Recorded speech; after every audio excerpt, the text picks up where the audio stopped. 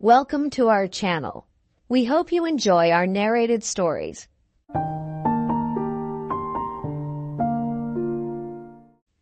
A Rogue's Life by Wilkie Collins. Introductory words. The following pages were written more than 20 years since, and were then published periodically in Household Words. In the original form of publication, The Rogue was very favorably received year after year. I delayed the republication, proposing at the suggestion of my old friend, Mr. Charles Reed, to enlarge the present sketch of the hero's adventures in Australia. But the opportunity of carrying out this project has proved to be one of the lost opportunities of my life. I republished the story, with its original conclusion unaltered, but with such occasional additions and improvements as will, I hope, render it more worthy of attention at the present time. The critical reader may possibly notice a tone of almost boisterous gaiety in certain parts of these imaginary confessions. I can only plead in defense that the story offers the faithful reflection of a very happy time in my past life. It was written at Paris, when I had Charles Dickens for a near neighbour and a daily companion, and when my leisure hours were joyously passed with many other friends, all associated with literature and art, of whom the admirable comedian Renier is now the only survivor. The revising of these pages has been to me a melancholy task. I can only hope that they may cheer the sad moments of others. The Rogue may surely claim two merits, at least in the eyes of the new generation. He is never serious for 2 moments together, and he doesn't take long to read. W.C. Gloucester Place, London, March the 6th, 1879. Chapter 1. I am going to try if I can't write something about myself. My life has been rather a strange one. It may not seem particularly useful or respectable, but it has been in some respects adventurous, and that may give it claims to be read, even in the most prejudiced circles. I am an example of some of the workings of the social system of this illustrious country on the individual native during the early part of the present century, and if I may say so without unbecoming vanity, I should like to quote myself for the edification of my countrymen. Who am I? I am remarkably well connected, I can tell you. I came into this world with the great advantage of having Lady Malkinshaw for a grandmother, her ladyship's daughter for a mother, and Francis James Softly, Esquire, M.D., commonly called Dr. Softly, for a father. I put my father last because he was not so well connected as my mother, and my grandmother first because she was the most nobly born person of the three. I have been, and still, and may continue to be, a rogue, but I hope I am not abandoned enough yet to forget the respect that is due to rank. On this account, I trust nobody will show such want of regard for my feelings as to expect me to say much about my mother's brother. That inhuman person committed an outrage on his family by making a fortune in the soap and candle trade. I apologize for mentioning him even in an accidental way. The fact is, he left my sister Annabella a legacy of rather a peculiar kind, saddled with certain conditions which indirectly affected me. But this passage of family history need not be produced just yet. I apologize a second time for alluding to money matters before it was absolutely necessary. Let me get back to a pleasing and reputable subject by saying a word or two more about my father. I am rather afraid that Dr. Softly was not a clever medical man, for in spite of his great connections, he did not get a very magnificent practice as a physician. As a general practitioner, he might have bought a comfortable business with a house and a snug surgery shop attached. But the son-in-law of Lady Malkinshaw was obliged to hold up his head and set up his carriage and live in a street near a fashionable square, and keep an expensive and clumsy footman to answer the door, instead of a cheap and tidy housemaid. How he managed to maintain his position, that is the right phrase, I think, I never could tell. His wife did not bring him a farthing. When the honourable and gallant baronet, her father, died, he left the widowed Lady Malkinshaw with her worldly affairs in a curiously involved state.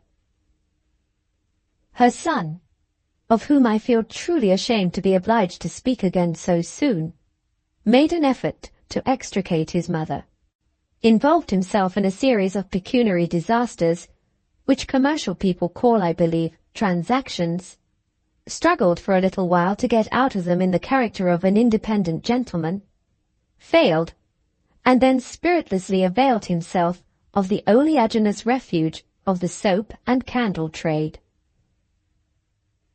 His mother always looked down upon him after this, but borrowed money of him also, in order to show, I suppose, that her maternal interest in her son was not quite extinct. My father tried to follow her example, in his wife's interests, of course, but the soap boiler brutally buttoned up his pockets and told my father to go into business for himself.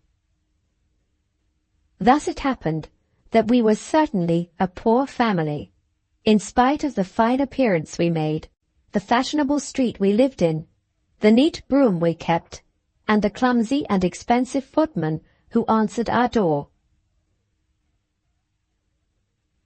What was to be done with me in the way of education? If my father had consulted his means, I should have been sent to a cheap commercial academy. But he had to consult his relationship to Lady Malkinshaw. So I was sent to one of the most fashionable and famous of the great public schools. I will not mention it by name, because I don't think the masters would be proud of my connection with it. I ran away 3 times and was flogged 3 times.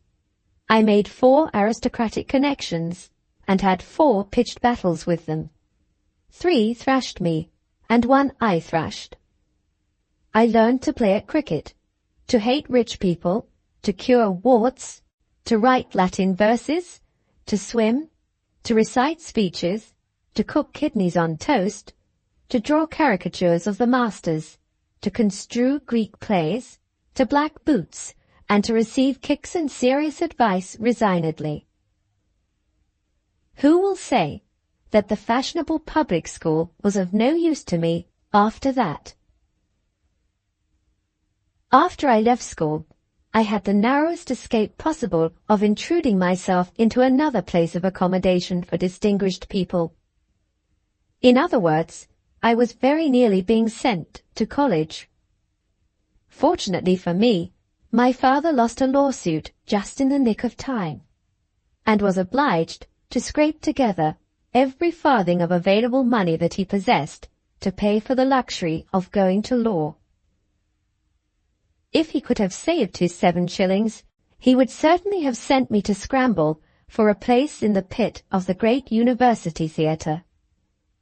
But his purse was empty, and his son was not eligible, therefore, for admission in a gentlemanly capacity at the doors. The next thing was to choose a profession. Here the doctor was liberality itself in leaving me to my own devices. I was of a roving, adventurous temperament, and I should have liked to go into the army. But where was the money to come from to pay for my commission? As to enlisting in the ranks and working my way up, the social institutions of my country obliged the grandson of Lady Malkinshaw to begin military life as an officer and a gentleman, or not to begin it at all. The army, therefore, was out of the question. The church, equally out of the question, since I could not pay for admission to the prepared place of accommodation for distinguished people, and could not accept a charitable free pass, in consequence of my high connections. The bar. I should be 5 years getting to it, and should have to spend 200 a year in going circuit before I had earned a farthing. Physic. This really seemed the only gentlemanly refuge left, and yet, with the knowledge of my father's experience before me, I was ungrateful enough to feel a secret dislike for it. It is a degrading confession to make, but I remember wishing I was not so highly connected, and absolutely thinking that the life of a commercial traveller would have suited me exactly, if I had not been a poor gentleman. Driving about from place to place, living jovially at inns, seeing fresh faces constantly, and getting money by all this enjoyment instead of spending it.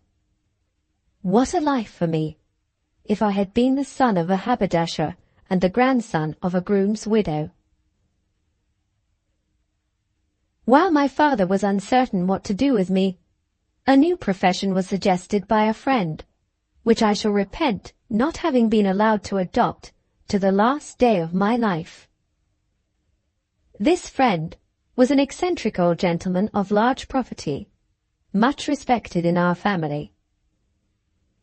One day, my father in my presence asked his advice about the best manner of starting me in life with due credit to my connections and sufficient advantage to myself.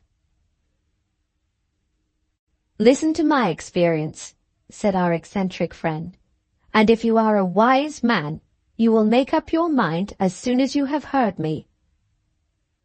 I have 3 sons. I brought my eldest son up to the church, and he is said to be getting on admirably, and he costs me 300 a year. I brought my second son up to the bar.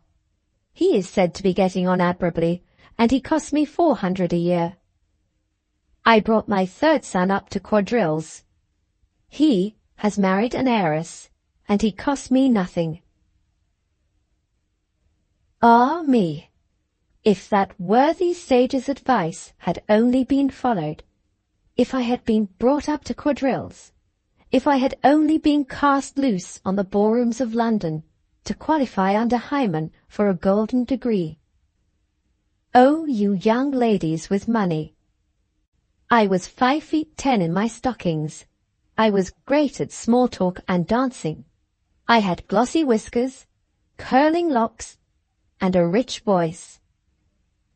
Ye girls with golden guineas, ye nymphs with crisp banknotes, mourn over the husband you have lost among you, over the rogue who has broken the laws, which as the partner of a landed or fund-holding woman he might have helped to make on the benches of the British Parliament.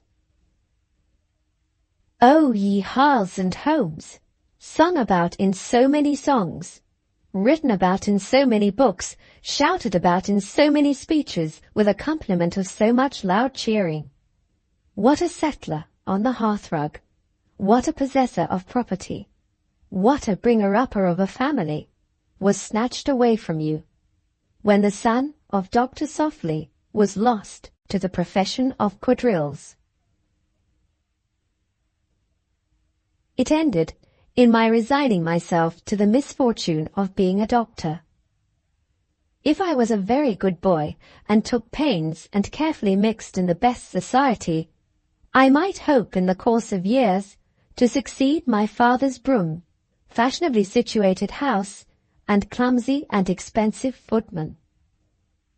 There was a prospect for a lad of spirit, with the blood of the early Malkinshaws, who were rogues of great capacity and distinction in the feudal times, coursing adventurous through every vein. I look back on my career, and when I remember the patience with which I accepted a medical destiny, I appear to myself in the light of a hero. Nay, I even went beyond the passive virtue of accepting my destiny. I actually studied.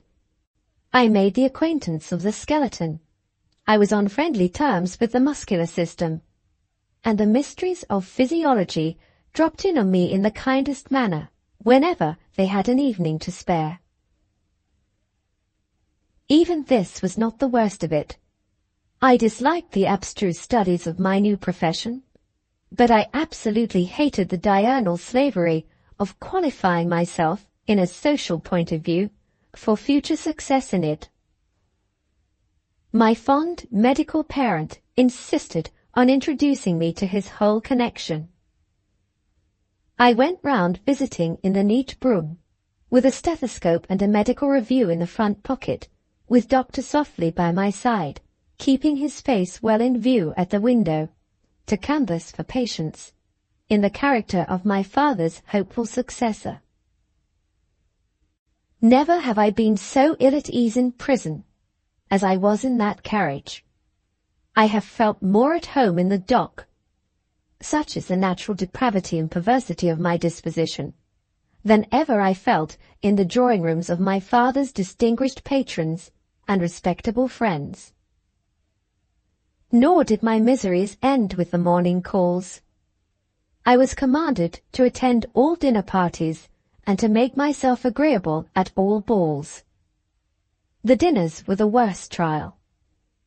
Sometimes, indeed, we contrived to get ourselves asked to the houses of high and mighty entertainers, where we ate the finest French dishes and drank the oldest vintages, and fortified ourselves sensibly and snugly in that way against the frigidity of the company.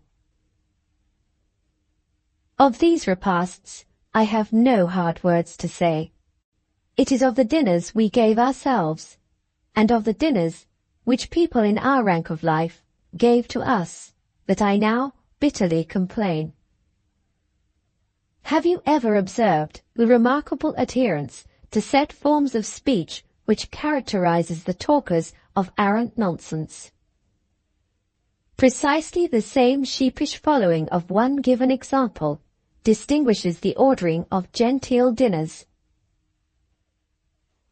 When we gave our dinner at home, we had gravy soup, turbot and lobster sauce, haunch of mutton, boiled fowls and tongue, lukewarm oyster patties and sticky curry for side dishes, wild duck, cabinet pudding, jelly, cream and tartlets.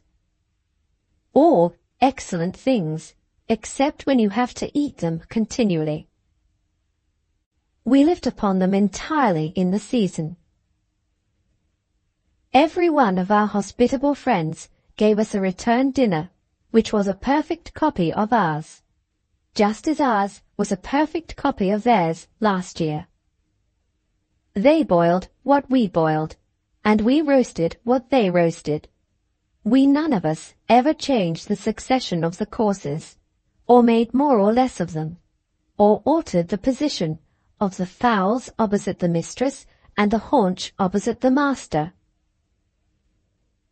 My stomach used to quail within me in those times, when the tureen was taken off, and the inevitable gravy soup smell renewed its daily acquaintance with my nostrils, and warned me of the persistent eatable formalities that was certain to follow.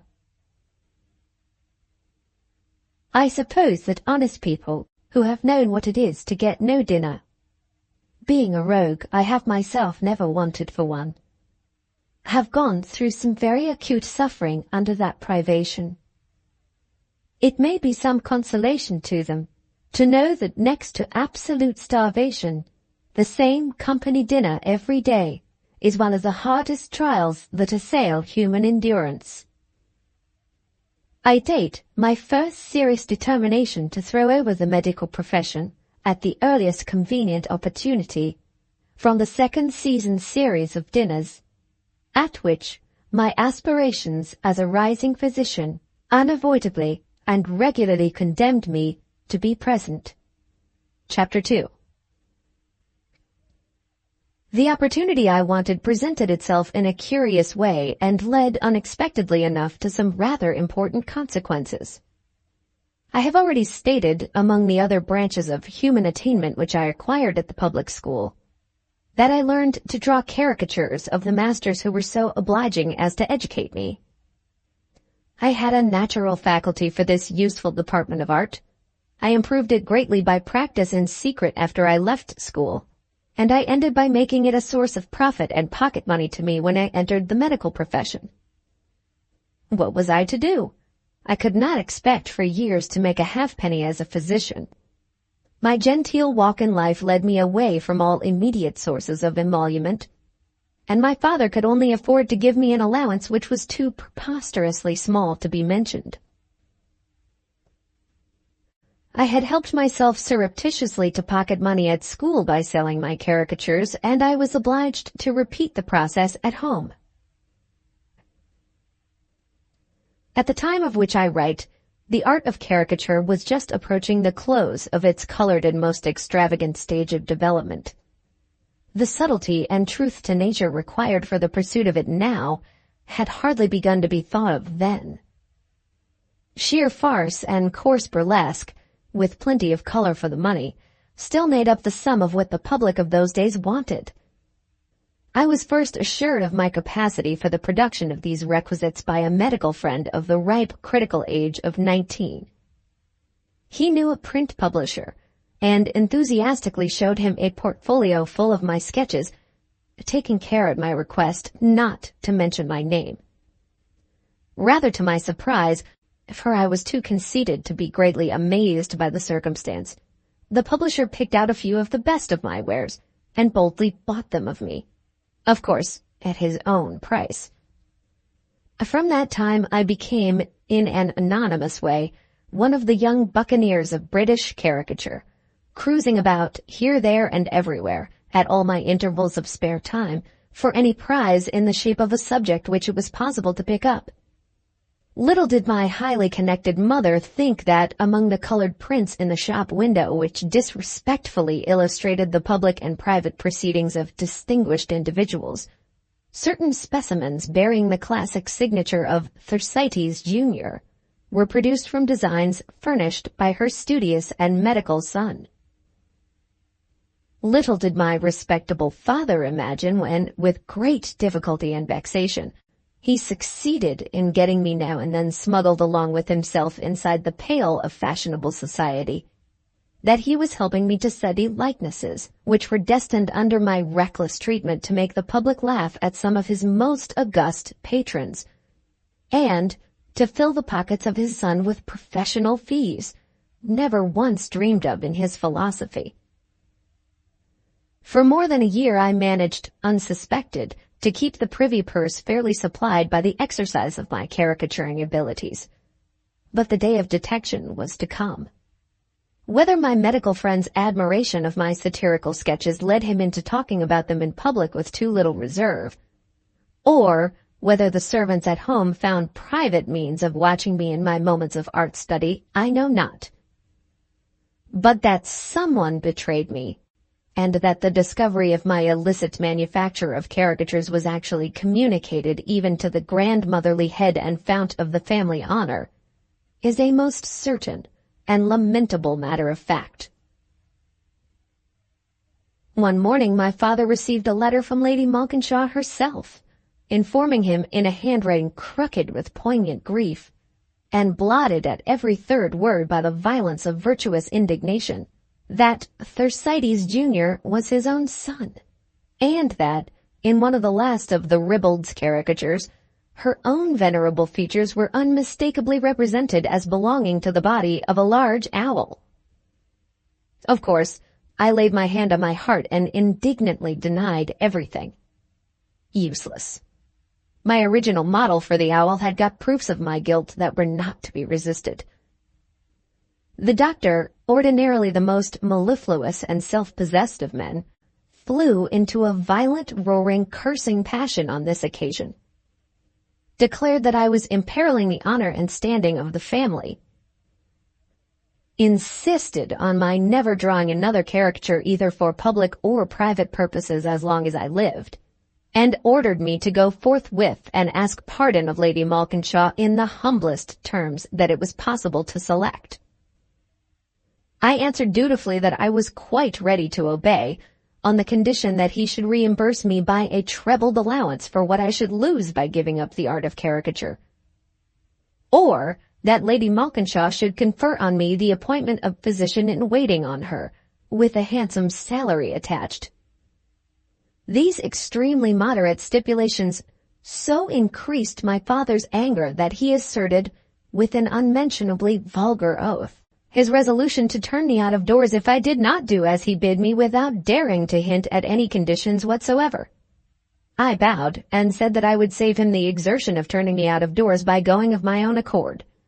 He shook his fist at me, after which it obviously became my duty as a member of a gentlemanly and peaceful profession to leave the room. The same evening I left the house, and I have never once given the clumsy and expensive footman the trouble of answering the door to me since that time. I have reason to believe that my exodus from home was on the whole favorably viewed by my mother, as tending to remove any possibility of my bad character and conduct interfering with my sister's advancement in life.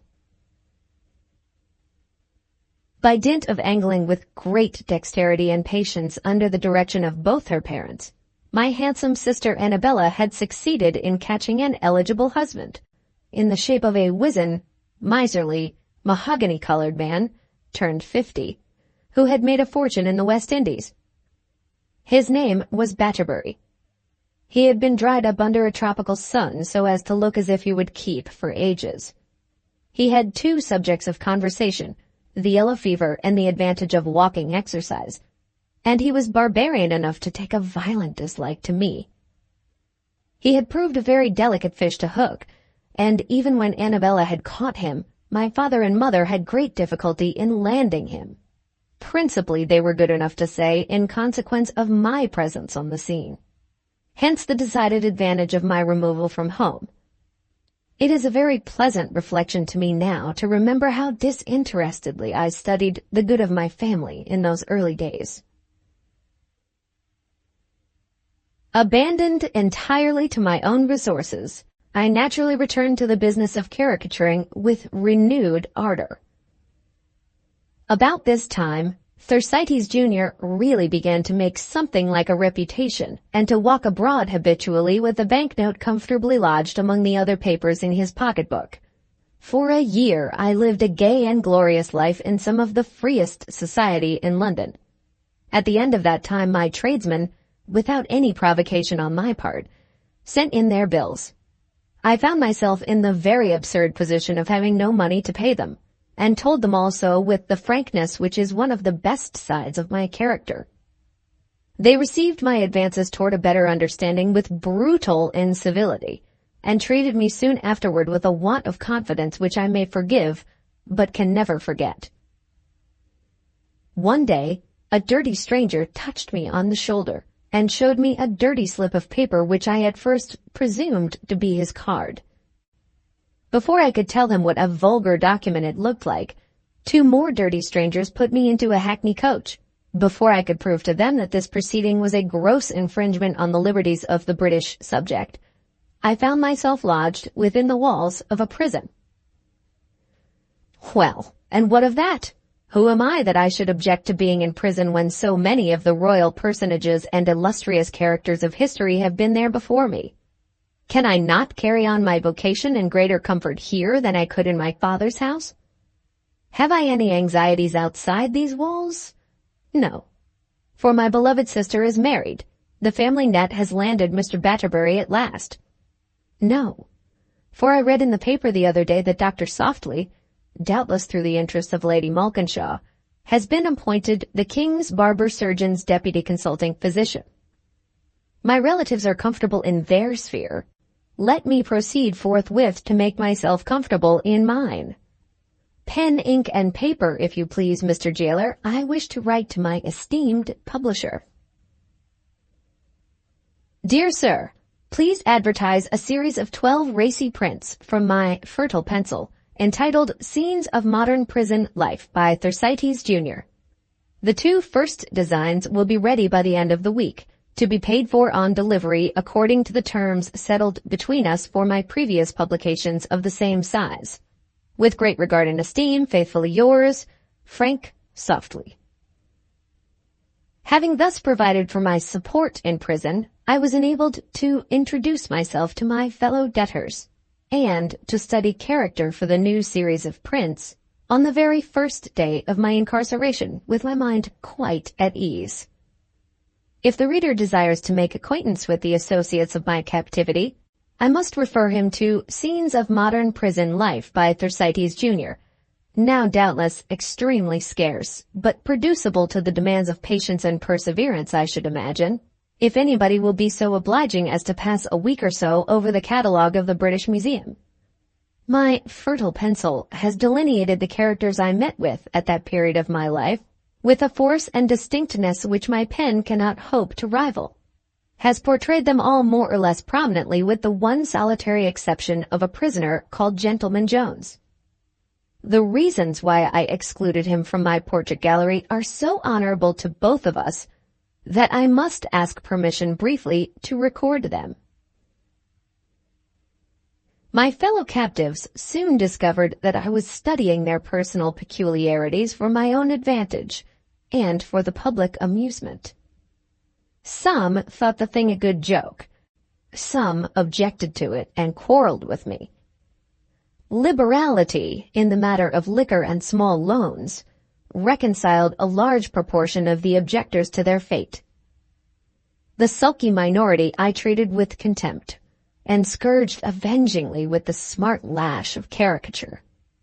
I was at that time probably the most impudent man of my age in all England, and the common flock of jailbirds quailed before the magnificence of my assurance. One prisoner only set me and my pencil successfully at defiance. That prisoner was Gentleman Jones. He had received his name from the suavity of his countenance, the inveterate politeness of his language, and the unassailable composure of his manner. He was in the prime of life, but very bald, had been in the army and the coal trade, wore very stiff collars and prodigiously long wristbands, seldom laughed, but talked with remarkable glibness, and was never known to lose his temper under the most aggravating circumstances of prison existence. He abstained from interfering with me in my studies until it was reported in our society that in the 6th print of my series, Gentleman Jones, highly caricatured, was to form one of the principal figures. He then appealed to me personally and publicly on the racket ground in the following terms.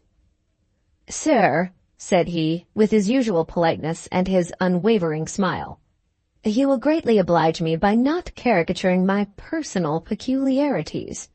I am so unfortunate as not to possess a sense of humor, and if you did my likeness, I am afraid I should not see the joke of it." "Sir," I returned with my customary impudence, "it is not of the slightest importance whether you see the joke of it or not. The public will, and that is enough for me." With that civil speech, I turned on my heel, and the prisoners near all burst out laughing. Gentleman Jones, not in the least altered or ruffled, smoothed down his wristbands, smiled, and walked away. The same evening I was in my room alone, designing the new print, when there came a knock at the door, and Gentleman Jones walked in. I got up and asked what the devil he wanted. He smiled and turned up his long wristbands. "Only to give you a lesson in politeness," said Gentleman Jones. "What do you mean, sir? How dare you—" The answer was a smart slap on the face. I instantly struck out in a state of fury, was stopped with great neatness, and received in return a blow on the head, which sent me down on the carpet half-stunned and too giddy to know the difference between the floor and the ceiling. "Sir," said Gentleman Jones, smoothing down his wristbands again and addressing me blandly as I lay on the floor, "I have the honor to inform you that you have now received your first lesson in politeness." Always be civil to those who are civil to you. The little matter of the caricature we will settle on a future occasion. I wish you good evening." The noise of my fall had been heard by other occupants of rooms on my landing. Most fortunately for my dignity, they did not come in to see what was the matter until I had been able to get into my chair again. When they entered, I felt that the impression of the slap was red on my face still, but the mark of the blow was hidden by my hair. Under these fortunate circumstances, I was able to keep up my character among my friends when they inquired about the scuffle by informing them that Gentleman Jones had audaciously slapped my face, and that I had been obliged to retaliate by knocking him down. My word in the prison was as good as his, and if my version of the story got fairly the start of his, I had the better chance of the two of being believed. I was rather anxious the next day to know what course my polite and pugilistic instructor would take. To my utter amazement, he bowed to me as civilly as usual when we met in the yard. He never denied my version of the story, and when my friends laughed at him as a thrashed man, he took not the slightest notice of their agreeable merriment. Antiquity, I think, furnishes us with few more remarkable characters than Gentleman Jones. That evening I thought it desirable to invite a friend to pass the time with me. As long as my liquor lasted, he stopped. When it was gone, he went away. I was just locking the door after him when it was pushed open gently but very firmly, and Gentleman Jones walked in. My pride, which had not allowed me to apply for protection to the prison authorities, would not allow me now to call for help. I tried to get to the fireplace and arm myself with the poker, but Gentleman Jones was too quick for me. "I have come, sir, to give you a lesson in morality tonight," he said, and up went his right hand. I stopped the preliminary slap, but before I could hit him, his terrible left fist reached my head again, and down I fell once more, upon the hearthrug this time, not over heavily. "Sir," said Gentleman Jones, making me a bow, "you have now received your first lesson in morality. Always speak the truth, and never say what is false of another man behind his back.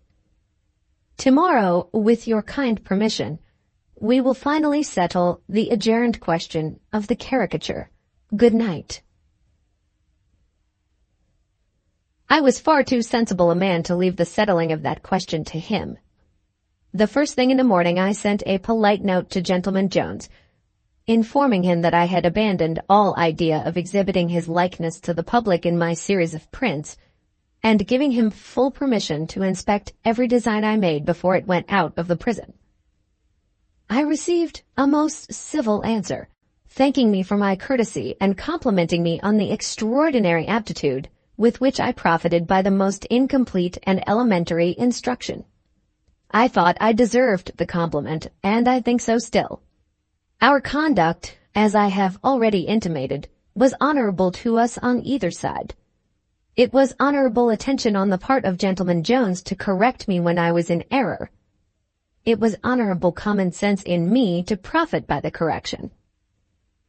I have never seen this great man since he compounded with his creditors and got out of prison, but my feelings toward him are still those of profound gratitude and respect. He gave me the only useful teaching I ever had, and if this should meet the eye of Gentleman Jones, I hereby thank him for beginning and ending my education in 2 evenings, without costing me or my family a single farthing. Chapter 3. To return to my business affairs. When I was comfortably settled in the prison and knew exactly what I owed, I thought it my duty to my father to give him the first chance of getting me out. His answer to my letter contained a quotation from Shakespeare on the subject of thankless children, but no remittance of money.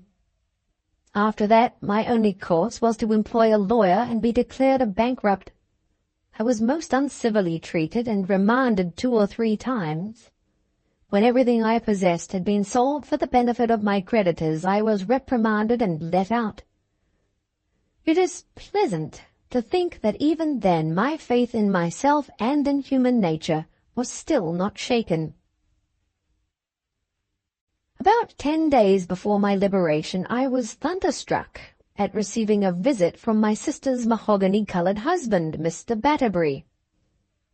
When I was respectably settled at home, this gentleman would not so much as look at me without a frown, and now, when I was a scamp in prison, he mercifully and fraternally came to condole with me on my misfortunes. A little dexterous questioning disclosed the secret of this prodigious change in our relations toward each other, and informed me of a family event which altered my position toward my sister in the most whimsical manner. While I was being removed to the bankruptcy court, my uncle in the soap and candle trade was being removed to the other world. His will took no notice of my father or my mother, but he left to my sister, always supposed to be his favourite in the family, a most extraordinary legacy of possible pin money in the shape of a contingent reversion to the sum of £3,000, payable on the death of Lady Malkinshaw, provided I survived her. Whether this document sprang into existence out of any of his involved money transactions with his mother was more than Mr. Batterbury could tell. I could ascertain nothing in relation to it except that the bequest was accompanied by some cynical remarks to the effect that the testator would feel happy if his legacy were instrumental in reviving the dormant interest of only one member of Dr. Softly's family in the fortunes of the hopeful young gentleman who had run away from home. My esteemed uncle evidently felt that he could not in common decency avoid doing something for his sister's family, and he had done it accordingly in the most malicious and mischievous manner. This was characteristic of him. He was just the man, if he had not possessed the document before, to have had it drawn out on his deathbed for the amiable purpose which it was now devoted to serve. Here was a pretty complication. Here was my sister's handsome legacy made dependent on my outliving my grandmother. This was diverting enough, but Mr. Batterbury's conduct was more amusing still. The miserly little wretch not only tried to conceal his greedy desire to save his own pockets by securing the allowance of pin money left to his wife, but absolutely persisted in ignoring the plain fact that his visit to me sprang from the serious pecuniary interest which he and Annabella now had in the life and health of your humble servant.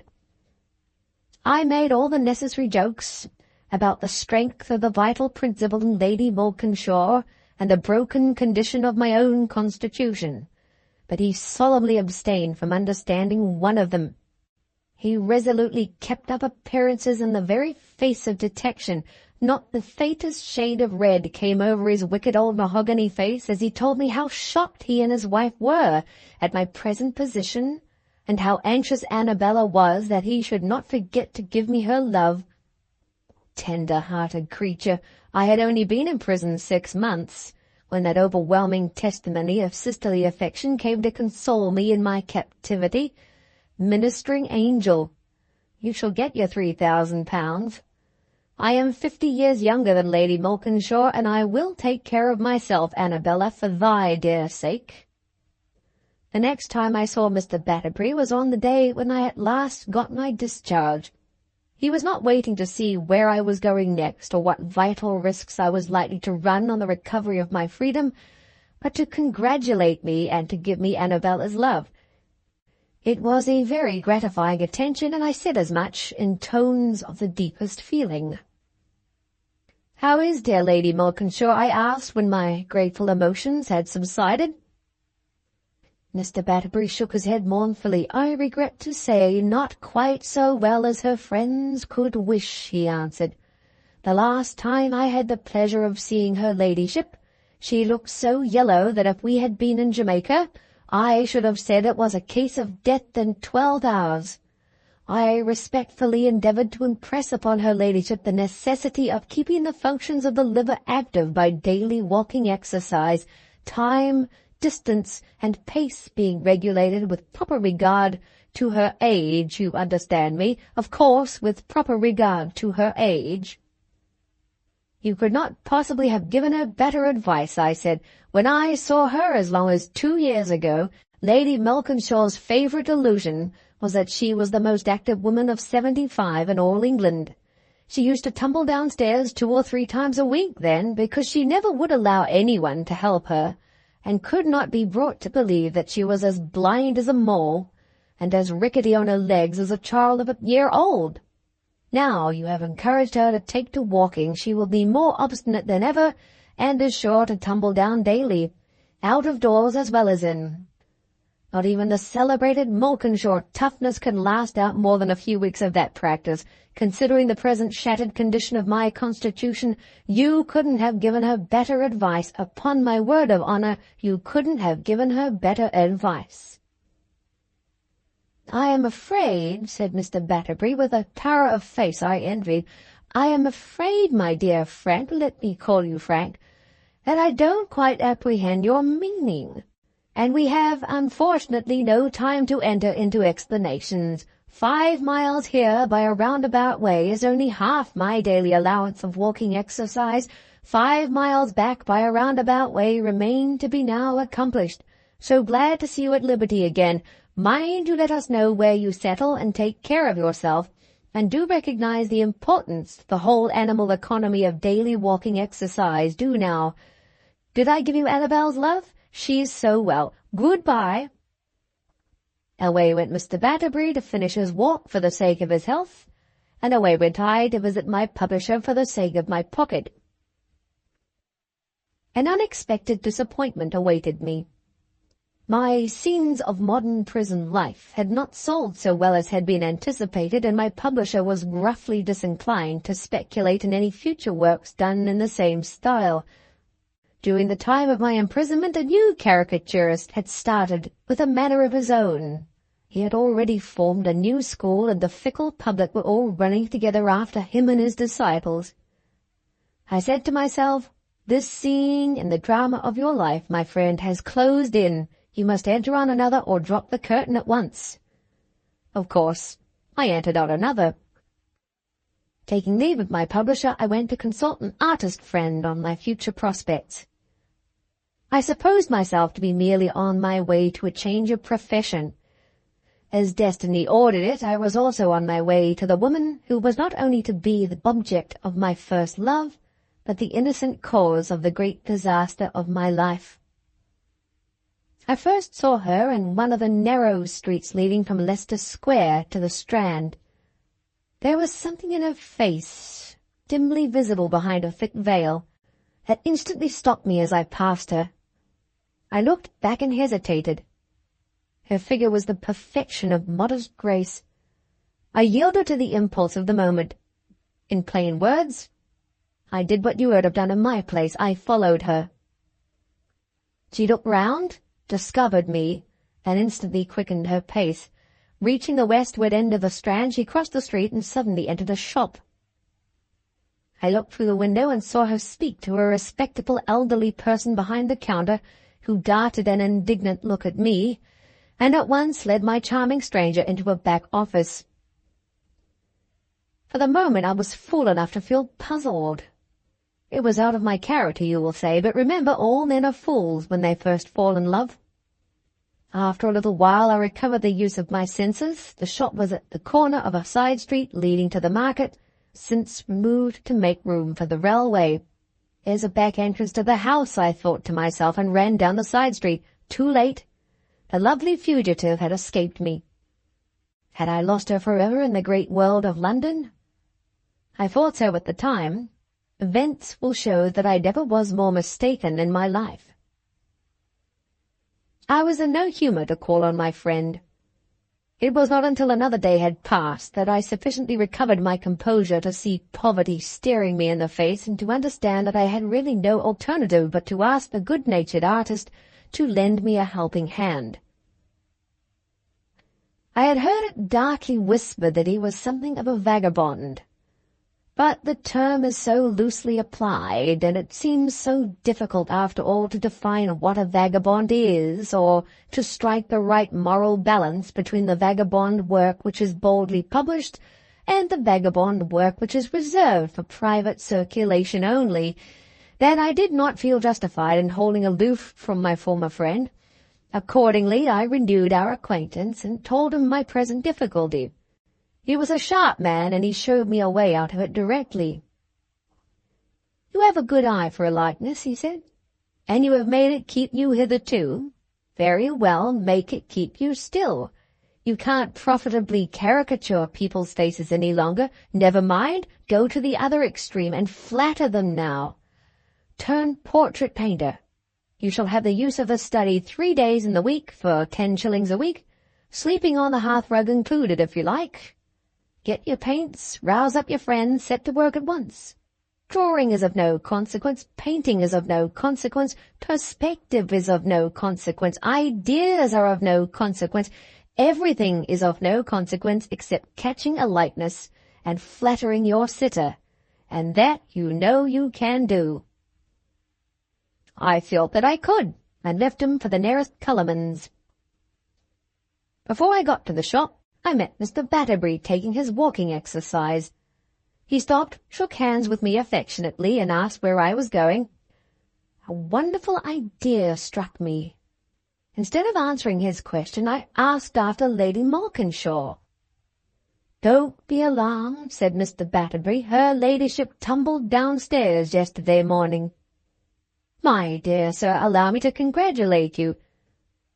"Most fortunately," continued Mr. Batterbury, with a strong emphasis on the words and a fixed stare at me, "most fortunately the servant had been careless enough to leave a large bundle of clothes for the wash at the foot of the stairs while she went to answer the door.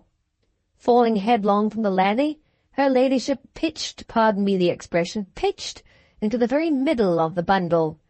She was a little shaken at the time, but is reported to be going on charmingly this morning. Most fortunate, was it not? Seen the papers? Awful news from Demerara. The yellow fever." "I wish I was at Demerara," I said in a hollow voice. "You? Why?" exclaimed Mr. Batterbury aghast. "I am homeless, friendless, penniless," I went on, getting more hollow at every word. "All my intellectual instincts tell me that I could retrieve my position and live respectably in the world if I might only try my hand at portrait painting, the thing of all others that I am naturally fittest for. But I have nobody to start me, no sitter to give me a first chance, nothing in my pocket but 3 and 6pence, and nothing in my mind but a doubt whether I shall struggle on a little longer, or end it immediately in the Thames. Don't let me detain you from your walk, my dear sir. I'm afraid Lady Malkinshaw will outlive me after all." "Stop!" cried Mr. Batterbury, his mahogany face actually getting white with alarm. "Stop! Don't talk in that dreadfully unprincipled manner. Don't, I implore, I insist. You have plenty of friends. You have me and your sister. Take to portrait painting. Think of your family and take to portrait painting." "Where am I to get a sitter?" I inquired with a gloomy shake of the head. "Me," said Mr. Batterbury with an effort. "I'll be your first sitter. As a beginner, and especially to a member of the family, I suppose your terms will be moderate. Small beginnings, you know the proverb?" Here he stopped, and a miserly leer puckered up his mahogany cheeks. "I'll do you life-size down to your waistcoat for £50, said I. Mr. Batterbury winced, and looked about him to the right and left as if he wanted to run away. He had 5,000 a year, but he contrived to look at that moment as if his utmost income was 500. I walked on a few steps. "Surely those terms are rather high to begin with," he said, walking after me. "I should have thought 35, or perhaps 40. A gentleman, sir, cannot condescend to bargain," said I, with mournful dignity. "Farewell." I waved my hand and crossed over the way. "Don't do that," cried Mr. Batterbury. "I accept. Give me your address. I'll come tomorrow." "Will it include the frame?" There, it doesn't include the frame, of course. "Where are you going now? To the colourman? He doesn't live in the Strand, I hope, or near one of the bridges." "Think of Annabella. Think of the family. Think of the £50, an income, a year's income to a prudent man. Pray, be careful and compose your mind. Promise me, my dear, dear fellow, promise me, on your word of honour, to compose your mind." I left him still harping on that string, and suffering, I believe, the only serious attack of mental distress that had ever affected him in the whole course of his life. Behold me, then, now starting afresh in the world in the character of a portrait painter, with the payment of my remuneration from my first sitter depending whimsically on the life of my grandmother. If you care to know how Lady Malkinshaw's health got on, and how I succeeded in my new profession, you have only to follow the further course of these confessions in the next chapter. Chapter 4. I gave my orders to the colour-man and settled matters with my friend the artist that day. The next morning, before the hour at which I expected my sitter, having now just as much interest in the life of Lady Malkinshaw as Mr. Batterbury had in her death, I went to make kind inquiries after her ladyship's health. The answer was most reassuring. Lady Malkinshaw had no present intention of permitting me to survive her. She was at that very moment meritoriously and heartily engaged in eating her breakfast. My prospects being now of the best possible kind, I felt encouraged to write once more to my father, telling of my fresh start in life, and proposing a renewal of our acquaintance. I regret to say that he was so rude as not to answer my letter. Mr. Batterbury was punctual to the moment. He gave a gasp of relief when he beheld me, full of life, with my palette and my thumb, gazing fondly on my new canvas. "That's right," he said. "I like to see you with your mind composed. Annabella would have come with me, but she has a little headache this morning. She sends her love and best wishes." I seized my chalks and began with that confidence in myself which has never forsaken me in any emergency. Being perfectly well aware of the absolute dependence of the art of portrait painting on the art of flattery, I determined to start with making the mere outline of my likeness a compliment to my sitter. It was much easier to resolve on doing this than really do it. In the first place, my hand would relapse into its wicked old caricaturing habits. In the second place, my brother-in-law's face was so inveterately and completely ugly as to set every artifice of pictorial improvement at flat defiance. When a man has a nose an inch long, with a nostril set perpendicularly, it is impossible to flatter it. You must either change it into a fancy nose, or resignedly acquiesce in it. When a man has no perceptible eyelid, and when his eyes globularly project so far out of his head that you expect to have to pick them up for him whenever you see him lean forward, how are mortal fingers and brushes to diffuse the right complimentary expression over them? You must either do them the most hideous and complete justice, or give them up altogether. The late Sir Thomas Lawrence, P.R.A., was undoubtedly the most artful and uncompromising flatterer that ever smoothed out all the natural characteristic blemishes from a sitter's face. But even that accomplished parasite would have found Mr. Batterbury too much for him, and would have been driven for the first time in his practice of art to the uncustomary and uncourtly resource, absolutely painting a genuine likeness. As for me, I put my trust in Lady Malkinshaw's power of living, and portrayed the face of Mr. Batterbury in all its native horror. At the same time, I sensibly guarded against even the most improbable accidents, by making him pay me the £50 as we went on, by instalments. We had 10 sittings, Each one of them began with a message from Mr. Batterbury, giving me Annabella's love and apologies for not being able to come to see me. Each one of them ended with an argument between Mr. Batterbury and me relative to the transfer of £5 from his pocket to mine.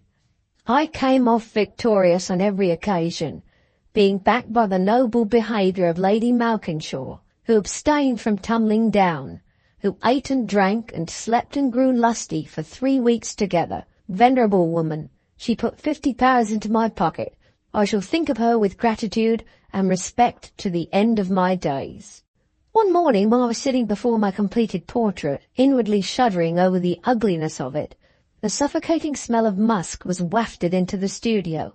It was followed by a sound of rustling garments, and that again was succeeded by the personal appearance of my affectionate sister, with her husband at her heels. Annabella had got to the end of her stock of apologies and had come to see me. She put a handkerchief to her nose the moment she entered the room. "How do you do it, Frank? Don't kiss me, you smell of paint, and I can't bear it." I felt a similar antipathy to the smell of musk, and had not the slightest intention of kissing her. But I was too gallant a man to say so, and I only begged her to favour me by looking at her husband's portrait. Annabella glanced all round the room with a handkerchief still at her nose, and gathered her magnificent silk dress close about her superb figure with her disengaged hand. "What a horrid place," she said faintly behind her handkerchief. "Can't you take some of the paint away? I'm sure there's oil on the floor. How am I to get past that nasty table with a palette on it? Why can't you bring the picture down to the carriage, Frank?" Advancing a few steps and looking suspiciously about her while she spoke, her eyes fell on the chimney-piece. An eau de cologne bottle stood upon it, which she took up immediately with a languishing sigh. It contained turpentine for washing brushes in. Before I could warn her, she had sprinkled herself absently with half the contents of the bottle. In spite of all the musk that now filled the room, the turpentine betrayed itself almost as soon as I cried stop. Annabella, with a shriek of disgust, flung the bottle furiously into the fireplace. Fortunately, it was summer-time, or I might have had to echo the shriek with a cry of fire. "You wretch, you brute, you low, mischievous, swindling blackguard," cried my amiable sister, shaking her skirts with all her might. "You've done this on purpose. Don't tell me, I know you have. What do you mean by pestering me to come to this dog-kennel of a place?" she continued, turning fiercely upon the partner of her existence and legitimate receptacle of all her superfluous wrath. "What do you mean by bringing me here? To see how you have been swindled? Yes, sir, swindled. He has no more idea of painting than you have. He has cheated you out of your money. If he was starving tomorrow, he'd be the last man in England to make away with himself. He is too great a wretch. He is too vicious. He is too lost to all sense of respectability. He is too much of a discredit to his family. Take me away. Give me your arm directly. I told you not to go near him from the first. This is what comes of your horrid fondness for money. Suppose Lady Malkinshaw does outlive him. Suppose I do lose my legacy. What is £3,000 to you? My dress is ruined. My shawl is spoiled. He'd die if the old woman lives to the age of Methuselah. He won't die. Give me your arm. No, go to my father. I want medical advice. My nerves are torn to pieces. I'm giddy, faint, sick, Mr. Batterbury." Here she became hysterical and vanished, leaving a mixed odour of musk and turpentine behind her, which preserved the memory of her visit for nearly a week afterward. Another scene in the drama of my life seems likely to close in before long, thought I. No chance now of getting my amiable sister to patronize struggling genius. Do I know of anybody else who will sit to me? No, not a soul. Having thus no portraits of other people to paint, what is it my duty as a neglected artist to do next? Clearly, to take a portrait of myself. I did so, making my own likeness quite a pleasant relief to the ugliness of my brother-in-laws. It was my intention to send both portraits to the Royal Academy exhibition, to get custom and show the public generally what I could do. I knew the institution with which I had to deal, and called my own likeness Portrait of a Nobleman. That dexterous appeal to the tenderest feelings of my distinguished countrymen very nearly succeeded. The portrait of Mr. Batterbury, much the more carefully painted picture of the two, was summarily turned out. The portrait of a nobleman was politely reserved to be hung up, if the Royal Academicians could possibly find room for it. They could not, So that picture also vanished back into the obscurity of the artist's easel. Weak and well-meaning people would have desponded under these circumstances, but your genuine rogue is a man of elastic temperament, not easily compressible under any pressure of disaster. I sent the portrait of Mr. Batterbury to the house of that distinguished patron, and the portrait of a nobleman to the pawnbroker's. After this I had plenty of elbow room in the studio, and could walk up and down briskly smoking my pipe and thinking about what I should do next. I'd observed that the generous friend and vagabond brother artist whose lodger I now was never seemed to be in absolute want of money, and yet the walls of his studio informed me that nobody bought his pictures. There hung all his great works, rejected by the Royal Academy and neglected by the patrons of the art, and there nevertheless was he, blithely plying the brush, not rich, it is true, but certainly never without money enough in his pocket for the supply of all his modest wants. Where did he find his resources? I determined to ask him the question the very next time he came to the studio. "Dick," I said, we called each other by our Christian names, "where do you get your money?" "Frank," he answered, "what makes you ask that question?" "Necessity," I proceeded. "My stock of money is decreasing, and I don't know how to replenish it. My pictures have been turned out of the exhibition rooms. Nobody comes to sit to me. I can't make a farthing, and I must try another line in the arts, or leave your studio. We are old friends now. I've paid you honestly week by week, and if you can oblige me, I think you ought. You earn money somehow, why can't I?" "Are you at all particular?" asked Dick. "Not in the least," I answered. Dick nodded and looked pleased, handed me my hat and put on his own. "You're just the sort of man I like," he remarked. "I would sooner trust you than anyone else I know. You ask how I contrive to earn money, seeing that all my pictures are still in my own possession. My dear fellow, whenever my pockets are empty, and I want a £10 note to put into them, I make an old master." I stared hard at him, not at first quite understanding what he meant. "The old master I can make best," continued Dick, "is Claude Lorraine, whom you may have heard of occasionally as a famous painter of classical landscapes. I don't exactly know, he has been dead so long, how many pictures he turned out from first to last, but we will say for the sake of argument 500. Not 5 of these are offered for sale perhaps in the course of 5 years.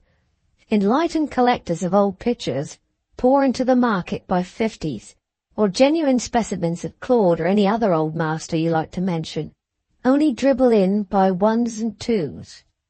Under these circumstances, what is to be done? Are unoffending owners of galleries to be subjected to disappointment, or are the works of Claude and the other fellows to be benevolently increased in number to supply the wants of persons of taste and quality? No man of humanity but must lean to the latter alternative.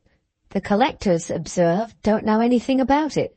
They buy Claude, to take an instance from my own practice, as they buy all the other old masters because of his reputation, not because of the pleasure they get from his works. Give them a picture with a good large ruin, fancy trees, prancing nymphs, a watery sky, dirty it down dexterously in the right pitch, put it in an old frame, call it a Claude, and the sphere of the old master is enlarged. The collector is delighted, the picture dealer is enriched, and the neglected modern artist claps a joyful hand on a well-filled pocket. Some men have a knack at making Rembrandts, others have a turn for Raphaels, Titians, Cuyps, Watteau, and the rest of them. Anyhow, we're all made happy, all pleased with each other, all benefited alike. Kindness is propagated and money is dispersed. Come along, my boy, and make an old master. Chapter 5. He led the way into the street as he spoke. I felt the irresistible force of his logic. I sympathized with the ardent philanthropy of his motives. I burned with a noble ambition to extend the sphere of the old masters. In short, I took the tide at the flood and followed Dick. We plunged into some by-streets, struck off sharp into a court, and entered a house by a back door. A little old gentleman in a black velvet dressing-gown met us in the passage. Dick instantly presented me, Mr. Frank Softly, Mr. Ishmael Pickup. The little old gentleman stared at me distrustfully. I bowed to him with that inexorable politeness which I had first learned under the instructive fist of Gentleman Jones, and which no force of adverse circumstances has ever availed me to mitigate in after life. Mr. Ishmael Pickup followed my lead. There is not the least need to describe him. He was a Jew. "Come into the front room and look at the pictures while I speak to Mr. Pickup," said Dick, familiarly throwing open a door and pushing me into a kind of gallery beyond. I found myself quite alone, surrounded by modern antique pictures of all schools and sizes, of all degrees of dirt and dullness, with all the names of all the famous old masters, from Titian to Teniers, inscribed on their frames. A pearly little gem by Claude, with a ticket mark "Sold" stuck into the frame, particularly attracted my attention. It was Dick's last £10 job, and it did credit to the youthful master's abilities as a workmanlike maker of Claudes. I have been informed that since the time of which I am writing, the business of gentlemen of Mr. Pickup's class has rather fallen off, and that there are dealers in pictures nowadays who are as just and honourable as men can be found in any profession or calling anywhere under the sun. This change, which I report with sincerity, and reflect upon with amazement, is, as I suspect, mainly the result of certain wholesale modern improvements in the position of contemporary art, which have necessitated improvements and alterations in the business of picture dealing. In my time, the encouragers of modern painting were limited in number to a few noblemen and gentlemen of ancient lineage, who, in matters of taste at least, never presumed to think for themselves. They either inherited or bought a gallery more or less full of old pictures. It was as much a part of their education to put their faith in these on hearsay evidence as to put their faith in king, lords, and commons. It was an article of their creed to believe that the dead painters were the great men, and that the more the living painters imitated the dead, the better it was their chance of becoming at some future day, and in a minor degree, great also. At certain times and seasons, these noblemen and gentlemen self-distrustfully strayed into the painting room of a modern artist, self-distrustfully allowed themselves to be rather attracted by his pictures, self-distrustfully bought one or two of them at prices which would appear so incredibly low in these days that I really cannot venture to quote them. The picture was sent home. The nobleman or gentleman, almost always an amiable and hospitable man, would ask the artist to his house and introduce him to the distinguished individuals who frequented it, but would never admit his picture, on terms of equality, into the society of even the second-rate old masters. His work was hung up in any out-of-the-way corner of the gallery that could be found. If it had been bought under protest, it was admitted by sufferance.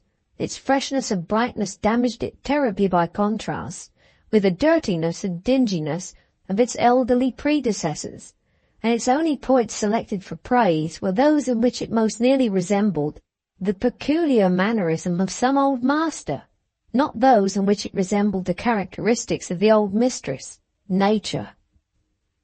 The unfortunate artist had no court of appeal that he could turn to. Nobody beneath the nobleman or the gentleman of ancient lineage so much as thought of buying a modern picture. Nobody dared to whisper that the art of painting had in any wise been improved or worthily enlarged in its sphere by any modern professors. For one nobleman who was ready to buy one genuine modern picture at a small price, there were 20 noblemen ready to buy 20 more than doubtful old pictures at great prices.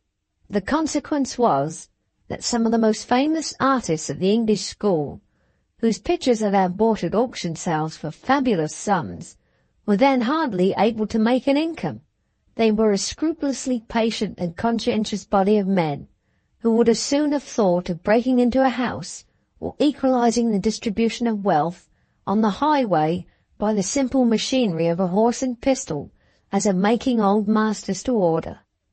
They sat resignedly in their lonely studios, surrounded by unsold pictures which have since been covered again and again with gold and banknotes by eager buyers at auctions and showrooms, whose money has gone into other than the painter's pockets, who have never dreamed that the painter had the smallest moral right to a farthing of it.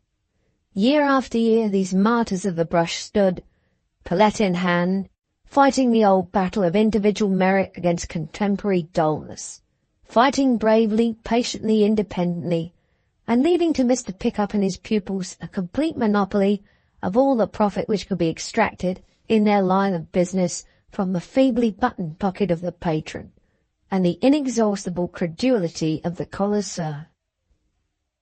Now all this is changed. Traders and makers of all kind of commodities have effected a revolution in the picture world, never dreamed of by the noblemen and gentlemen of ancient lineage, and consistently protested against to this day by the very few of them who still remain alive. The daring innovators started with the new notion of buying a picture which they themselves could admire and appreciate, and for the genuineness of which the artist was still living to vouch. These rough and ready customers were not to be led by rules or frightened by precedents. They were not to be easily imposed upon, for the article they wanted was not to be easily counterfeited.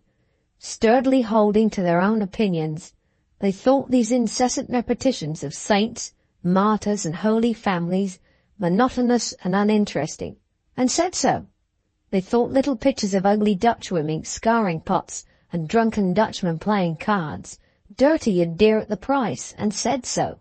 They saw that trees were green in nature and brown in the old masters, and they thought the latter colour not an improvement on the former, and said so.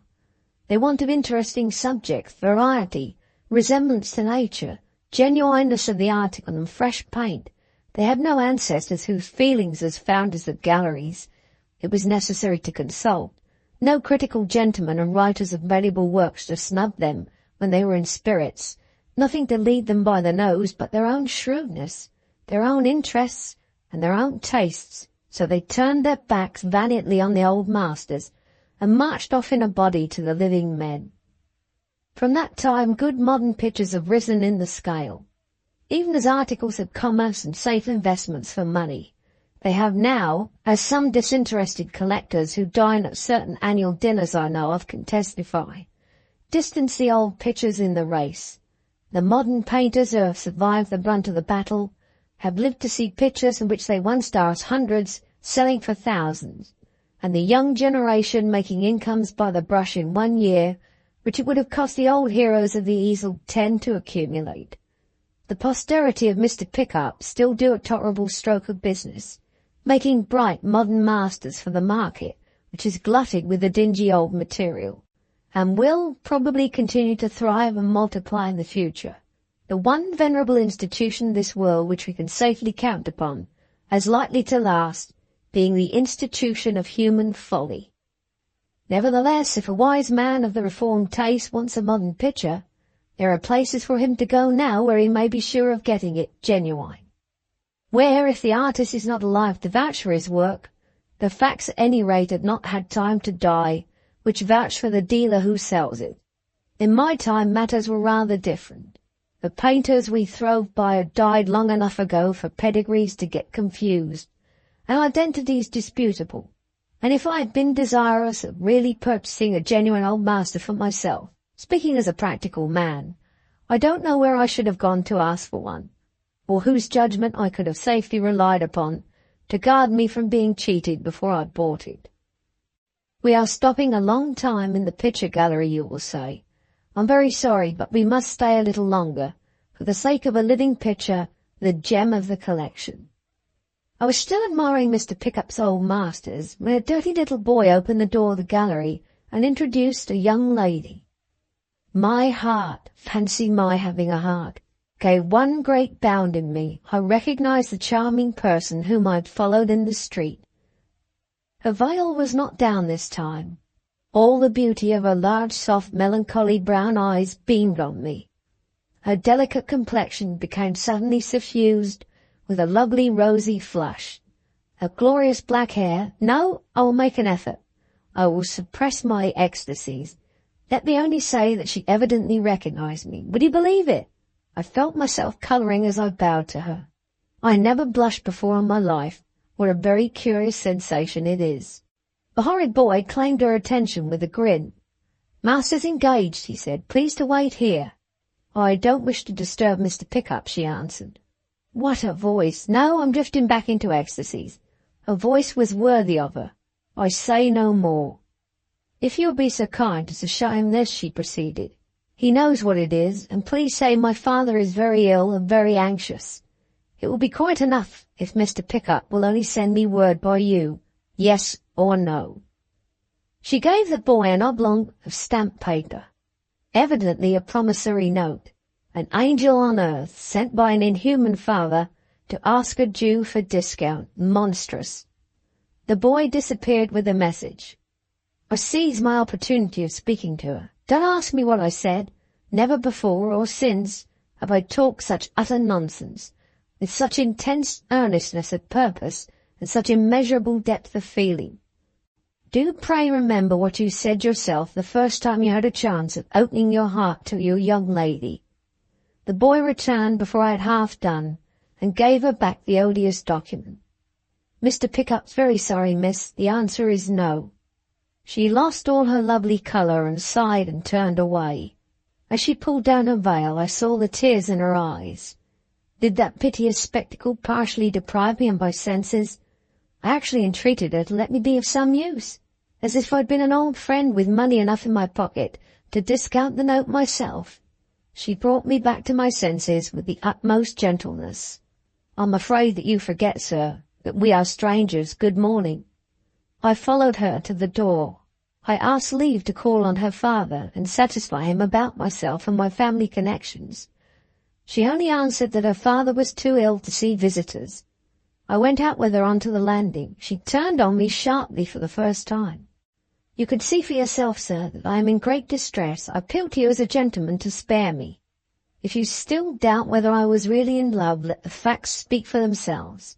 I hung my head and let her go. When I returned alone to the picture gallery, when I remembered that I had not even had the wit to improve my opportunity by discovering her name and address, I did really and seriously ask myself if these were the first symptoms of a softening of the brain. I got up and sat down again. I, the most audacious man of my age in London, had behaved like a bashful boy. Once more I had lost her, and this time also I had nobody but myself to blame for it. These melancholy meditations were interrupted by the appearance of my friend, the artist in the picture gallery.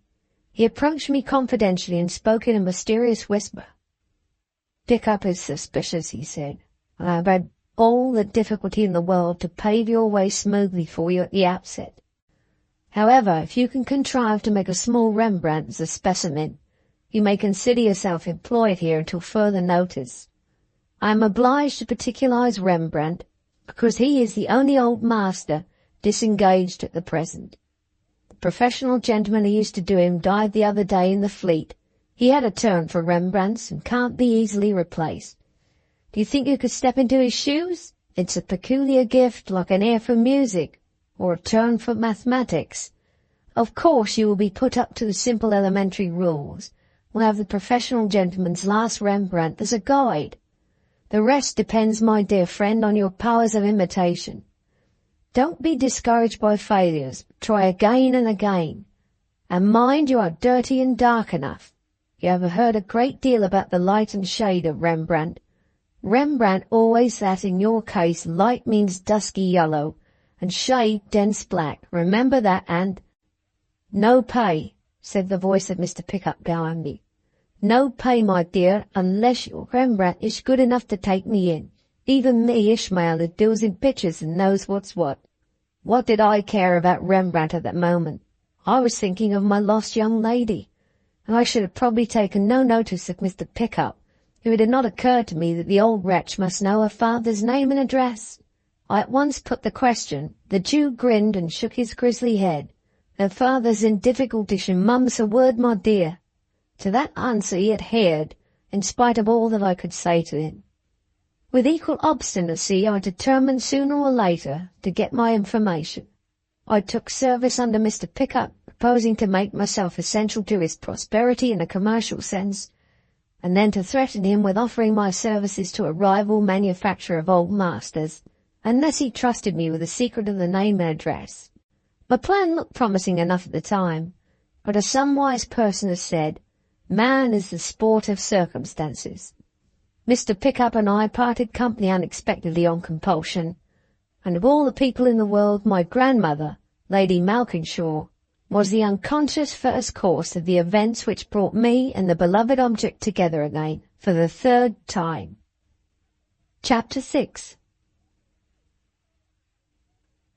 On the next day, I was introduced to the Jew's workshop and to the eminent gentleman occupying it.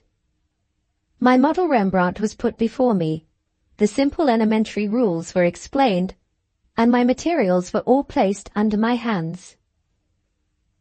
Regard for the lovers of the old masters, and for the moral well-being of society, forbids me to be particular about the nature of my labours, or to go into dangerous detail on the subject of my first failures and my subsequent success. I may, however, harmlessly admit that my Rembrandt was to be of the small or cabinet size, and that as there was a run on burgomasters just then, my subject was naturally to be of the burgomaster sort.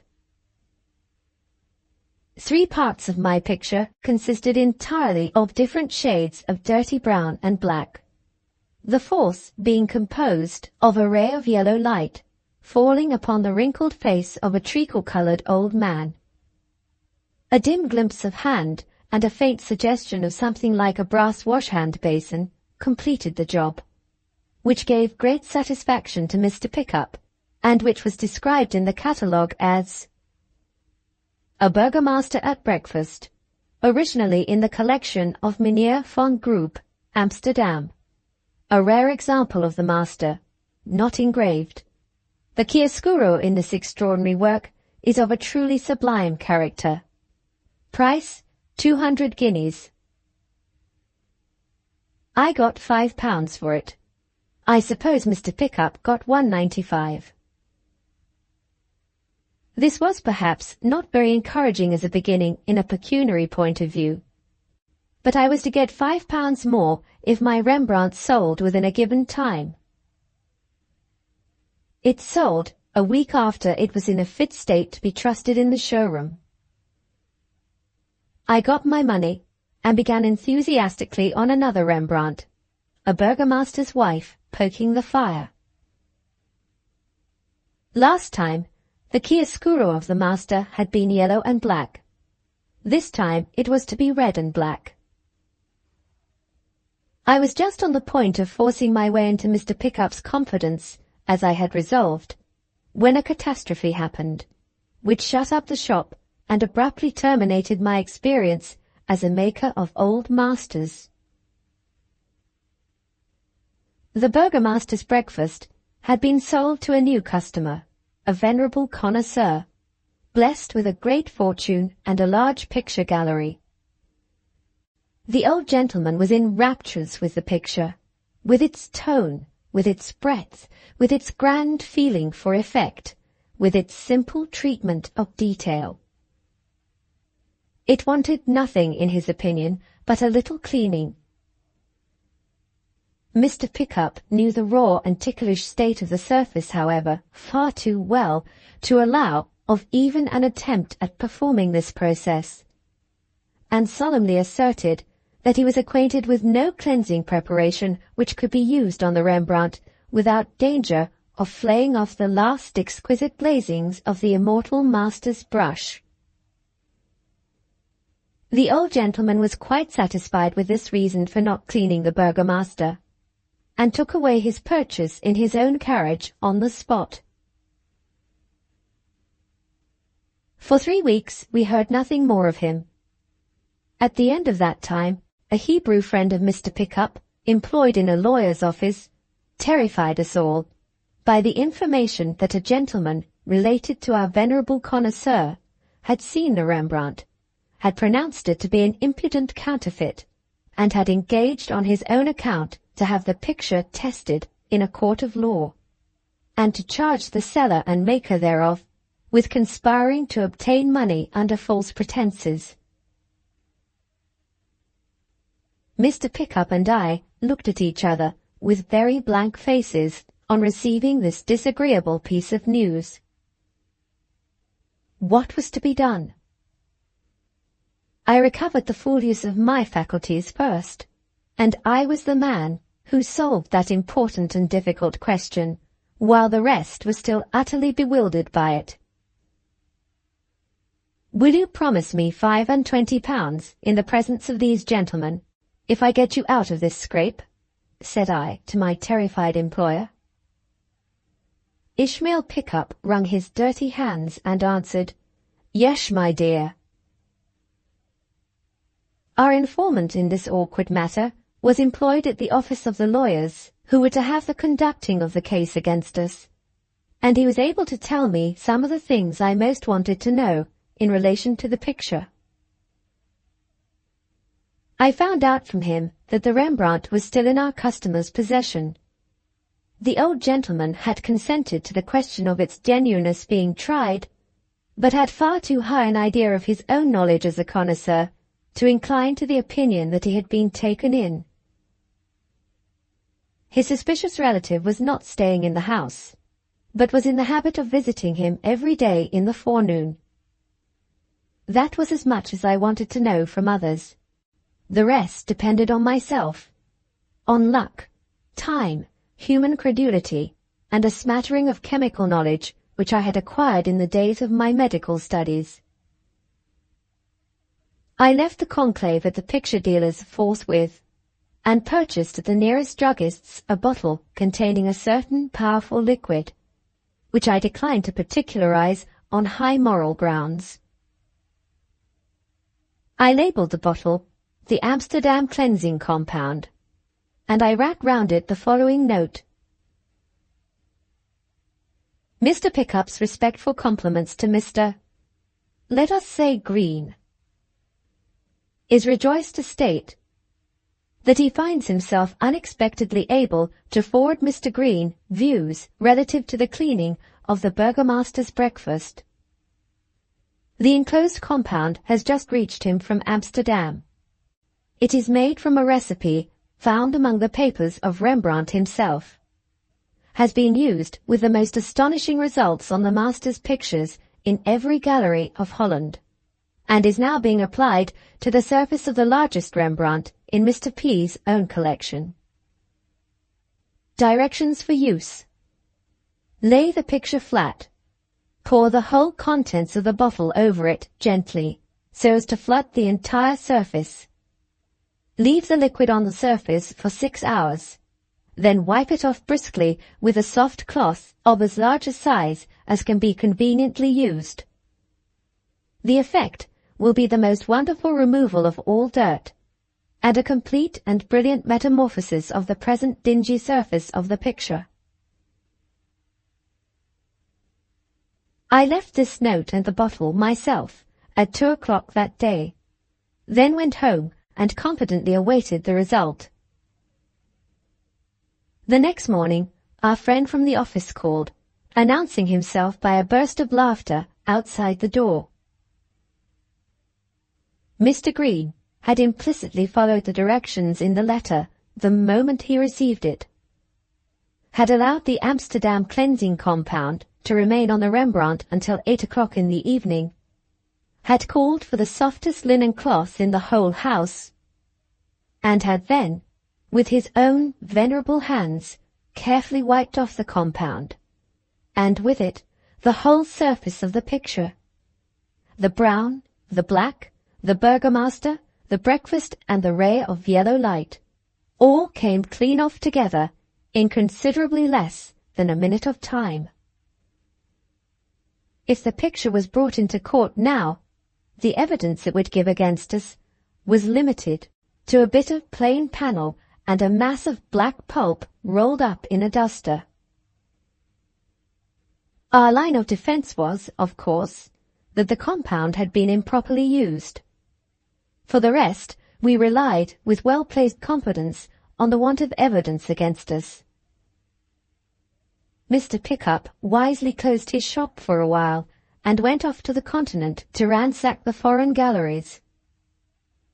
I received my £25, rubbed out the beginning of my second Rembrandt, closed the back door of the workshop behind me, and there was another scene of my life at an end. I had but one circumstance to regret, and I did regret it bitterly. I was still as ignorant as ever of the young lady's name and address. My first visit was to the studio of my excellent artist friend, whom I have already presented to the reader under the sympathetic name of Dick. He greeted me with a letter in his hand. It was addressed to me. It had been left at the studio a few days since. And marvel of all marvels, the handwriting was Mr. Batterbury's. Had this philanthropic man not done befriending me even yet? Were there any present or prospective advantages to be got out of him still? Read his letter and judge.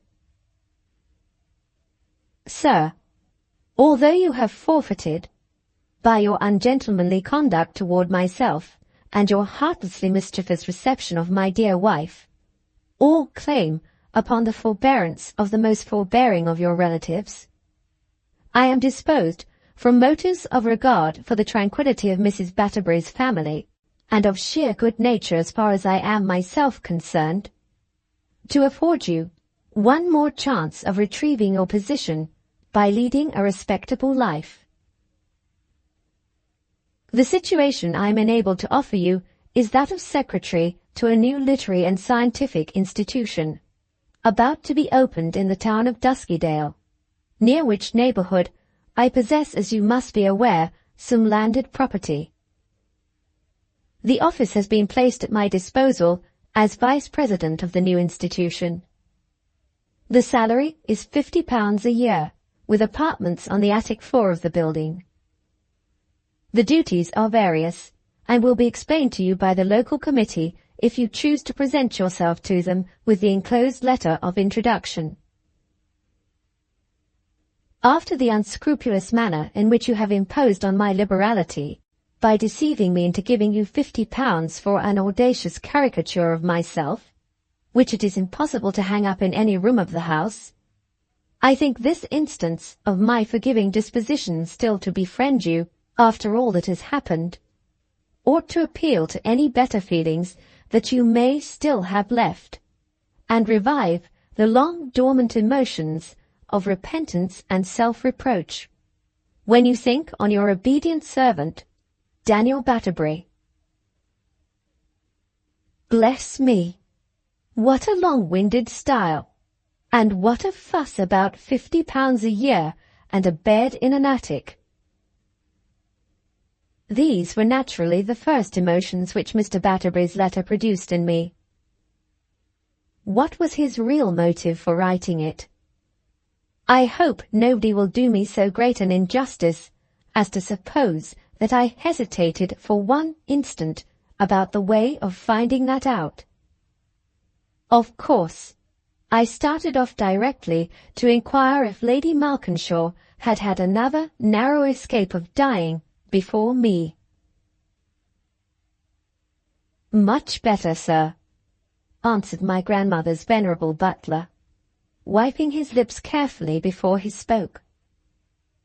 Her ladyship's health has been much improved since her accident. Accident? I exclaimed. What, another? Lately? Stairs again?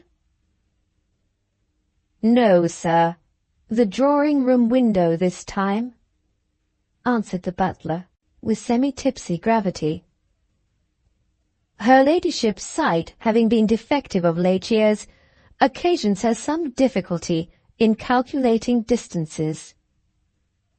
3 days ago, her ladyship went to look out of the window, and, miscalculating the distance. Here, the butler, with a fine dramatic feeling for telling a story, stopped just before the climax of the narrative, and looked me in the face with an expression of the deepest sympathy. And miscalculating the distance, I repeated impatiently. Put her head through a pane of glass, said the butler, in a soft voice suited to the pathetic nature of the communication. By great good fortune, her ladyship had been dressed for the day, and had got her turban on. This saved her ladyship's head, but her ladyship's neck, sir, had a very narrow escape. A bit of the broken glass wounded it within 1/4 of an inch of the carotid artery, meaning probably carotid.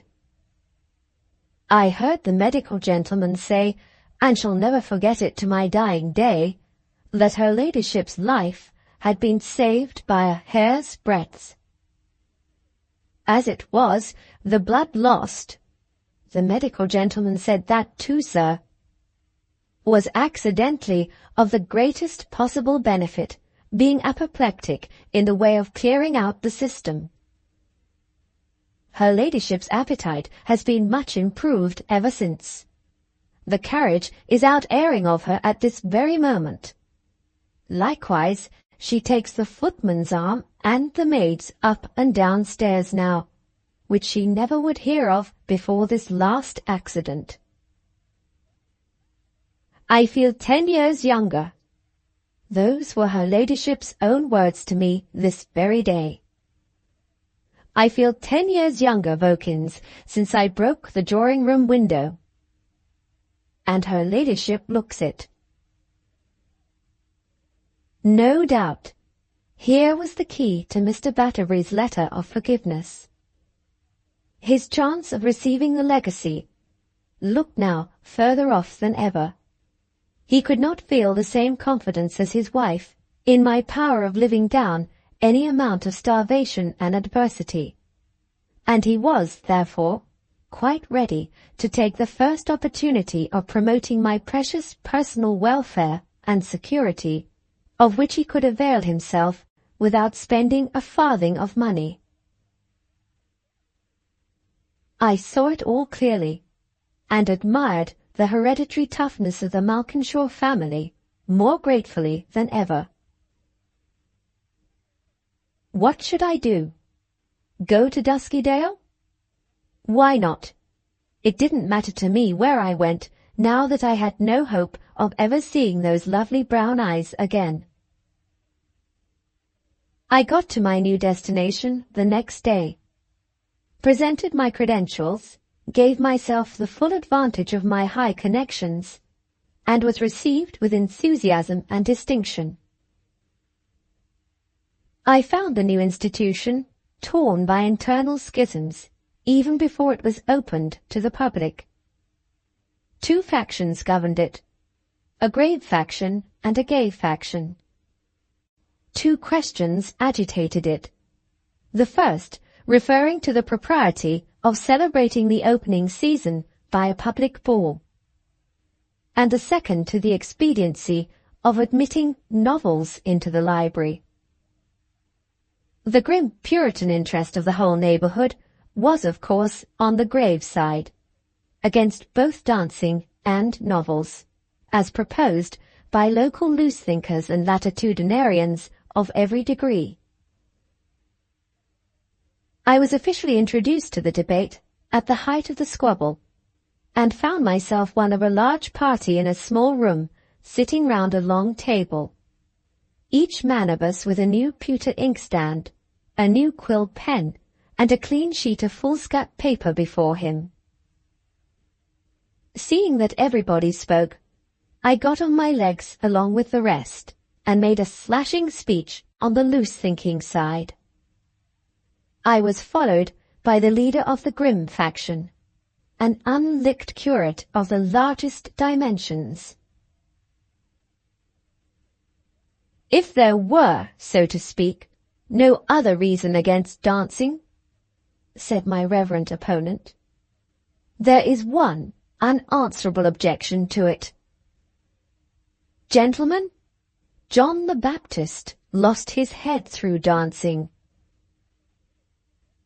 Every man of the grim faction hammered delightedly on the table as that formidable argument was produced, and the curate sat down in triumph. I jumped up to reply, amid the counter-cheering of the loose-thinkers. But before I could say a word, The president of the institution and the rector of the parish came into the room. They were both men of authority, men of sense, and fathers of charming daughters, and they turned the scale on the right side in no time. The question relating to the admission of novels was postponed, and the question of dancing or no dancing was put to the vote on the spot. The president, the rector and myself, and the three handsomest and highest-bred men in the assembly led the way on the liberal side, waggishly warning all gallant gentlemen present to beware of disappointing the young ladies. This decided the waverers, and the waverers decided the majority. My first business as secretary was the drawing out of a model card of admission to the ball. My next occupation was to look at the rooms provided for me. The Duskydale institution occupied a badly repaired 10-roomed house, with a great flimsy saloon built at one side of it, smelling of paint and damp plaster, and called the lecture theatre. It was the chilliest, ugliest, emptiest, gloomiest place I ever entered in my life. The idea of doing anything but sitting down and crying in it seemed to me quite preposterous. But the committee took a different view of the matter, and praised the lecture theatre as a perfect ballroom. The secretary's apartments were 2 garrets asserting themselves in the most barefaced manner, without an attempt at disguise. If I had intended to do more than earn my first quarter's salary, I should have complained. But as I had not the slightest intention of remaining at Duskydale, I could afford to establish a reputation for amiability by saying nothing. "Have you seen Mr. Softly, the new secretary? A most distinguished person, and quite an acquisition to the neighbourhood." Such was the popular opinion of me among the young ladies and the liberal inhabitants. "Have you seen Mr. Softly, the new secretary? A worldly, vainglorious young man, the last person in England to promote the interests of our new institution." Such was the counter-estimate of me among the Puritan population. I report both opinions quite disinterestedly. There is generally something to be said on either side of every question. And as for me, I can always hold up the scales impartially, even when my own character is the substance weighing in them. Readers of ancient history need not be reminded at this time of day that there may be Roman virtue even in a rogue. The objects, interests, and general business of the Duskydale institution were matters with which I never thought of troubling myself on assuming the duties of secretary. All my energies were given to the arrangements connected with the opening ball. I was elected, by acclamation, to the office of general manager of the entertainments, and I did my best to deserve the confidence reposed in me, leaving literature and science, so far as I was concerned, perfectly at liberty to advance themselves or not, just as they liked. Whatever my colleagues may have done after I left them, nobody at Duskydale can accuse me of having ever been accessory to the disturbing of quiet people with useful knowledge.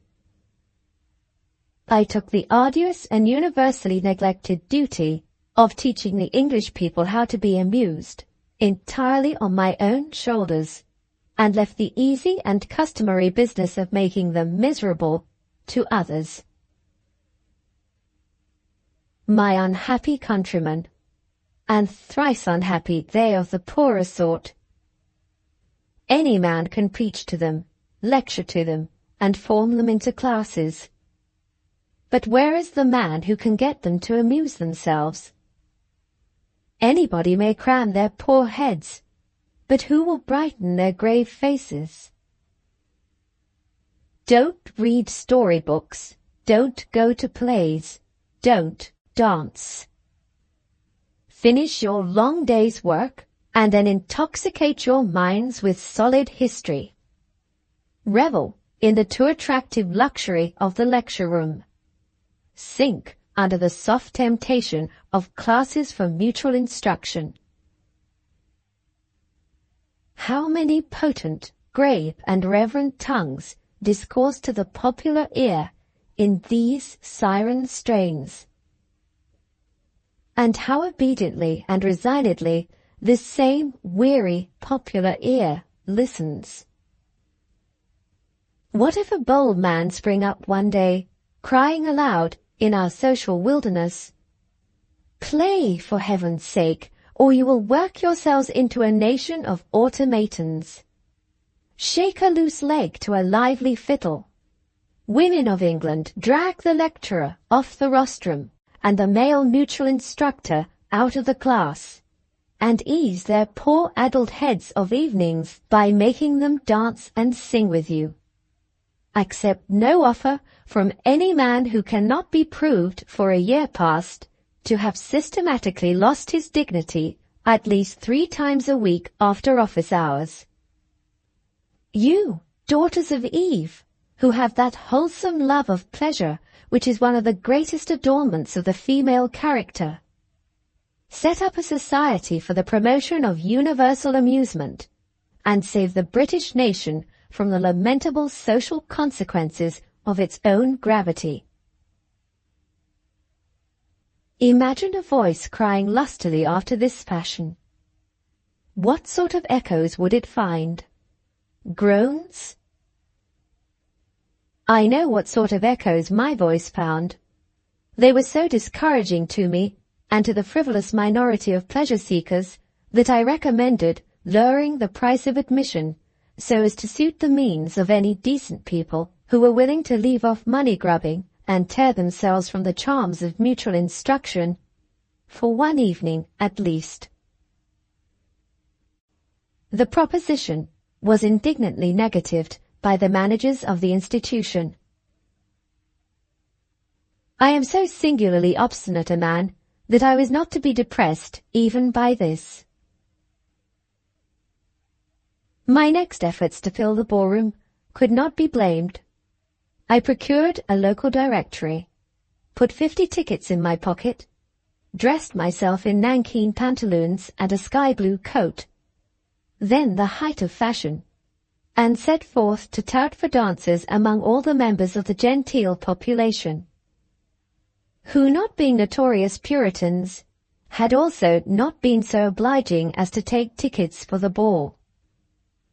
There never was any pride or bashfulness about me. Excepting certain periods of suspense and anxiety, I am as even-tempered a rogue as you have met with anywhere, since the days of Gil Blas. My temperament being opposed to doing anything with regularity, I opened the directory at hazard, and determined to make my first call at the first house that caught my eye. Vallombrosa Vale Cottages, No. 1, Dr. and Miss Dulcifer. Very good. I have no preferences. Let me sell the first 2 tickets there. I found the place. I opened the garden gate. I advanced to the door, innocently wondering what sort of people I should find inside. If I am asked what was the true reason for this extraordinary activity on my part, in serving the interests of a set of people for whom I cared nothing, I must honestly own that the loss of my young lady was at the bottom of it. Any occupation was welcome, which kept my mind, in some degree at least, from dwelling on the bitter disappointment that had befallen me. When I rang the bell at No. 1, did I feel no presentiment of the exquisite surprise in store for me? I felt nothing of the sort. The fact is, my digestion is excellent. Presentiments are more closely connected than is generally supposed with a weak state of stomach. I asked for Miss Dulcifer, and was shown into the sitting room. Don't expect me to describe my sensations. Hundreds of sensations flew all over me. There she was, sitting alone near the window. There she was, with nimble white fingers working a silk purse. The melancholy in her face and manner when I had last seen her appeared no more. She was prettily dressed in maize colour, and the room was well furnished. Her father had evidently got over his difficulties. I had been inclined to laugh at his odd name when I found it in the directory. Now I began to dislike it, because it was her name too. It was a consolation to remember that she could change it. Would she change it for mine? I was the first to recover. I boldly drew a chair near her and took her hand. "You see," I said, "it is of no use to try to avoid me. This is the third time we have met. Will you receive me as a visitor under these extraordinary circumstances? Will you give me a little happiness to compensate for what I have suffered since you left me?" She smiled and blushed. "I am so surprised," she answered. "I don't know what to say." "Disagreeably surprised?" I asked. She first went on with her work, and then replied, a little sadly as I thought, "No." I was ready enough to take advantage of my opportunities this time, but she contrived with perfect politeness to stop me. She seemed to remember with shame, poor soul, the circumstances under which I had last seen her. "How do you come to be at Duskydale?" she inquired, abruptly changing the subject. "And how did you find us out here?" While I was giving her the necessary explanations, her father came in. I looked at him with considerable curiosity. A tall, stout gentleman with impressive respectability oozing out of him at every pore, with a swelling outline of black waistcoated stomach, with a lofty forehead, with a smooth double chin resting pulpily on a white cravat. Everything in harmony about him except his eyes, and these were so sharp, bright, and resolute that they seemed to contradict the bland conventionality which overspread all the rest of the man. Eyes with wonderful intelligence and self-dependence in them. Perhaps also with something a little false in them, which I might have discovered immediately under ordinary circumstances. But I looked at the doctor through the medium of his daughter, and saw nothing of him at the first glance but his merits. "We are both very much indebted to you, sir, for your politeness in calling," he said, with excessive civility of manner. "But our stay at this place has drawn to an end. I only came here for the re-establishment of my daughter's health.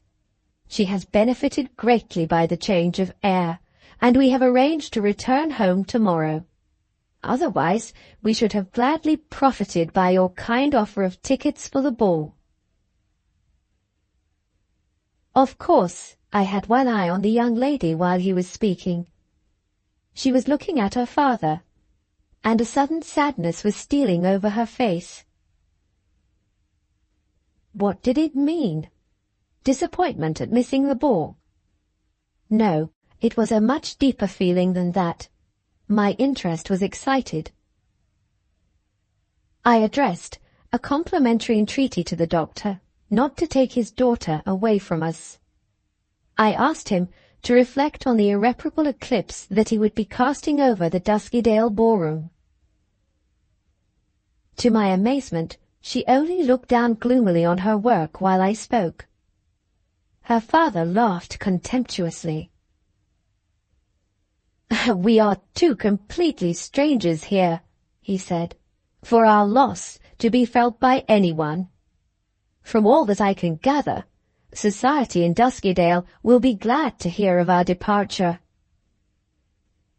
"I beg your pardon, Alicia. I ought to have said my departure." Her name was Alicia. I declare it was a luxury to me to hear it. The name was so appropriate, so suggestive of the grace and dignity of her beauty. I turned toward her when the doctor had done. She looked more gloomily than before. I protested against the doctor's account of himself. He laughed again, with a quick distrustful look, this time at his daughter. "If you were to mention my name among your respectable inhabitants," he went on, with a strong, sneering emphasis on the word respectable, "they would most likely purse up their lips and look grave at it.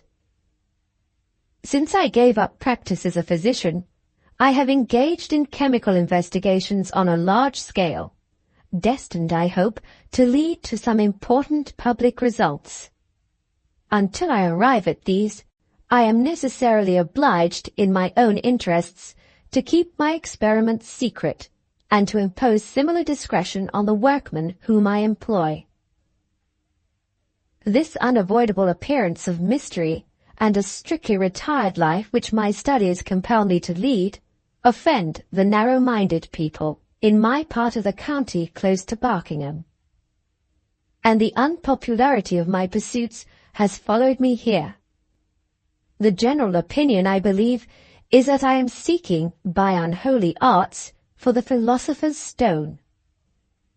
Plain man as you see me, I find myself getting quite the reputation of a Dr. Faustus in the popular mind.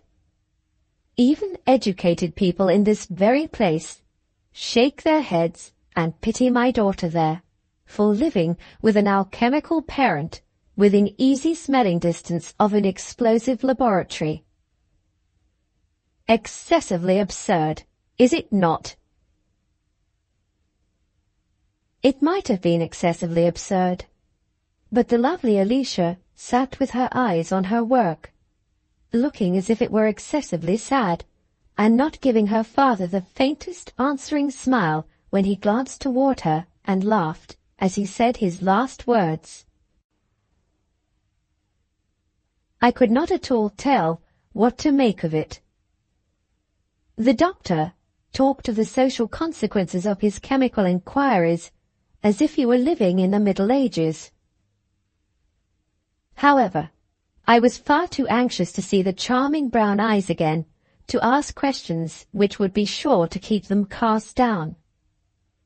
So I changed the topic to chemistry in general, and to the doctor's evident astonishment and pleasure, told him of my own early studies in the science. This led to mention of my father, whose reputation had reached the ears of Dr. Dulcifer. As he told me that, his daughter looked up. The sun of beauty shone on me again. I touched next on my high connections and on Lady Malkinshaw. I described myself as temporarily banished from home for humorous caricaturing and amiable useful wildness. She was interested, she smiled, and the sun of beauty shone warmer than ever. I diverged to general topics and got brilliant and amusing. She laughed.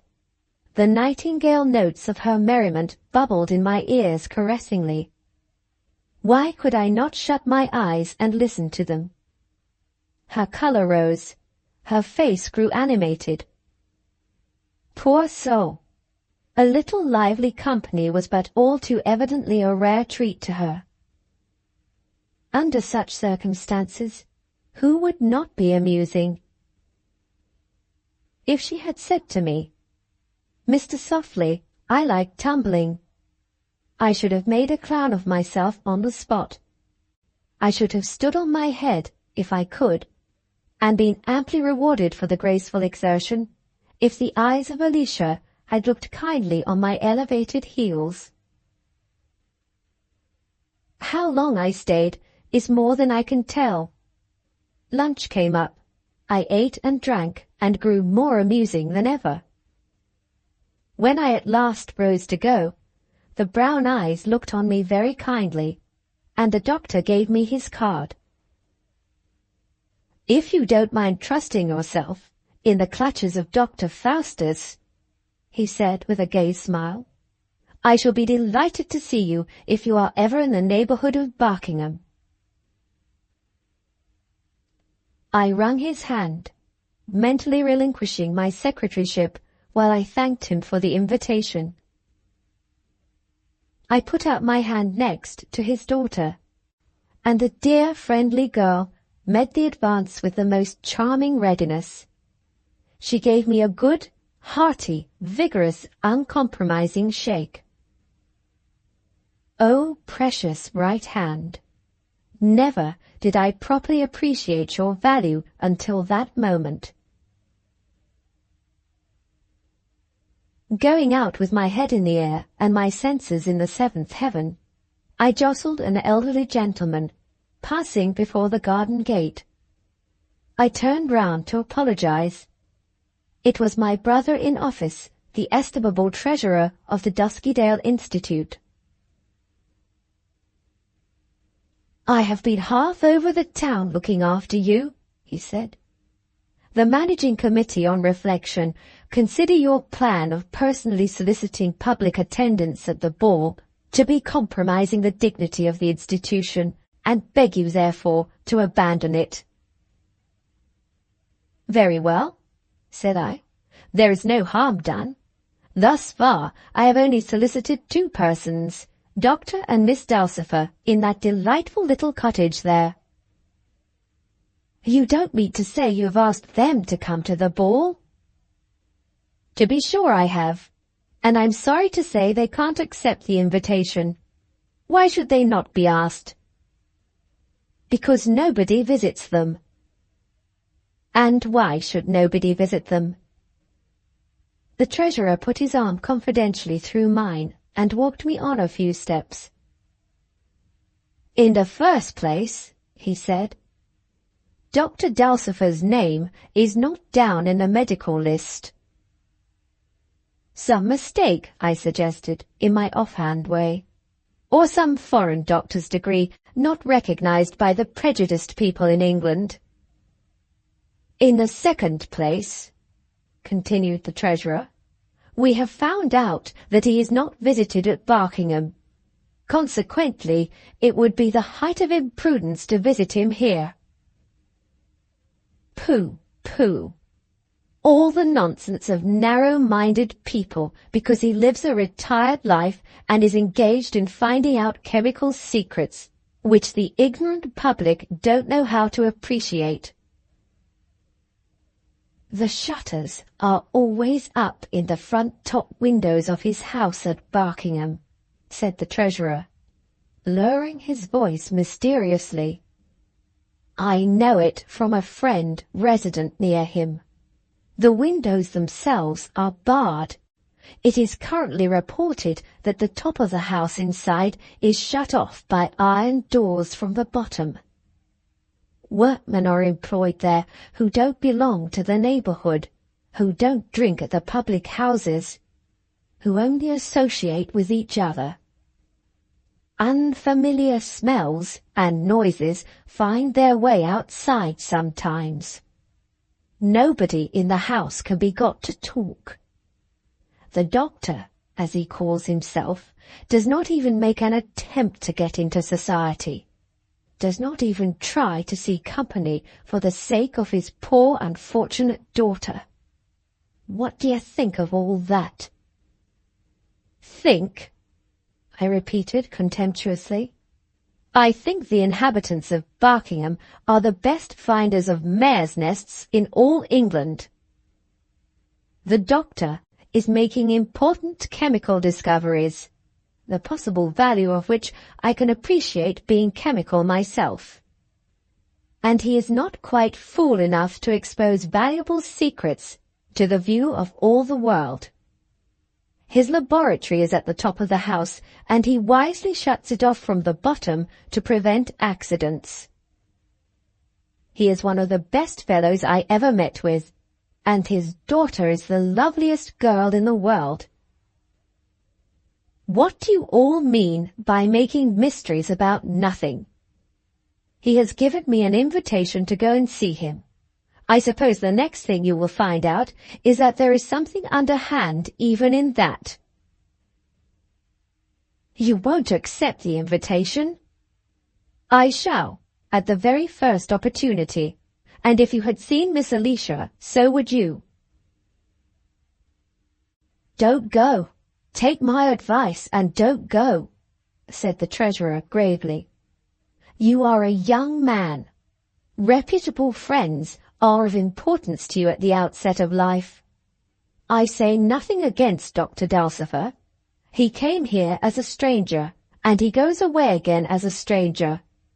But you can't be sure that his purpose in asking you so readily to his house is a harmless one. Making a new acquaintance is always a doubtful speculation. But when a man is not visited by his respectable neighbours, because he doesn't open his shutters, I interposed sarcastically. Because there are doubts about him and his house that he will not clear up, retorted the treasurer. You can take your own way. You may turn out right, and we may all be wrong. I can only say again, it is rash to make doubtful acquaintances. Sooner or later, you are always sure to repent it. In your place, I should certainly not accept the invitation. In my place, my dear sir, I answered, you would do exactly what I mean to do. The treasurer took his arm out of mine, and without saying another word, wished me good morning. Chapter 7.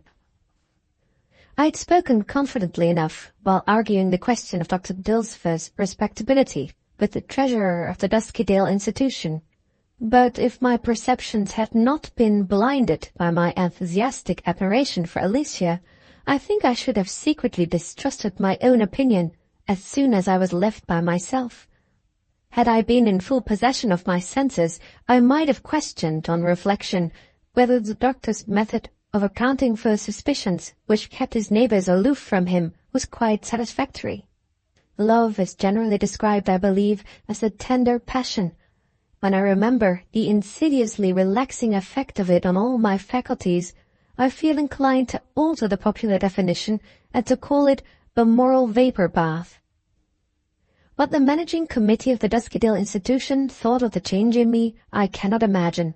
The doctor and his daughter left the town on the day they had originally appointed, before I could make any excuse for calling again, and as a necessary consequence of their departure, I lost all interest in the affairs of the ball, and yawned in the faces of the committee when I was obliged to be present at their deliberations in my official capacity. It was all Alicia with me, whatever they did. I read the minutes through a soft medium of maize-coloured skirts. Notes of melodious laughter bubbled in my mind's ear through all the drawling and stammering of our speech-making members.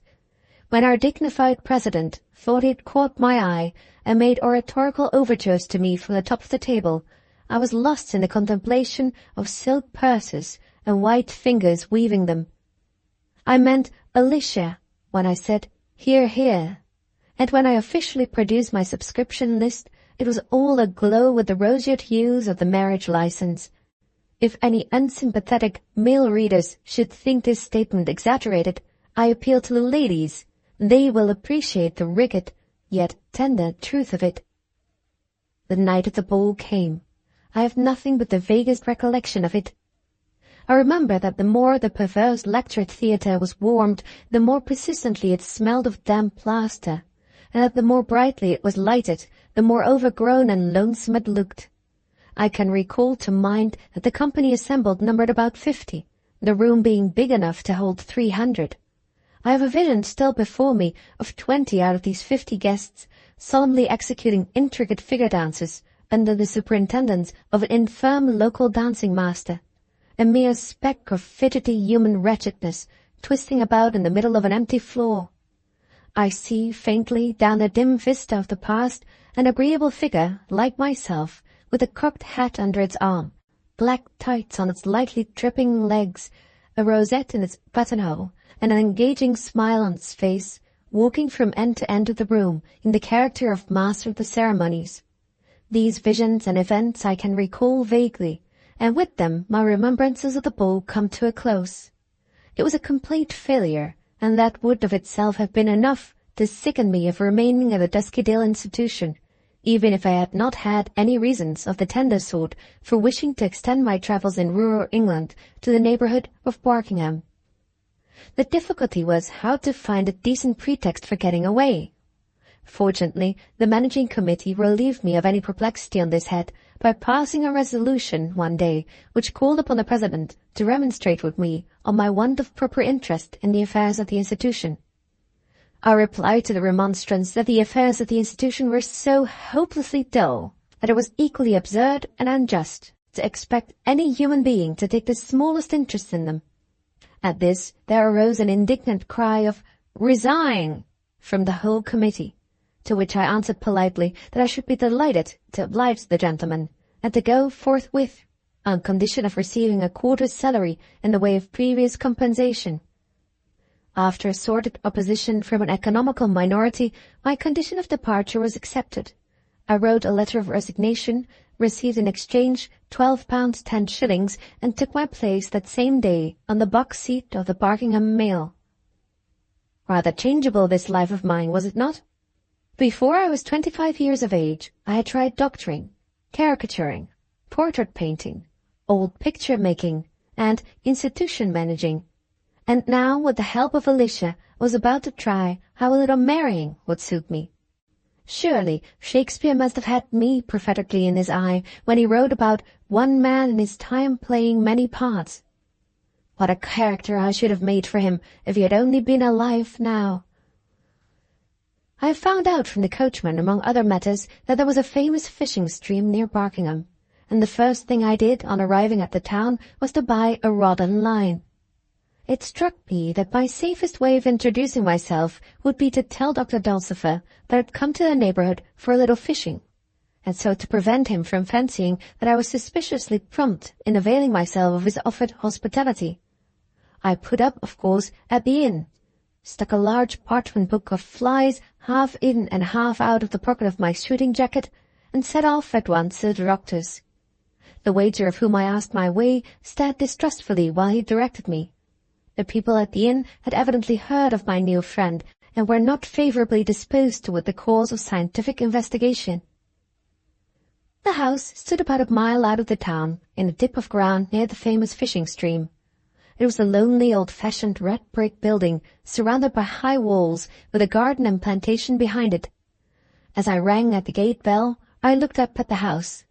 Sure enough, all the top windows in front were closed with shutters and barred. I was let in by a man in livery, who, however, in manners and appearance, looked much more like a workman in disguise than a footman. He had a very suspicious eye, and he fixed it on me unpleasantly when I handed him my card. I was shown into a morning-room exactly like other morning-rooms in country houses. After a long delay, the doctor came in, with scientific butcher's sleeves on his arms and an apron tied round his portly waist. He apologized for coming down in his working dress, and said everything that was civil and proper about the pleasure of unexpectedly seeing me again so soon.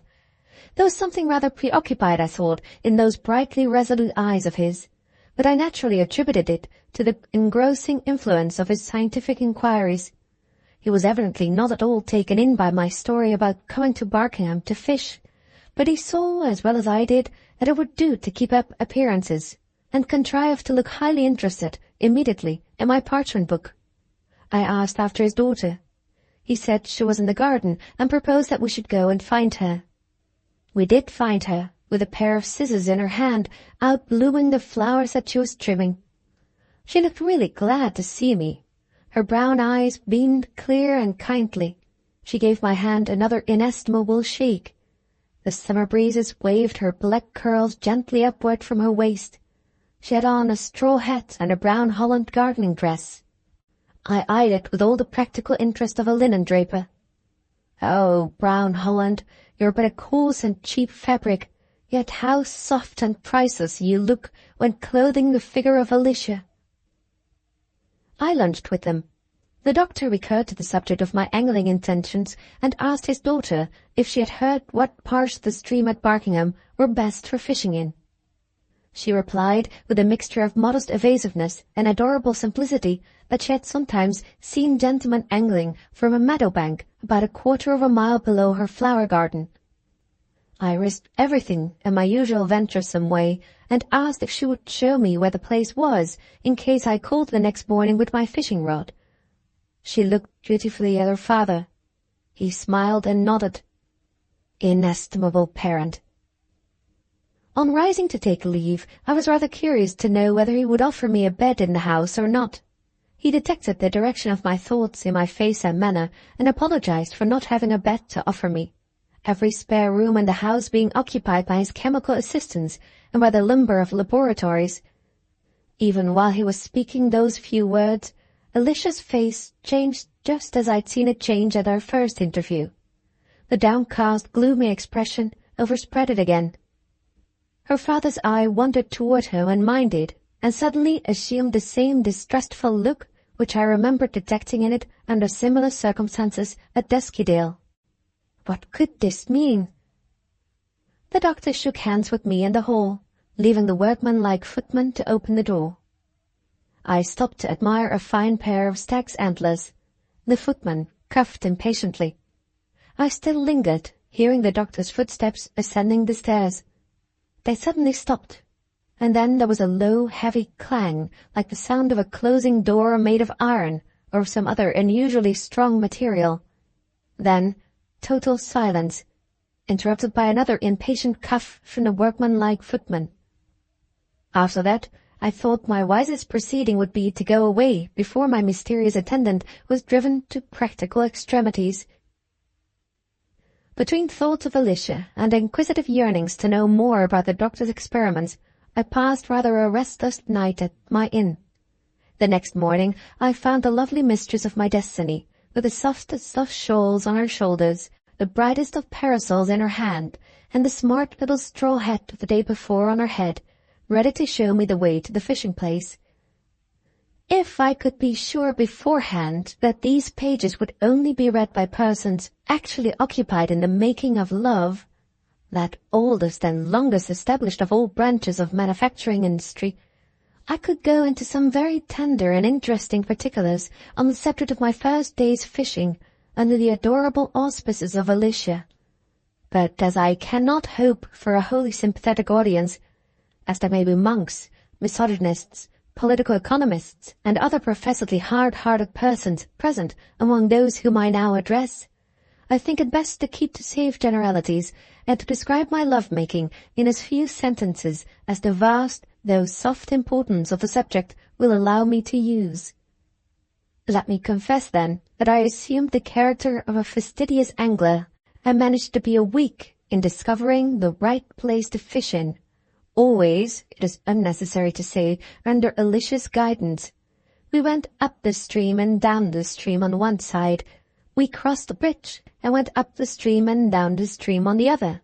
We got into a punt and went up the stream with great difficulty, and down the stream with great ease.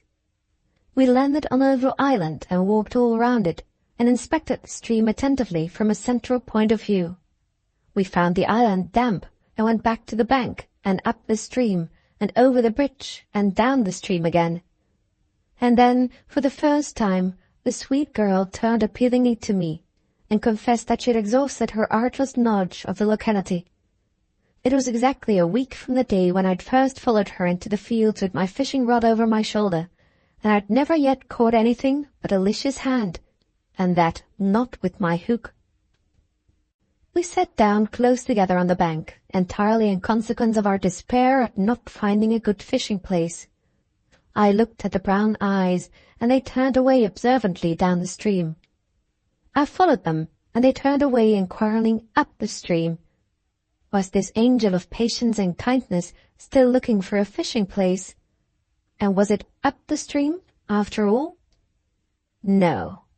She smiled and shook her head when I asked the question, and the brown eyes suddenly stole a look at me. I could hold out no longer. In one breathless moment, I caught hold of both her hands. In one stammering sentence, I asked her if she would be my wife. She tried faintly to free her hands, gave up the attempt, smiled, made an effort to look grave, gave that up too, sighed suddenly, checked herself suddenly, said nothing. Perhaps I ought to have taken my answer for granted, but the least businesslike man that ever lived becomes an eminently practical character in matters of love. I repeated my question. She looked away confusedly. Her eye lighted on a corner of her father's red brick house, peeping through a gap in the plantation already mentioned, and her blushing cheeks lost their color instantly. I felt her hands grow cold. She drew them resolutely out of mine and rose with the tears in her eyes. Had I offended her? No, she said when I asked her the question, and turned to me again, and held out her hand with such frank, fearless kindness that I almost fell on my knees to thank her for it. Might I hope ever to hear her say yes to the question that I'd asked on the river bank? She sighed bitterly and turned again toward the red brick house. Was there any family reason against her saying yes? Anything that I must not inquire into? Any opposition to be dreaded from her father? The moment I mentioned her father, she shrank away from me and burst into a violent fit of crying. "Don't speak of it again," she said in a broken voice. "I mustn't. You mustn't. But don't say a word more about it.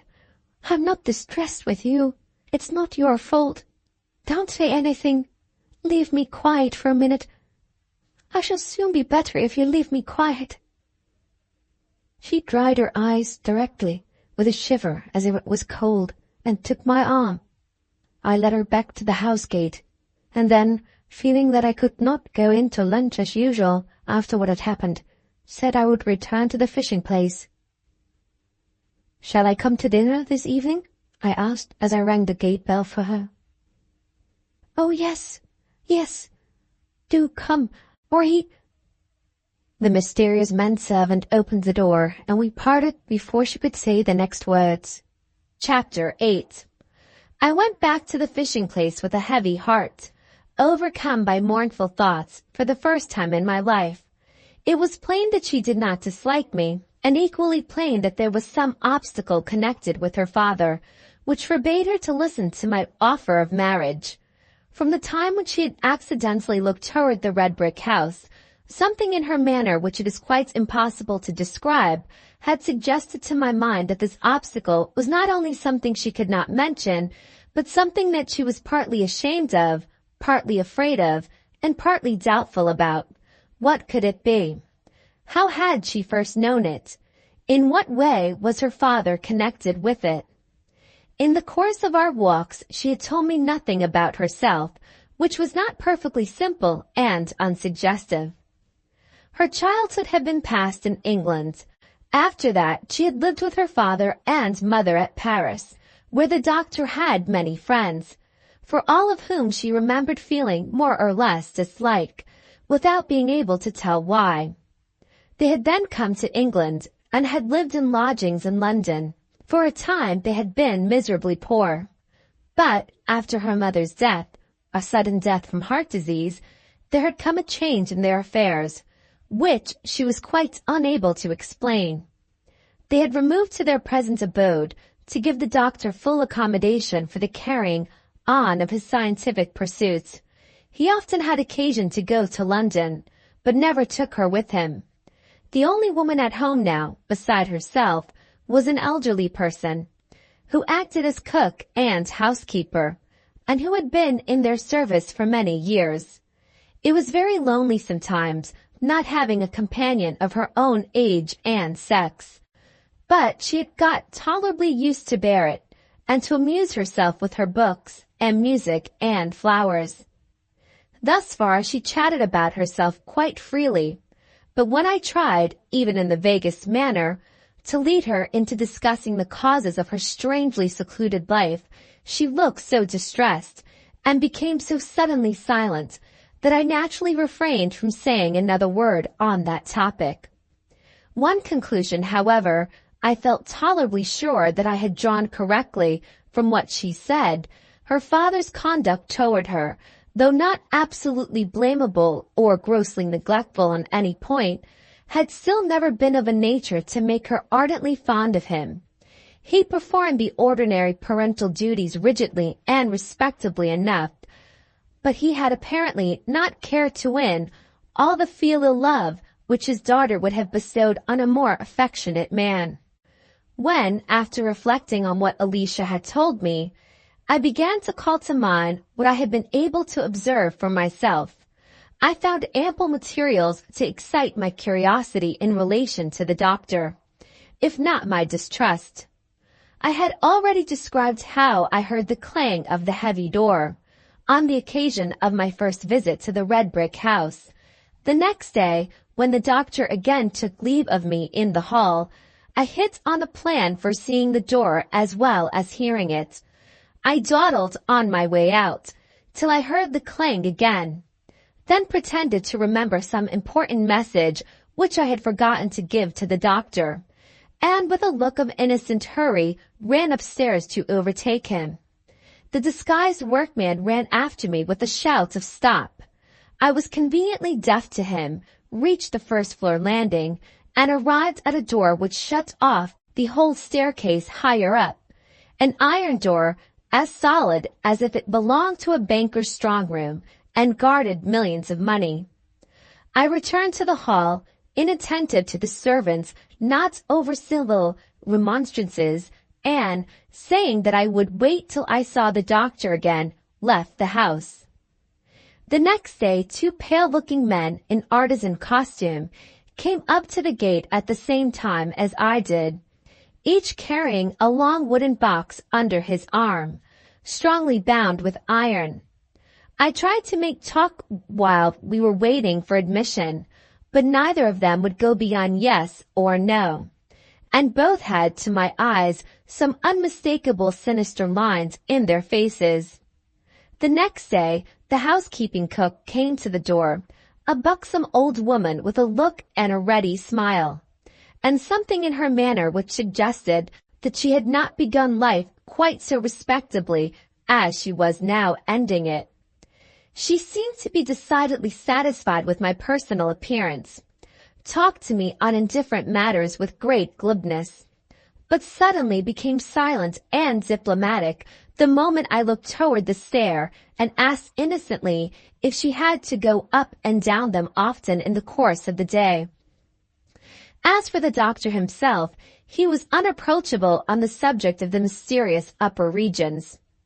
If I introduced chemistry in general into the conversation, he begged me not to spoil his happy holiday hours with his daughter and me by leading him back to his workaday thoughts. But he had apparently not cared to win all the filial love which his daughter would have bestowed on a more affectionate man. When, after reflecting on what Alicia had told me, I began to call to mind what I had been able to observe for myself, I found ample materials to excite my curiosity in relation to the doctor, if not my distrust. I had already described how I heard the clang of the heavy door on the occasion of my first visit to the red brick house. The next day, when the doctor again took leave of me in the hall, I hit on a plan for seeing the door as well as hearing it. I dawdled on my way out, till I heard the clang again, then pretended to remember some important message which I had forgotten to give to the doctor, and with a look of innocent hurry ran upstairs to overtake him. The disguised workman ran after me with a shout of "Stop!" I was conveniently deaf to him, reached the first-floor landing, and arrived at a door which shut off the whole staircase higher up, an iron door as solid as if it belonged to a banker's strong-room and guarded millions of money. I returned to the hall, inattentive to the servants' not over-civil remonstrances, and, saying that I would wait till I saw the doctor again, left the house. The next day, two pale-looking men in artisan costume came up to the gate at the same time as I did, each carrying a long wooden box under his arm, strongly bound with iron. I tried to make talk while we were waiting for admission, but neither of them would go beyond yes or no, and both had, to my eyes, some unmistakable sinister lines in their faces. The next day, the housekeeping cook came to the door, a buxom old woman with a look and a ready smile, and something in her manner which suggested that she had not begun life quite so respectably as she was now ending it.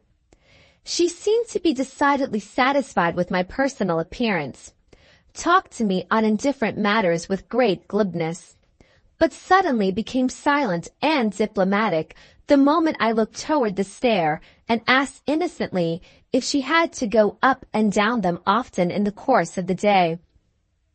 As for the doctor himself, he was unapproachable on the subject of the mysterious upper regions. If I introduced chemistry in general into the conversation, he begged me not to spoil his happy holiday hours with his daughter and me by leading him back to his workaday thoughts.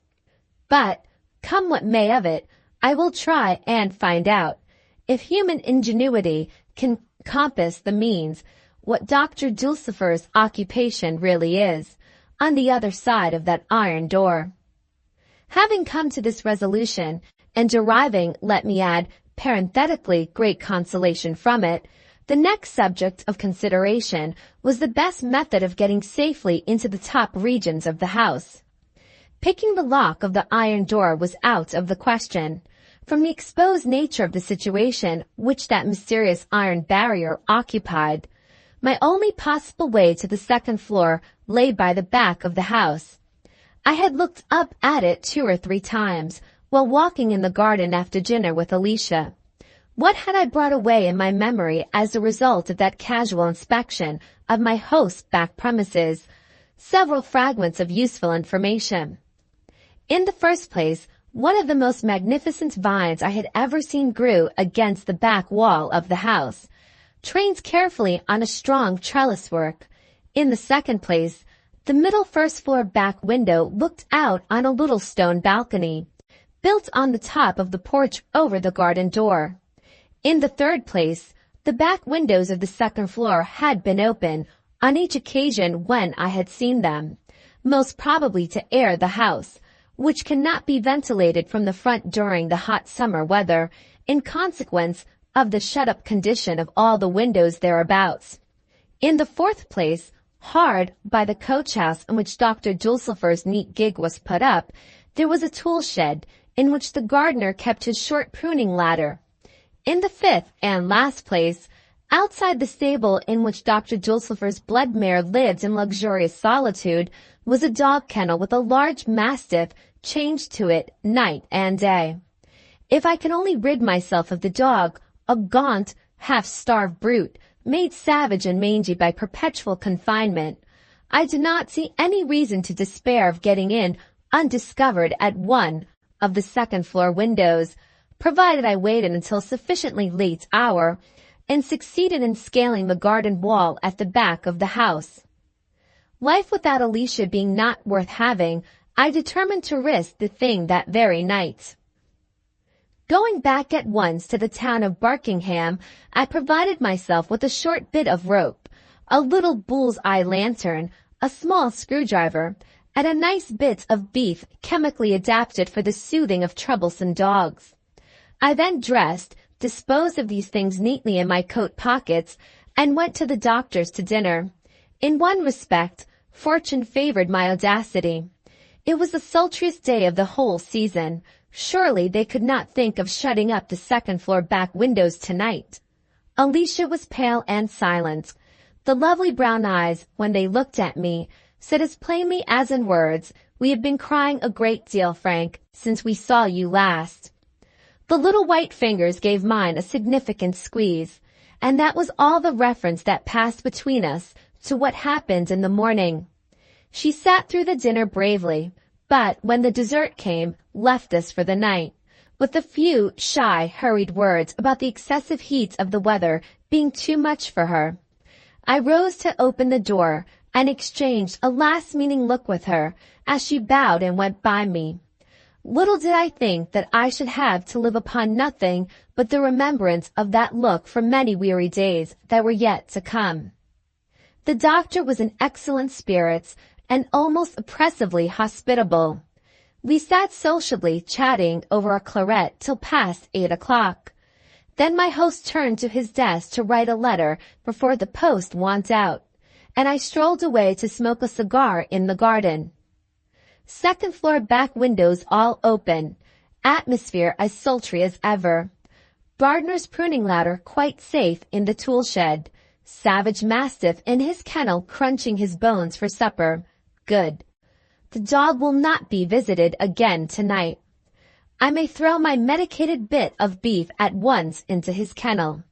I acted on the idea immediately. The dog seized his piece of beef. I heard a snap, a wheeze, a choke, and a groan. And there was the mastiff disposed of, inside the kennel, where nobody could find out that he was dead till the time came for feeding him the next morning. I went back to the doctor. We had a social glass of cold brandy and water together. I lighted another cigar and took my leave. My host being too respectable a man not to keep early country hours, I went away, as usual, about 10. The mysterious manservant locked the gate behind me. I sauntered on the road back to Barkingham for about 5 minutes, then struck off sharp for the plantation, lighted my lantern with the help of my cigar and a brimstone match of that barbarous period, shut down the slide again, and made for the garden wall. It was formidably high and garnished horribly with broken bottles, but it was also old, and when I came to pick at the mortar with my screwdriver, I found it reasonably rotten with age and damp. I removed 4 bricks to make footholds in different positions up the wall. It was desperately hard and long work, easy as it may sound in description, especially when I had to hold on by the top of the wall with my flat opera hat, as we used to call it in those days, laid as a guard between my hands and the glass, while I cleared a way through the sharp-bottled ends from my other hand and my knees. This done, my great difficulty was vanquished, and I had only to drop luxuriously into a flower bed on the other side of the wall. Perfect stillness in the garden, no sign of a light anywhere at the back of the house. First-floor windows all shut, second-floor windows still open. I fetched the pruning ladder, put it against the side of the porch, tied one end of my bit of rope to the top round of it, took the other end in my mouth, and prepared to climb to the balcony over the porch by the thick vine branches and the trellis work. No man who has had any real experience of life can have failed to observe how amazingly close, in critical situations, the grotesque and the terrible, the comic and the serious, contrive to tread on each other's heels. At such times, the last thing we ought properly to think of comes into our heads, or the least consistent event that could possibly be expected to happen does actually occur. When I put my life in danger on that memorable night by putting my foot on the trellis work, I absolutely thought of the never-dying Lady Malkinshaw plunged in a refreshing slumber, and of the frantic exclamations Mr. Batterbury would utter if he saw what her ladyship's grandson was doing with his precious life and limbs at that critical moment. I am no hero. I was fully aware of the danger to which I was exposing myself, and yet I protest that I caught myself laughing under my breath, with the most outrageous inconsistency, at the instant when I began the ascent of the trellis work. I reached the balcony over the porch in safety, depending more upon the tough vine branches than the trellis work during my ascent. My next employment was to pull up the pruning ladder as softly as possible by the rope which I had held attached to it. This done, I put the ladder against the house wall, listened, measured the distance to the open second-floor window with my eye, listened again, and, finding all quiet, began my second and last ascent. The ladder was comfortably long, and I was conveniently tall. My hand was on the windowsill. I mounted another 2 rounds, and my eyes were level with the interior of the room. Suppose anyone should be sleeping there. I listened at the window attentively before I ventured on taking my lantern out of my coat pocket. The night was so quiet and airless that there was not the faintest rustle among the leaves in the garden beneath me to distract my attention. I listened. The breathing of the lightest of sleepers must have reached my ear. Through that intense stillness, if the room had been a bedroom and the bed were occupied, I heard nothing but the quick beat of my own heart. The minutes of suspense were passing heavily. I laid my other hand over the windowsill. Then a moment of doubt came, doubt whether I should carry the adventure any further. I mastered my hesitation directly. It was too late for second thoughts. Now for it, I whispered to myself, and got in at the window. To wait, listening again, in the darkness of that unknown region, was more than I had courage for. The moment I was down on the floor, I pulled the lantern out of my pocket and raised the shade. So far, so good. I found myself in a dirty lumber room. Large pans, some of them cracked and more of them broken. Empty boxes bound with iron, of the same sort as those I had seen the workmen bringing in at the front gate. Old coal sacks, a packing case full of coke, and a huge, cracked, moldy blacksmith's bellows. These were the principal objects that I observed in the lumber room.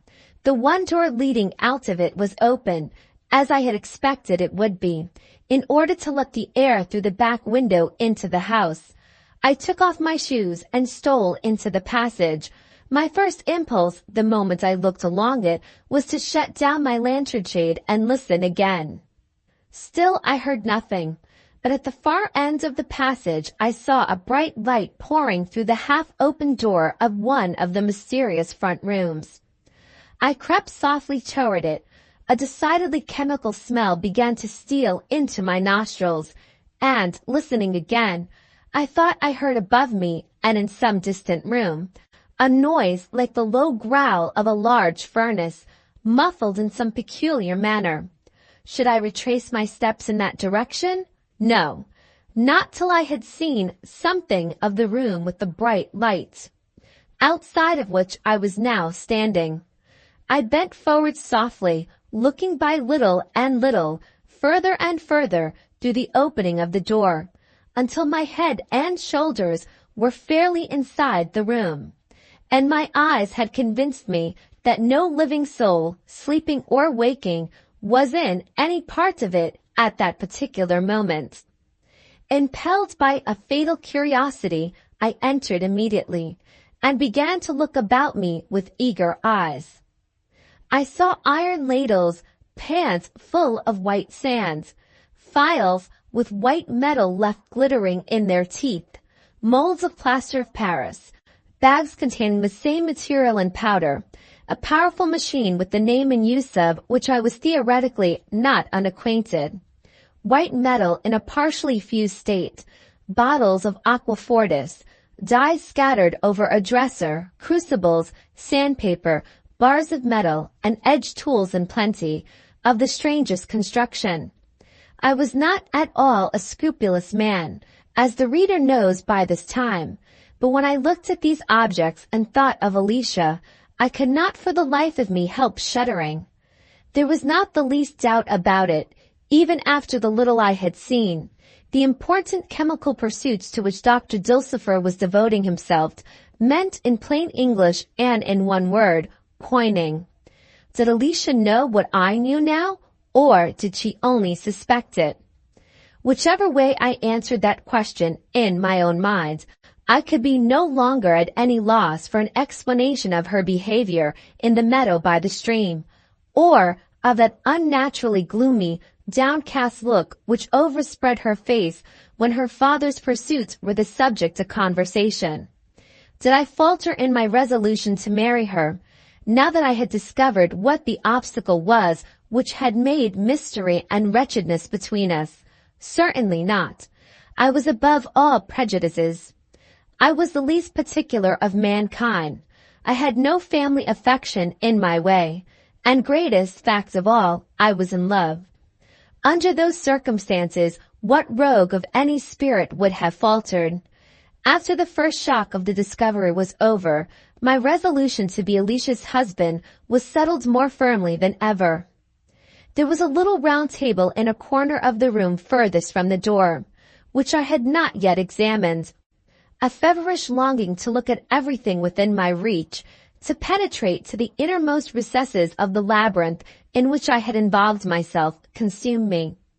I went to the table and saw upon it, ranged symmetrically side by side, 4 objects which looked like thick rulers wrapped up in silver paper. I opened the paper at the end of one of the rulers, and found that it was composed of half-crowns. I had closed the paper again, and was just raising my head from the table over which it had been bent, when my right cheek came in contact with something hard and cold. I started back, looked up, and confronted Dr. Dulcifer, holding a pistol at my right temple. Chapter 9. The doctor, like me, had his shoes off. The doctor, like me, had come in without making the least noise. He cocked the pistol without saying a word. I felt that I was probably standing face to face with death, and I too said not a word. We 2 rogues looked each other steadily and silently in the face. He, the mighty and prosperous villain, with my life in his hands. I, the abject and poor scamp, waiting his mercy. It must have been at least a minute before I heard the click of the cocked pistol before he spoke. "How did you get here?" he asked. The quiet, commonplace terms in which he put his question, and the perfect composure and politeness of his manner, reminded me a little of Gentleman Jones. But the doctor was much the more respectable-looking man of the 2.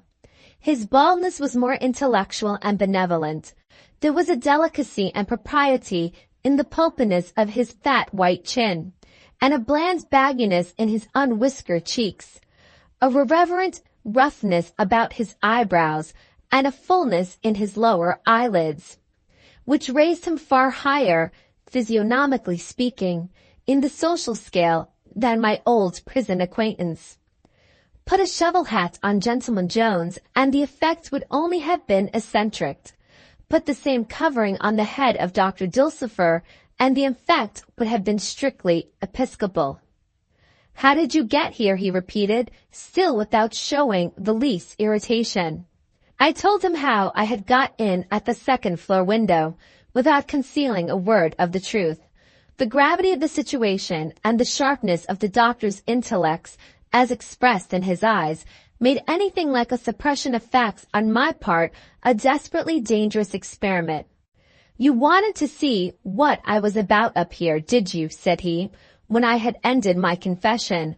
"Do you know?" The pistol barrel touched my cheek as he said the last words. I thought of all the suspicious objects scattered about the room, of the probability that he was only putting this question to try my courage, of the very likely chance that he would shoot me forthwith if I began to prevaricate. I thought of these things and boldly answered, "Yes, I do know." He looked at me reflectively, then said in low, thoughtful tones, speaking not to me, but entirely to himself, "Suppose I shoot him?" I saw in his eye that if I flinched, he would draw the trigger. "Suppose you trust me," I said without moving a muscle. "I trusted you as an honest man downstairs, and I find you like a thief up here," returned the doctor, with a self-satisfied smile at the neatness of his own retort. "No," he continued, relapsing into soliloquy. "There is risk every way. I shall be inquired after." I have wondered since at my own coolness in the face of the doctor's pistol. But my life depended on my keeping my self-possession, and the desperate nature of the situation lent me a desperate courage. "How do I know you are not lying?" he asked. "Have I not spoken the truth hitherto?" Those words made him hesitate. He lowered the pistol slowly to his side. I began to breathe freely. "Trust me," I repeated. "If you don't believe I would hold my tongue about what I have seen here, for your sake, you may be certain that I would for my daughter's sake," he interposed with a sarcastic smile. I bowed with all imaginable cordiality. The doctor waved his pistol in the air contemptuously. "There are two ways of making you hold your tongue," he said. "The first is shooting you. The second is making a felon of you. On consideration, after what you have said, the risk in either case seems about equal. I am naturally a humane man. Your family have done me no injury. I will not be the cause of their losing money. I won't take your life. I'll have your character. We are all felons on this floor of the house. You have come among us. You shall be one of us. Ring that bell." He pointed with the pistol to a bell handle behind me. I pulled it in silence. Felon. The word has an ugly sound, a very ugly sound. But, considering how near the black curtain had been to falling over the adventurous drama of my life, had I any right to complain of the prolongation of the scene, however darkly it might look at first? Besides, some of the best feelings of our common nature, putting out of all questions the value which men so unaccountably persist in setting on their own lives, impelled me, of necessity, to choose the alternative of felonious existence in preference to that of respectable death. Love and honor bade me live to marry Alicia, and a sense of family duty made me shrink from occasioning a loss of £3,000 to my affectionate sister. Perish the far-fetched scruples which would break the heart of one lovely woman, and scatter to the winds the pin money of another. If you utter one word in contradiction of anything I say, when my workmen come into the room," said the doctor, uncocking his pistol as soon as I had rung the bell, "I shall change my mind about leaving your life and taking your character. Remember that, and keep a guard on your tongue." The door opened and 4 men entered. One was an old man who I had not seen before. In the other 3 I recognized the workmanlike footmen, and the 2 sinister artisans whom I had met at the house gate. They all started, guiltily enough, at seeing me. "Let me introduce you," said the doctor, taking me by the arm. "Old File and Young File, Mill and Screw, Mr. Frank Softly. We have nicknames in this workshop, Mr. Softly, derived humorously from our professional tools and machinery. When you have been here long enough, you will get a nickname too. Gentlemen," he continued, turning to the workmen, "this is a new recruit, with a knowledge of chemistry, which will be useful to us. He is perfectly well aware that the nature of our vocation makes us suspicious of all newcomers, and he, therefore, desires to give you practical proof that he is to be depended on, by making a half-crown immediately, sending the same up along with our handiwork, directed in his own handwriting, to our estimable correspondent in London. When you have all seen him do this of his own free will, and thereby put his own life as completely within the power of the law as we have put ours, you will know that he is really one of us, and will be under no apprehensions for the future. Take great pains with him, and as soon as he turns out a tolerably neat article from the simple flatted plates under your inspection, let me know. I shall take a few hours' repose on my camp bed in the study, and shall be found there whenever you want me." He nodded to us all round in the most friendly manner, and left the room. I looked with considerable secret distrust at the 4 gentlemen who were to instruct me in the art of making false coin. Young File was the workmanlike footman. Old File was his father. Mill and Screw were the 2 sinister artisans. The man of the company whose looks I liked least was Screw. He had wicked little twinkling eyes, and they followed me about treacherously whenever I moved. You and I, Screw, are likely to quarrel, I thought to myself, as I tried vainly to stare him out of countenance. I entered on my new and felonious functions forthwith. Resistance was useless, and calling for help would have been sheer insanity. It was midnight, and even supposing the windows had not been barred, the house was a mile from any human habitation. Accordingly, I abandoned myself to fate with my usual magnanimity.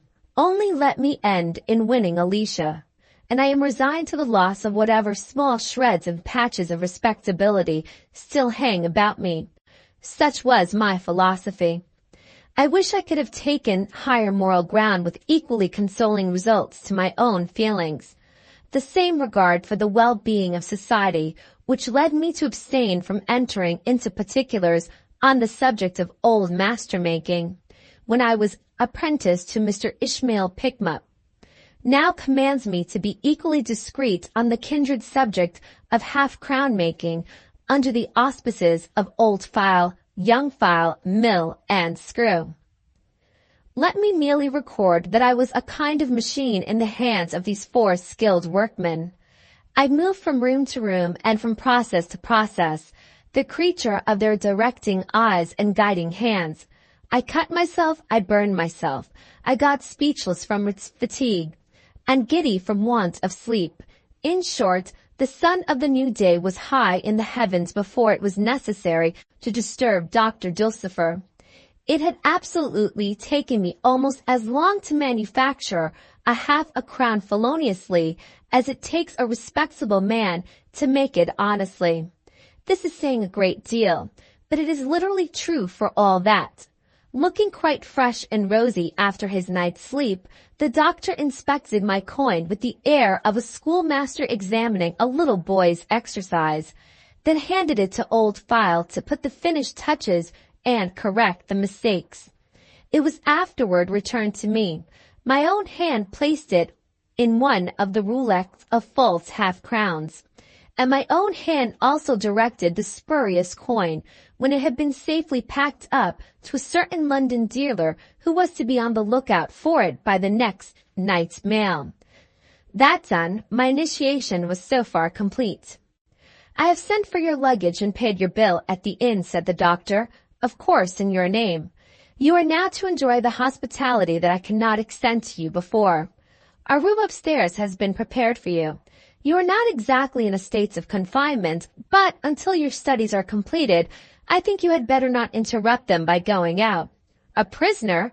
I exclaimed aghast. "Prisoner is a hard word," answered the doctor. "Let us say a guest under surveillance.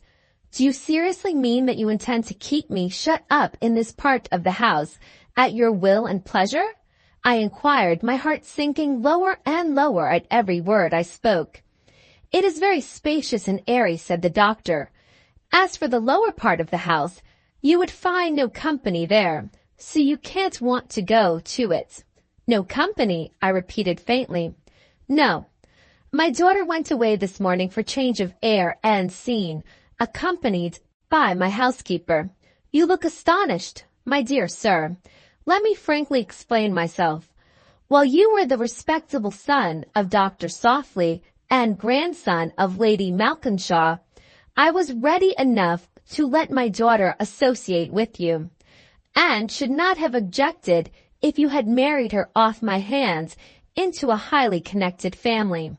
Now, however, when you are nothing but one of the workmen in my manufactory of money, your social position is seriously altered for the worse, and, as I could not possibly think of you for a son-in-law, I have considered it best to prevent all chances of your communicating with Alicia again, by sending her away from this house while you are in it.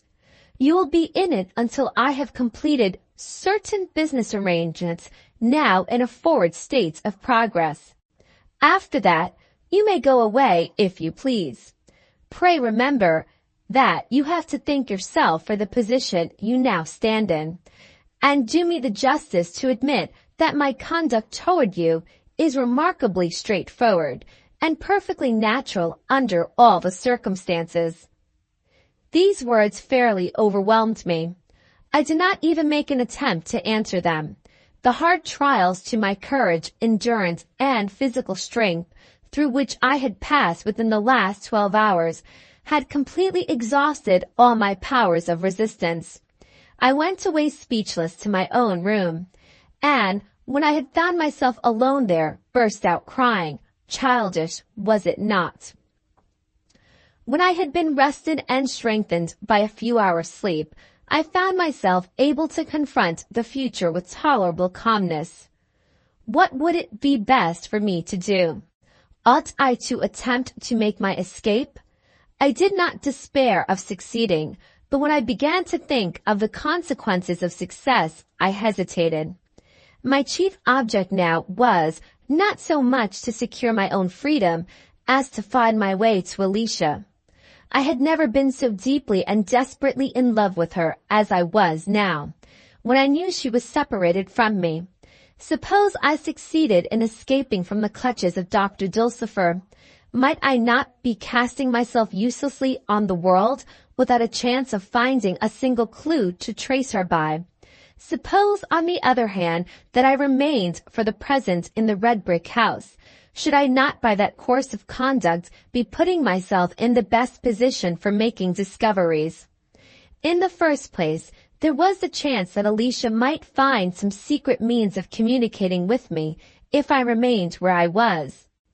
In the second place, the doctor would, in all probability, have occasion to write to his daughter, or would be likely to receive letters from her, and if I quieted all suspicion on my account by docile behavior, and kept my eyes sharply on the lookout, I might find opportunities of surprising the secrets of his writing desk.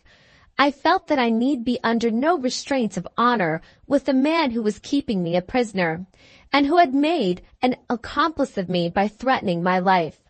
Accordingly, while resolving to show outwardly an amiable submission to my faith, I determined at the same time to keep secretly on the watch and to take the very first chance of outwitting Dr. Dulcifer that might happen to present itself.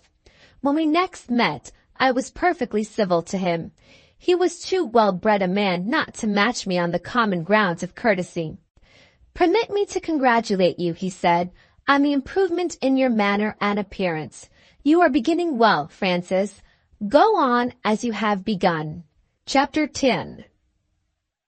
My first few days' experience in my new position satisfied me that Dr. Dulcifer preserved himself from betrayal by a system of surveillance worthy of the very worst days of the Holy Inquisition itself. No man of us ever knew that he was not being overlooked at home or followed when he went out by another man. Peepholes were pierced in the wall of each room, and we were never certain while at work whose eye was observing or whose ear was listening in secret. Though we all lived together, we were probably the least united body of men ever assembled under one roof. By way of effectually keeping up the want of union between us, we were not all trusted alike. I soon discovered that old File and young File were much further advanced in the doctor's confidence than Mill, Screw, or myself. There was a locked-up room, and a continually closed door shutting off a back staircase, of both of which old File and young File possessed keys that were never so much as trusted in the possession of the rest of us. There was also a trap-door in the floor of the principal workroom, the use of which was known to nobody but the doctor and his two privileged men. If we had not been all nearly on an equality in the matter of wages, these distinctions would have made bad blood among us. As it was, nobody having reason to complain of unjustly diminished wages, nobody cared about any preferences in which profit was not involved. The doctor must have gained a great deal of money by his skill as a coiner. His profits in business could never have averaged less than 500%, and to do him justice, he was really a generous as well as a rich master. Even I, as a new hand, was in fair proportion as well paid by the week as the rest. We of course had nothing to do with the passing of false money. We only manufactured it, sometimes at the rate of £400 worth in a week, and left its circulation to be managed by our customers in London and the large towns. Whatever we paid for in Barkingham was paid for in the genuine mint coinage. I used often to compare my own true guineas, half-crowns, and shillings with our imitations under the doctor's supervision, and was always amazed at the resemblance. Our scientific chief had discovered a process, something like what is called electrotyping nowadays, as I imagine. He was very proud of this, but he was prouder still of the ring of his medal, and with reason.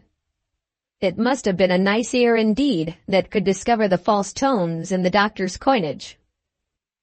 If I had been the most scrupulous man in the world, I must still have received my wages for the very necessary purpose of not appearing to distinguish myself invidiously from my fellow workmen.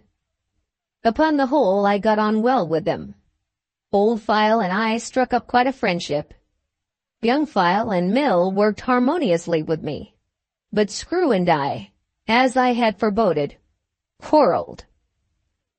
This last man was not on good terms with his fellows, and had less of the doctor's confidence than any of the rest of us. Naturally not of a sweet temper, his isolated position in the house had soured him, and he rashly attempted to vent his ill humor on me as a newcomer.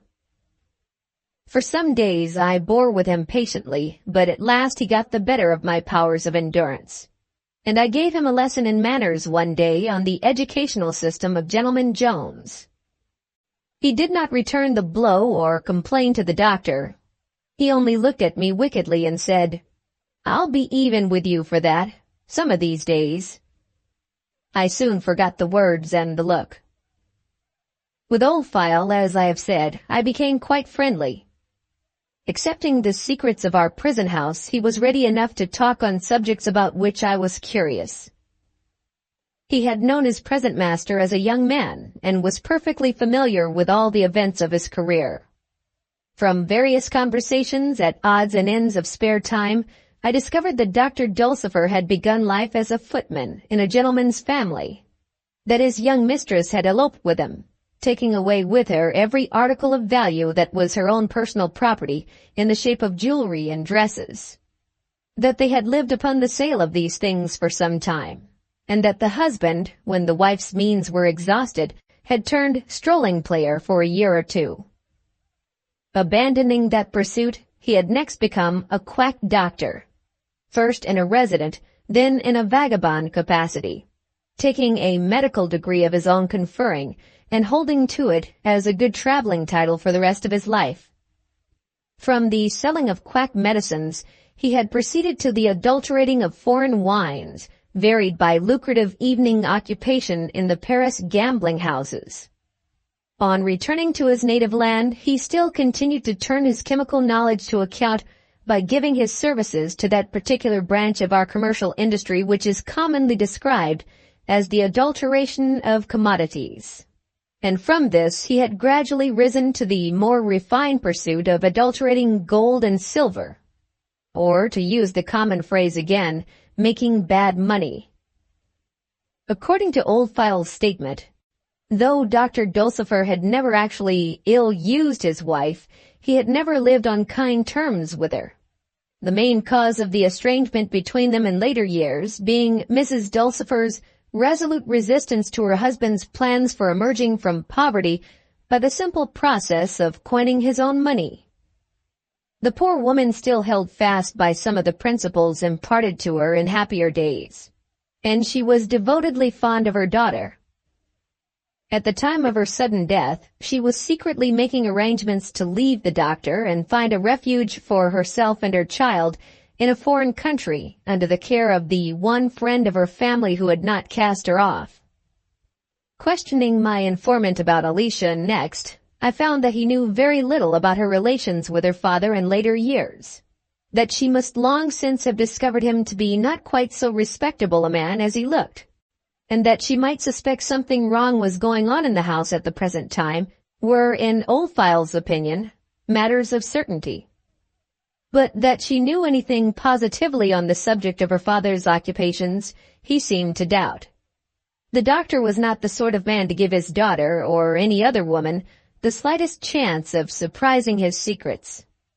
These particulars I gleaned during one long month of servitude and imprisonment in the fatal red brick house. During all that time, not the slightest intimation reached me of Alicia's whereabouts. Had she forgotten me? I could not believe it. Unless the dear brown eyes were the falsest hypocrites in the world, it was impossible that she should have forgotten me. Was she watched? Were all means of communicating with me, even in secret, carefully removed from her? I looked oftener and oftener into the doctor's study as those questions occurred to me, but he never quitted it without locking the writing desk first. He never left any papers scattered on the table, and he was never absent from the room at any special times and seasons that could be previously calculated upon. I began to despair, and to feel in my lonely moments a yearning to renew that childish experiment of crying, which I have already adverted to in the way of confession. Moralists will be glad to hear that I really suffered acute mental misery at this time of my life. My state of depression would have gratified the most exacting of Methodists, and my penitent face would have made my fortune if I could only have been exhibited by a reformatory association on the platform of Exeter Hall. How much longer was this to last? Whither should I turn my steps when I regained my freedom? In what direction throughout all England should I begin to look for Alicia? Sleeping and walking, working and idling, those were now my constant thoughts. I did my best to prepare myself for every emergency that could happen. I tried to arm myself beforehand against every possible accident that could befall me. While I was still hard at work sharpening my faculties and disciplining my energies in this way, an accident befell the doctor, on the possibility of which I had not dared to calculate, even in my most hopeful moments. Chapter 11. One morning I was engaged in the principal workroom with my employer. We were alone. Old File and his son were occupied in the garrets. Screw had been sent to Barkingham, accompanied on the usual precautionary plan by Mill. They had been gone nearly an hour when the doctor sent me into the next room to moisten and knead up some plaster of Paris. While I was engaged in this occupation, I suddenly heard strange voices in the large workroom. My curiosity was instantly excited. I drew back the little shutter from the peephole in the wall and looked through it. I saw first my old enemy, Screw, with his villainous face much paler than usual.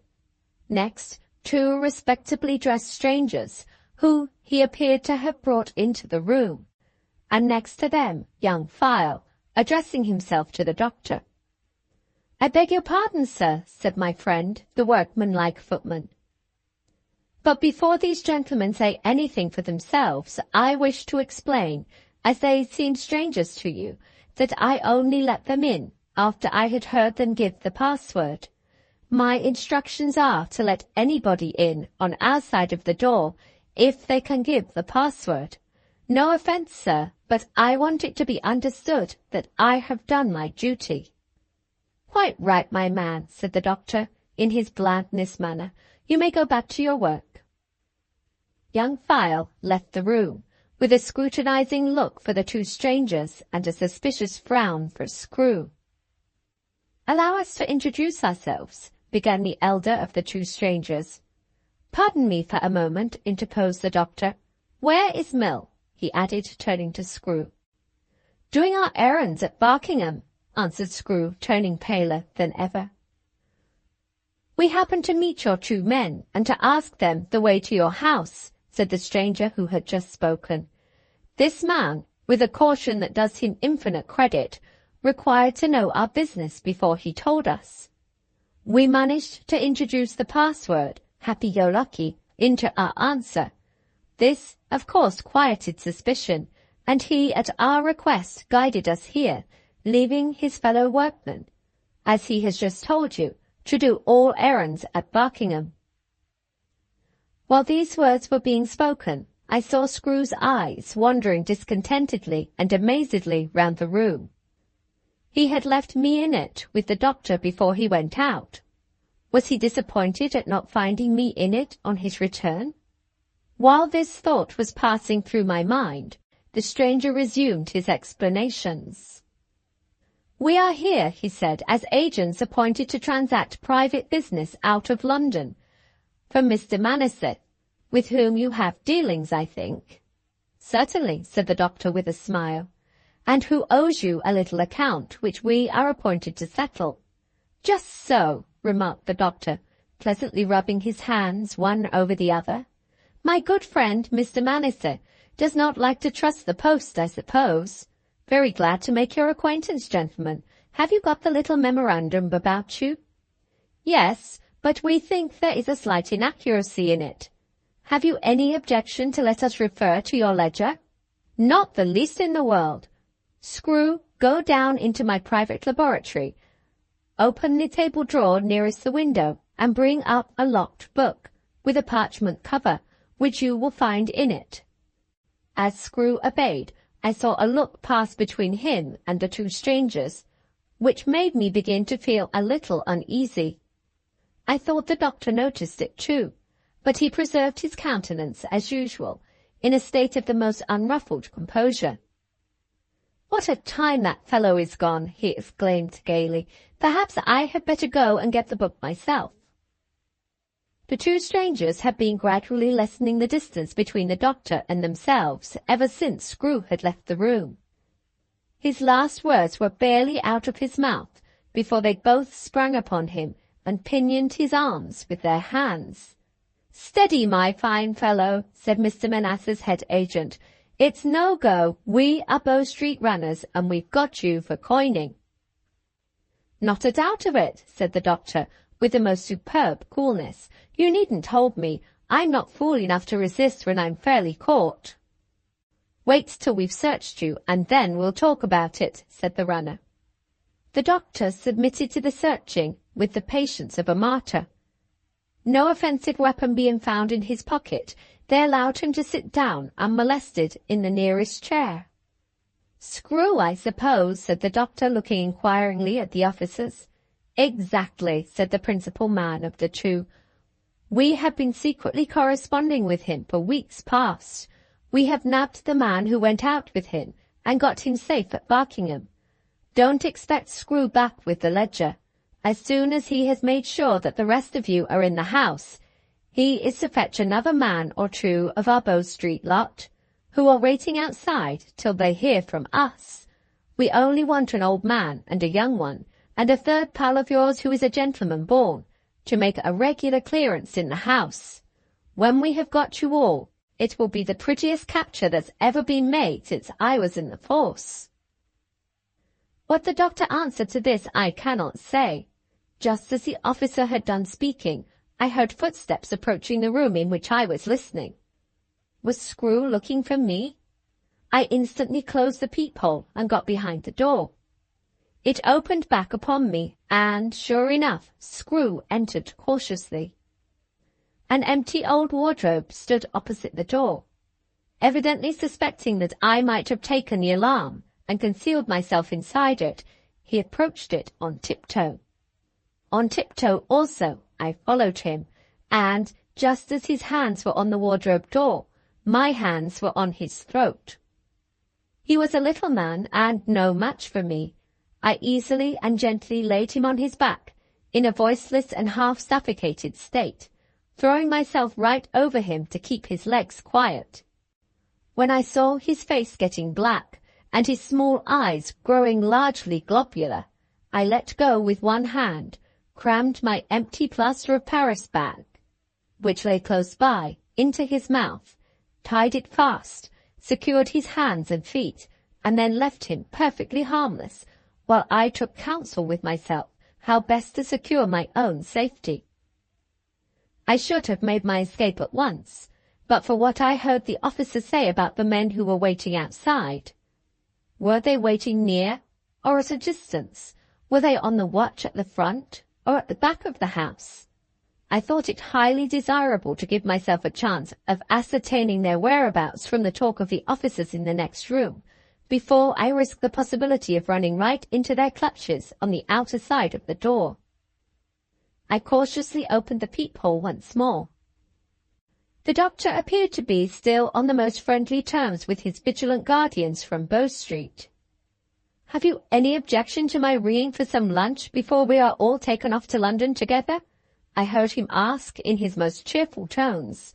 "A glass of wine and a bit of bread and cheese won't do you any harm, gentlemen, if you are as hungry as I am." "If you want to eat and drink, order the victuals at once," replied one of the runners sulkily. "We don't happen to want anything ourselves." "Sorry for it," said the doctor. "I have some of the best old Madeira in England." "Like enough," retorted the officer sarcastically. "But you see we are not quite such fools as we look, and we have heard of such a thing in our time as hocussed wine." "Oh, fie, fie!" exclaimed the doctor merrily.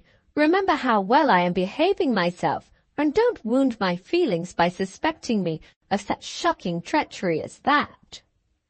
He moved to a corner of the room behind him, and touched a knob in the wall which I had never before observed. A bell rang directly, which had a new tone in it to my ears. "Too bad," said the doctor, turning round again to the runners. "Really too bad, gentlemen, to suspect me of that." Shaking his head deprecatingly, he moved back to the corner, pulled aside something in the wall, disclosed the mouth of a pipe, which was a perfect novelty to me, and called down it, "Moses!" It was the first time I had heard that name in the house. "Who is Moses?" inquired the officers both together, advancing on him suspiciously. "Only my servant," answered the doctor. He turned once more to the pipe and called down it, "Bring up the Stilton cheese and a bottle of the old Madeira." The cheese we had in use at that time was of purely Dutch extraction. I remembered port, sherry, and claret in my palmy dinner days at the doctor's family table, but certainly not old Madeira. Perhaps he selfishly kept his best wine and his choicest cheese for his own consumption. "Sam," said one of the runners to the other, "you look to our civil friend here, and I'll grab Moses when he brings up the lunch." "Would you like to see what the operation of coining is while my man is getting the lunch ready?" said the doctor. "It may be of use to me at the trial, if you can testify that I afforded you every facility for finding out anything you might want to know. Only mention my polite anxiety to make things easy and instructive from the very first, and I may get recommended to mercy. See here, this queer-looking machine, gentlemen, from which two of my men derived their nicknames, is what we call a mill and screw." He began to explain the machine with the manner and tone of a lecturer at a scientific institution. In spite of themselves, the officers burst out laughing. I looked round at Screw as the doctor got deeper into his explanation. The traitor was rolling his wicked eyes horribly at me. They presented so shocking a sight that I looked away again. What was I to do next? The minutes were getting on, and I had not heard a word yet, through the peephole, on the subject of the reserve of Bow Street runners outside. Would it not be best to risk everything and get away at once by the back of the house? Just as I had resolved on venturing the worst, and making my escape forthwith, I heard the officers interrupt the doctor's lecture. "Your lunch is a long time coming," said one of them. "Moses is lazy," answered the doctor, "and the Madeira is in a remote part of the cellar. Shall I ring again?" "Hang your ringing again," growled the runner impatiently. "I don't understand why our reserve men are not here yet. Suppose you go and give them a whistle, Sam." "I don't half like leaving you," returned Sam. "This learned gentleman here is rather a shifty sort of chap, and it strikes me that two of us isn't a bit too much to watch him." "What's that?" exclaimed Sam's comrade suspiciously. A crash of broken crockery in the lower part of the house had followed this last word of the cautious officer's speech. Naturally, I could draw no special inference from the sound, but for all that it filled me with a breathless interest and suspicion, which held me irresistibly at the peephole, though the moment before I had made up my mind to fly from the house. "Moses is awkward as well as lazy," said the doctor. "He has dropped the tray. Oh, dear, dear me, he has certainly dropped the tray." "Let's take our learned friend downstairs between us," suggested Sam. "I shan't be easy till we've got him out of the house." "And I shan't be easy if we don't handcuff him before we leave the room," returned the other. "Rude conduct, gentlemen, after all that has passed, remarkably rude conduct," said the doctor. "May I at least get my hat while my hands are at liberty? It hangs on that peg opposite to us." He moved toward it a few steps, into the middle of the room, while he spoke. "Stop," said Sam. "I'll get your hat for you. We'll see if there's anything inside it or not before you put it on." The doctor stood stock still, like a soldier, at the word halt. "And I'll get the handcuffs," said the other runner, searching his coat pockets. The doctor bowed to him assentingly and forgivingly. "Only oblige me with my hat, and I shall be quite ready for you," he said. Paused for one moment, then repeated the words, "Quite ready," in a louder tone, and instantly disappeared through the floor.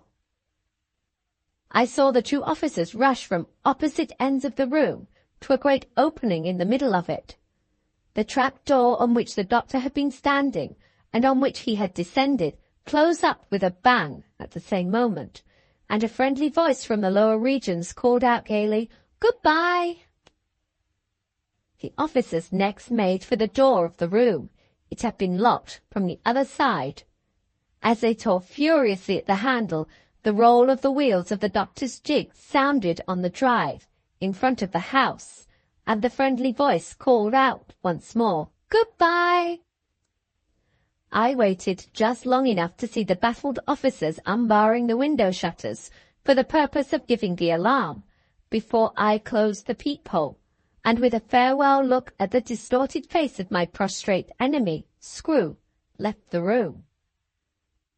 The doctor's study door was open as I passed it on my way downstairs. The locked writing desk, which probably contained the only clue to Alicia's retreat that I was likely to find, was in its usual place on the table. There was no time to break it open on the spot. I rolled it up in my apron, took it off bodily under my arm, and descended to the iron door on the staircase. Just as I was within sight of it, it was opened from the landing on the other side. I turned to run upstairs again, when a familiar voice cried, "Stop!" and looking round, I beheld young File. "All right," he said. "Father's off with the governor in the gig, and the runners in hiding outside are in full cry after them. If Bow Street can get within pistol shot of the blood mare, all I can say is I give Bow Street full leave to fire away with both barrels. Where's Screw?" "Gagged by me in the casting room." "Well done, you. Got all your things, I see, under your arm. Wait 2 seconds while I grab my money. Never mind the rumpus upstairs. There's nobody outside to help them, and the gate's locked if there was." He darted past me up the stairs. I could hear the imprisoned officers shouting for help from the top windows. Their reserve men must have been far away by this time in pursuit of the gig, and there was not much chance of their getting useful help from any stray countrymen who might be passing along the road, except in the way of sending a message to Barkingham. Anyhow, we were sure of a half-hour to escape in at the very least. "Now then," said young File, rejoining me, "let's be off by the back way, through the plantations. How came you to lay your lucky hands on Screw?" he continued, when we had passed through the iron door and had closed it after us.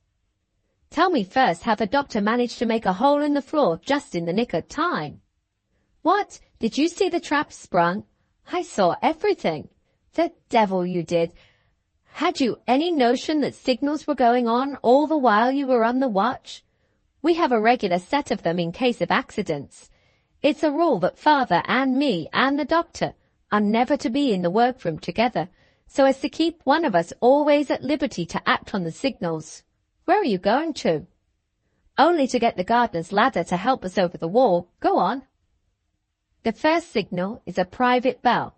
That means, listen at the pipe. The next is a call down the pipe for Moses. That means, danger, lock the door. Stilton cheese means, put the mare to, and old Madeira, stand by the trap. The trap works in that locked-up room you never got into, and when our hands are on the machinery, we are awkward enough to have a little accident with the luncheon tray. Quite ready is the signal to lower the trap, which we do in the regular theatre fashion. We lowered the doctor smartly enough, as you saw, and got out by the back staircase. Father went in the gig, and I let them out and locked the gates after them. Now you know as much as I've got breath to tell you. We scaled the wall easily by the help of the ladder. When we were down on the other side, young Files suggested that the safest course for us was to separate, and for each to take his own way. We shook hands and parted. He went southward toward London, and I went westward toward the south coast, with Dr. Dulcifer's precious writing desk safe under my arm. Chapter 12. For a couple of hours I walked on briskly, careless in what direction I went, as long as I kept my back turned on Barkingham. By the time I had put 7 miles of ground, according to my calculations, between me and the red brick house, I began to look upon the doctor's writing desk rather in the light of an encumbrance, and determined to examine it without further delay.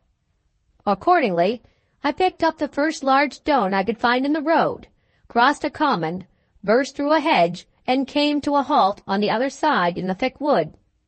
Here, finding myself well screened from public view, I broke open the desk with the help of the stone, and began to look over the contents. To my unspeakable disappointment, I found but a few papers of any kind to examine. The desk was beautifully fitted with all the necessary materials for keeping up a large correspondence, but there were not more than half a dozen letters in it altogether. 4 were on business matters, and the other 2 were of a friendly nature, referring to persons and things in which I did not feel the smallest interest. I found besides half a dozen bills receipted. The doctor was a mirror of punctuality in the payment of tradesmen. Note and letter paper of the finest quality, clarified pens, a pretty little pincushion, 2 small account books filled with the neatest entries, and some leaves of blotting paper. Nothing else, absolutely nothing else, in a treacherous writing desk on which I had implicitly relied to guide me to Alicia's hiding place. I groaned in sheer wretchedness over the destruction of all my dearest plans and hopes. If the Bow Street runners had come into the plantation just as I had completed the rifling of the desk, I think I should have let them take me without making the slightest effort at escape. As it was, no living soul appeared within sight of me. I must have sat at the foot of a tree for a full half an hour, with the doctor's useless bills and letters before me, with my head on my hands, and with all my energies of body and mind utterly crushed by despair. At the end of the half hour, the natural restlessness of my faculties began to make itself felt. Whatever may be said about it in books, no emotion in this world ever did, or ever will, last for long together. The strong feeling may return over and over again, but it must have its constant intervals of change or repose. In real life, the bitterest grief doggedly takes its rest and dries its eyes.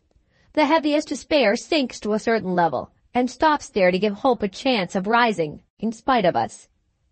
Even the joy of an unexpected meeting is always an imperfect sensation, for it never lasts long enough to justify our secret anticipations. Our happiness dwindles to mere everyday contentment before we have half done with it. I raised my head, and gathered the bills and letters together, and stood up, a man again, wondering at the variableness of my own temper, at the curious elasticity of that toughest of all the vital substances within us, which we call hope. Sitting and sighing at the foot of this tree, I thought, is not the way to find Alicia, or to secure my own safety. Let me circulate my blood and rouse my ingenuity by taking to the road again. Before I forced my way back to the open side of the hedge, I thought it desirable to tear up the bills and letters, for fear of being traced by them if they were found at the plantation. The desk I left where it was, there being no name on it. The note paper and pens I pocketed. Forlorn as my situation was, it did not authorize me to waste stationery. The blotting paper was the last thing left to dispose of. 2 neatly folded sheets, quite clean, except in one place where the impression of a few lines of writing appeared. I was about to put the blotting paper into my pocket after the pens, when something in the look of the writing impressed on it stopped me. 4 blurred lines appeared, of not more than 2 or 3 words each, running out one beyond another regularly from left to right. Had the doctor been composing poetry and blotting it in a violent hurry? At a first glance, that was more than I could tell. The order of the written letters, whatever they might be, was reversed on the face of the impression taken of them by the blotting paper. I turned to the other side of the leaf. The order of the letters was now right, but the letters themselves were sometimes too faintly impressed, sometimes too much blurred together to be legible. I held the leaf up to the light, and there was a complete change. The blurred letters grew clearer. The invisible connecting lines appeared. I could read the words from first to last. The writing must have been hurried, and it had to all appearance been hurriedly dried towards the corner of a perfectly clean leaf of the blotting paper. After twice reading, I felt sure that I had made out correctly the following address: Miss Giles, 2 Zion Place, Crickgelly, North Wales. It was hard under the circumstances to form an opinion as to the handwriting, but I thought I could recognize the character of some of the doctor's letters, even in the blotted impression of them. Supposing I was right, who was Miss Giles? Some Welsh friend of the doctor's unknown to me? Probable enough. But why not Alicia herself under an assumed name? Having sent her from home to keep her out of my way, it seemed next to a certainty that her father would take all possible measures to prevent my tracing her, and would, therefore, as a common act of precaution, forbid her to travel under her own name. Crickgelly, North Wales, was assuredly a very remote place to banish her to. But then the doctor was not a man to do things by halves. He knew the lengths to which my cunning and resolution were capable of carrying me, and he would have been innocent indeed if he had hidden his daughter from me at any place within reasonable distance of Barkingham. Last, and not least important, Miss Giles sounded to my ears exactly like an assumed name. Was there ever any woman absolutely and literally named Miss Giles? However I may have altered my opinion on this point since, my mind was not in a condition at that time to admit the possible existence of any such individual as a maiden Giles. Before, therefore, I had put the precious blotting paper into my pocket, I had satisfied myself that my first duty, under all the circumstances, was to shape my flight immediately to Crickgelly. I could be certain of nothing, not even of identifying the doctor's handwriting by the impression on the blotting paper. But, provided I kept clear of Barkingham, it was all the same to me what part of the United Kingdom I went to, and, in the absence of any actual clue to her place of residence, there was consolation and encouragement even in following an imaginary trace.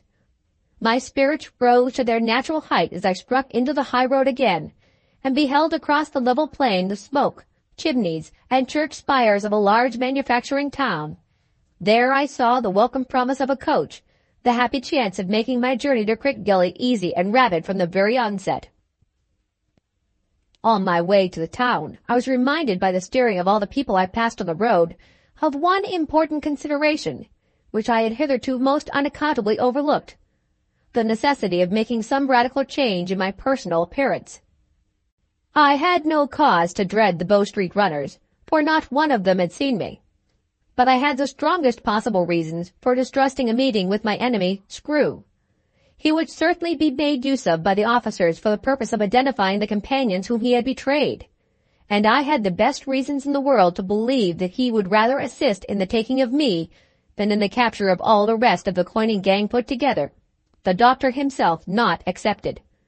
My present costume was of the dandy sort, rather shabby, but gay in color and outrageous in cut. I had not altered it for an artisan suit in the doctor's house, because I never had any intention of staying there a day longer than I could possibly help. The apron in which I had wrapped the writing desk was the only approach I had made towards wearing the honorable uniform of a working man. Would it be wise now to make my transformation complete by adding to the apron a velveteen jacket and a sealskin cap? No. My hands were too white, my manners too inveterately gentlemanlike for all artisan disguise. It would be safer to assume a serious character, to shave off my whiskers, crop my hair, buy a modest hat and umbrella, and dress entirely in black. At the first slop shop I encountered in the suburbs of the town, I got a carpet bag and a clerical-looking suit. At the first easy shaving shop I passed, I had my hair cropped and my whiskers taken off. After that, I retreated again to the country, walked back till I found a convenient hedge down a lane off the high road, changed my upper garments behind it, and emerged, bashful, black, and reverend, with my cotton umbrella tucked modestly under my arm, my eyes on the ground, my head in the air, and my hat off my forehead. When I found two laborers touching their caps to me on my way back to the town, I knew that it was all right, and that I might now set the vindictive eyes of Screw himself safely at defiance. I had not the most distant notion where I was when I reached the High Street, and stopped at the Green Bull Hotel and coach office. However, I managed to mention my modest wishes to be conveyed at once in the direction of Wales, with no more than a becoming confusion of manner. The answer was not so encouraging as I could have wished. The coach to Shrewsbury had left an hour before, and there would be no other public conveyance running in my direction until the next morning. Finding myself thus obliged to yield to adverse circumstances, I submitted resignedly, and booked a place outside by the next day's coach, in the name of Reverend John Jones. I thought it desirable to be at once unassuming and Welsh in the selection of a traveling name, and therefore considered John Jones calculated to fit me, in my present emergency, to a hair. After securing a bed at the hotel and ordering a frugal curate's dinner, bit of fish, 2 chops, mashed potatoes, semolina, pudding, half-pint of sherry, I sallied out to look at the town.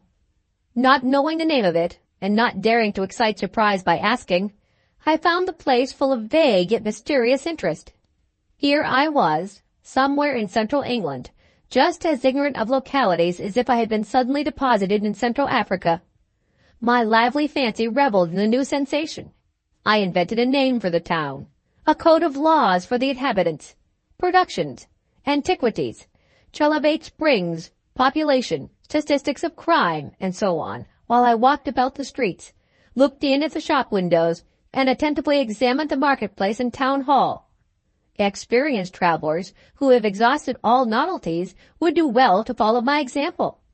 They may be certain, for one day at least, of getting some fresh ideas and feeling a new sensation. On returning to dinner in the coffee-room, I found all the London papers on the table.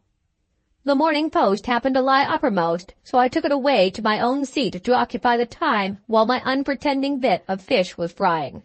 Glancing lazily at the advertisements on the first page, to begin with, I was astonished by the appearance of the following lines at the top of a column. If F blank blank K S blank FTL blank Y will communicate with his distressed and alarmed relatives, Mr. and Mrs. B blank TT blank RB blank RY, he will hear of something to his advantage, and may be assured that all will be once more forgiven. A blank B blank LLA entreats him to write. What, in the name of all that is most mysterious, does this mean? Was my first thought after reading the advertisement. Can Lady Nackenshaw have taken a fresh lease of that impregnable vital tenement at the hour at which death has been knocking vainly for so many years past? Nothing more likely. Was my felonious connection with Dr. Dulcifer suspected? It seemed improbable. One thing, however, was certain. I was missed, and the Batterburys were naturally anxious about me, anxious enough to advertise in the public papers. I debated with myself whether I should answer the pathetic appeal or not. I had all my money about me, having never let it out of my own possession during my stay at the red brick house, and there was plenty of it for the present. So I thought it best to leave the alarm and distress of my anxious relatives unrelieved for a little while longer, and to return quietly to the perusal of the Morning Post. 5 minutes of desultory reading brought me unexpectedly to an explanation of the advertisement in the shape of the following paragraph. Alarming illness of Lady Malkinshaw. We regret to announce that this venerable lady was seized with an alarming illness on Saturday last at her mansion in town. The attack took the character of a fit, of what precise nature we have not been able to learn. Her ladyship's medical attendant and near relative, Dr. Softly, was immediately called in and predicted the most fatal results.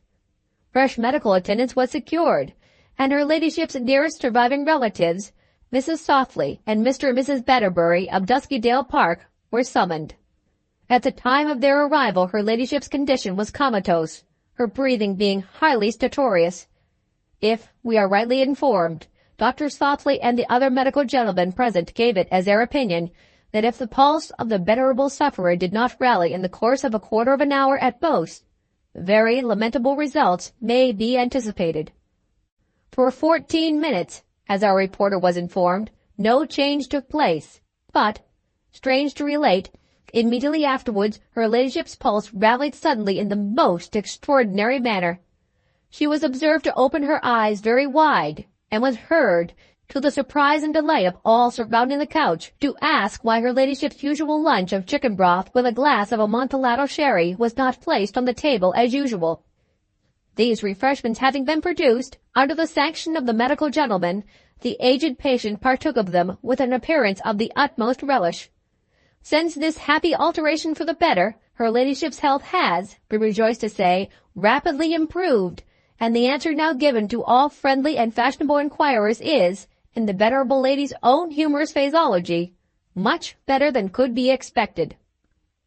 Well done, my excellent grandmother, my firm, my unwearied, my undying friend. Never can I say that my case is desperate while you can swallow your chicken broth and sip your Amontillado sherry. The moment I want money, I will write to Mr. Batterbury and cut another little golden slice out of that possible 3,000-pound cake for which he has already suffered and sacrificed so much. In the meantime, O venerable protectress of the wandering rogue, let me gratefully drink your health in the nastiest and smallest half-pint of sherry this palate ever tasted, or these eyes ever beheld. I went to bed that night in great spirits. My luck seemed to be returning to me, and I began to feel more than hopeful of really discovering my beloved Alicia in Crickgelly, under the alias of Miss Giles. The next morning, the Reverend John Jones descended to breakfast, so rosy, bland, and smiling, that the chambermaids simpered as he tripped by them in the passage, and the landlady bowed graciously as he passed her parlor door. The coach drove up, and the reverend gentleman, after waiting characteristically for the woman's ladder, mounted to his place on the roof, behind the coachman.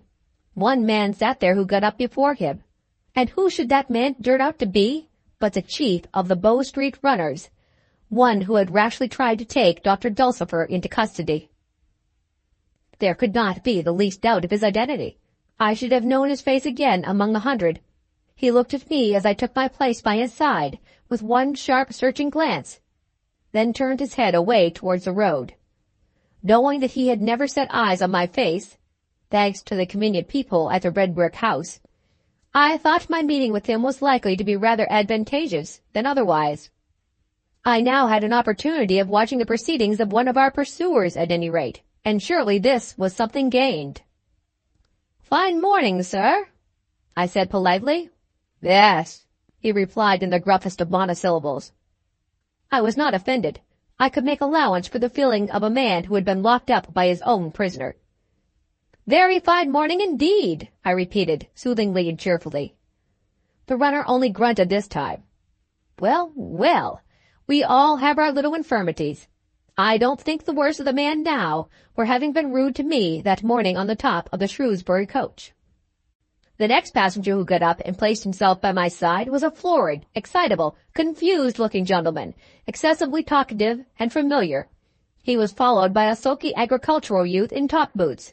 And then the complement of passengers on our seat behind the coachman was complete. "Heard the news, sir?" said the florid man, turning to me. "Not that I'm aware of," I answered. "It's the most tremendous thing that has happened these 50 years, said the florid man. "A gang of coiners, sir, discovered at Barkingham, in a house they used to call the Grange. All the dreadful lot of bad silver that's been about, they're at the bottom of, and the head of the gang not taken, escaped, sir, like a ghost on the stage through a trap door, after actually locking the runners into his workshop. The blacksmiths from Barkingham had to break them out. The whole house was found full of iron doors, back staircases, and all that sort of thing, just like the Inquisition. A most respectable man, the original proprietor. Think what a misfortune to have let his house to a scoundrel who has turned the whole inside into traps, furnaces, and iron doors. The fellow's reference, sir, was actually at a London bank, where he kept a first-rate account. What is to become of society? Where is our protection? Where are our characters when we are left at the mercy of scoundrels? The times are awful. Upon my soul, the times we live in are perfectly awful." "Pray, sir, is there any chance of catching this coiner?" I inquired innocently. "I hope so, sir. For the sake of outraged society, I hope so," said the excitable man. "They've printed handbills at Barkingham offering a reward for taking him. I was with my friend, the mayor, early this morning and saw them issued. 'Mr. Mayor,' says I, 'I'm going west. Give me a few copies. Let me help to circulate them. For the sake of outraged society, let me help to circulate them. Here they are. Take a few, sir, for distribution. You'll see these are 3 other fellows to be caught besides the principal rascal. One of them a scamp belonging to a respectable family.' Oh, what times! Take 3 copies, and pray circulate them in 3 influential quarters. Perhaps that gentleman next to you would like a few. Would you take 3, sir?" "No, I won't," said the Bow Street runner doggedly. "Nor yet one of 'em. And it's my opinion that the coining gang would be nabbed all the sooner if you was to give over helping the law to catch them."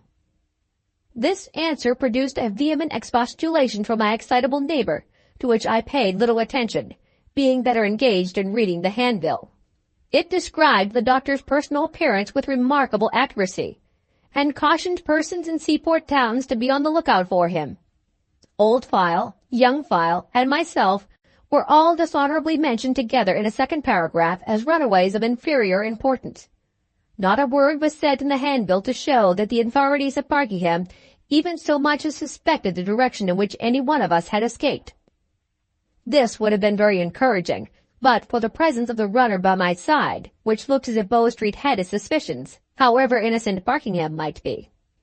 Could the doctor have directed his flight toward Crickgelly? I trembled internally as the question suggested itself to me. Surely he would prefer writing to Miss Giles to join him when he got to a safe place of refuge, rather than encumber himself with a young lady before he was well out of reach of the far-stretching arm of the law. This seemed infinitely the most natural course of conduct.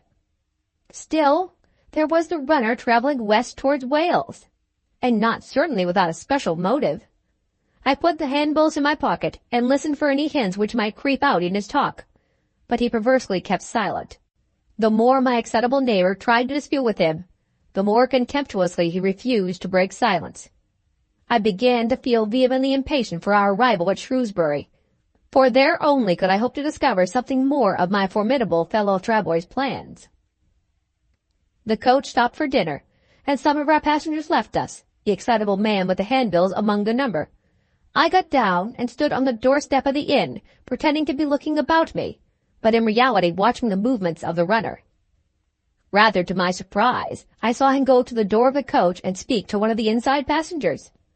After a short conversation, of which I could not hear one word, the runner left the coach door and entered the inn, calling for a glass of brandy and water, and took it out to his friend, who had not left the vehicle. The friend bent forward to receive it at the window. I caught a glimpse of his face, and felt my knees tremble under me. It was Screw himself. Screw, pale and haggard-looking, evidently not yet recovered from the effect of my grip on his throat. Screw, in attendance on the runner, traveling inside the coach in the character of an invalid. He must be going this journey to help the Bow Street officers to identify some one of our scattered gang of whom they were in pursuit. It could not be the doctor. The runner could discover him without assistance from anybody. Might it not be me? I began to think whether it would be best to trust boldly in my disguise and my lucky position outside the coach, or whether I should abandon my fellow passengers immediately. It was not easy to settle at once which course was the safest, so I tried the effect of looking at my two alternatives from another point of view. Should I risk everything and go on resolutely to Crickgelly on the chance of discovering that Alicia and Miss Giles were one and the same person? Or should I give up on the spot the only prospect of finding my lost mistress, and direct my attention entirely on the business of looking after my own safety? As the latter alternative practically resolved itself into the simple question of whether I should act like a man who was in love, or like a man who was not, my natural instincts settled the difficulty in no time. I boldly imitated the example of my fellow passengers and went in to dinner, determined to go on afterwards to Crickgelly, though all Bow Street should be following at my heels.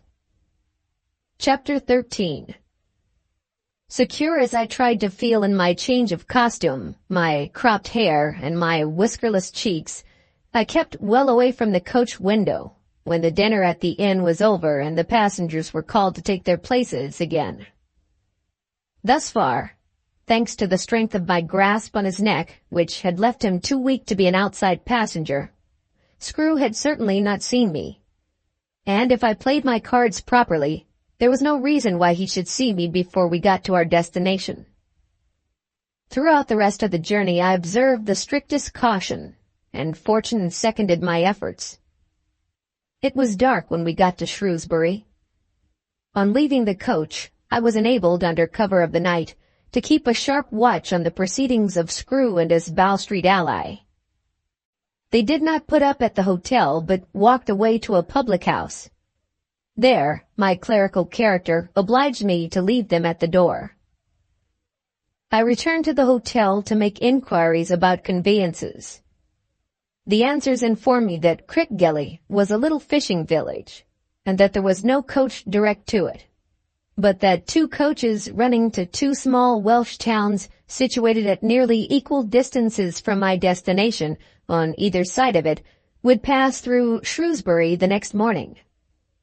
The waiter added that I could book a place conditionally by either of these vehicles, and that, as they were always well filled, I had better be quick in making my choice between them. Matters had now arrived at such a pass that nothing was left for me but to trust to chance. If I waited till the morning to see whether Screw and the Bow Street runner traveled in my direction, and to find out in case they did which coach they took, I should be running the risk of losing a place for myself, and so delaying my journey for another day. This was not to be thought of. I told the waiter to book me a place in which coach he pleased. The two were called respectively the Humming Bee and the Red Cross Knight. The waiter chose the latter. Sleep was not much in my way that night. I rose almost as early as Boots himself, breakfasted, then sat at the coffee-room window looking out anxiously for the two coaches. Nobody seemed to agree which would pass first. Each of the inn servants of whom I inquired made it a matter of partisanship, and backed his favorite coach with the most consummate assurance. At last, I heard the guard's horn and the clatter of the horses' hoofs. Up drove a coach. I looked out cautiously. It was the Humming Bee. 3 outside places were vacant, 1 behind the coachman, 2 on the dickey. The first was taken immediately by a farmer. The second, to my unspeakable disgust and terror, was secured by the inevitable Bow Street runner, who, as soon as he was up, helped the weakly Screw into the third place by his side. They were going to Crickgelly, not a doubt of it now.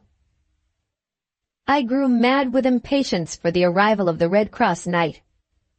Half an hour passed, 40 minutes, and then I heard another horn and another clatter, and the Red Cross Knight rattled up to the hotel door at full speed. What if there should be no vacant place for me? I ran to the door with a sinking heart. Outside, the coach was declared to be full. "There is one inside place," said the waiter, "if you don't mind paying the—" Before he could say the rest, I was occupying that one inside place. I remember nothing of the journey from the time we left the hotel door, except that it was fearfully long. At some hour of the day with which I was not acquainted, for my watch had stopped for want of winding up, I was set down in a clean little street of a prim little town, the name of which I never thought of asking, and was told that the coach never went any further. No post-chaise was to be had. With incredible difficulty I got first a gig, then a man to drive it, and last a pony to draw it. We hobbled away crazily from the inn door. I thought of Screw and the Bow Street runner approaching Crickgelly from their point of the compass, perhaps at the full speed of a good post-chaise. I thought of that, and would have given all the money in my pocket for 2 hours' use of a fast road hack. Judging by the time we occupied in making the journey, and a little also by my own impatience, I should say that Crickgelly must have been at least 20 miles distant from the town where I took the gig. The sun was setting when we first heard through the evening stillness the sound of the surf on the seashore. The twilight was falling as we entered the little fishing village and let our unfortunate pony stop, for the last time, at a small inn door. The first question I asked of the landlord was whether 2 gentlemen, friends of mine of course, whom I expected to meet, had driven into Crickgelly a little while before me. The reply was in the negative, and the sense of relief it produced seemed to rest me at once, body and mind, after my long and anxious journey. Either I had beaten the spies on the road, or they were not bound to Crickgelly. Anyway, I had first possession of the field of action. I paid the man who had driven me and asked my way to Zion Place. My directions were simple. I had only to go through the village and I should find Zion Place at the other end of it. The village had a very strong smell, and a curious habit of building boats in the street between intervals of detached cottages. A helpless, muddy, fishy little place. I walked through it rapidly, turned inland a few hundred yards, ascended some rising ground, and discerned, in the dim twilight, 4 small, lonesome villas standing in pairs, with a shed and a saw pit on one side, and a few shells of unfinished houses on the other. Some madly speculative builder was evidently trying to turn Crickgelly into a watering place. I made out number 2, and discovered the bell handle with difficulty. It was growing so dark. A servant maid, corporeally enormous, but as I soon found, in a totally undeveloped state mentally, opened the door. "Does Miss Giles live here?" I asked. "Don't see no visitors," answered the large maiden. "T'other one tried it, and had to go away. You go too."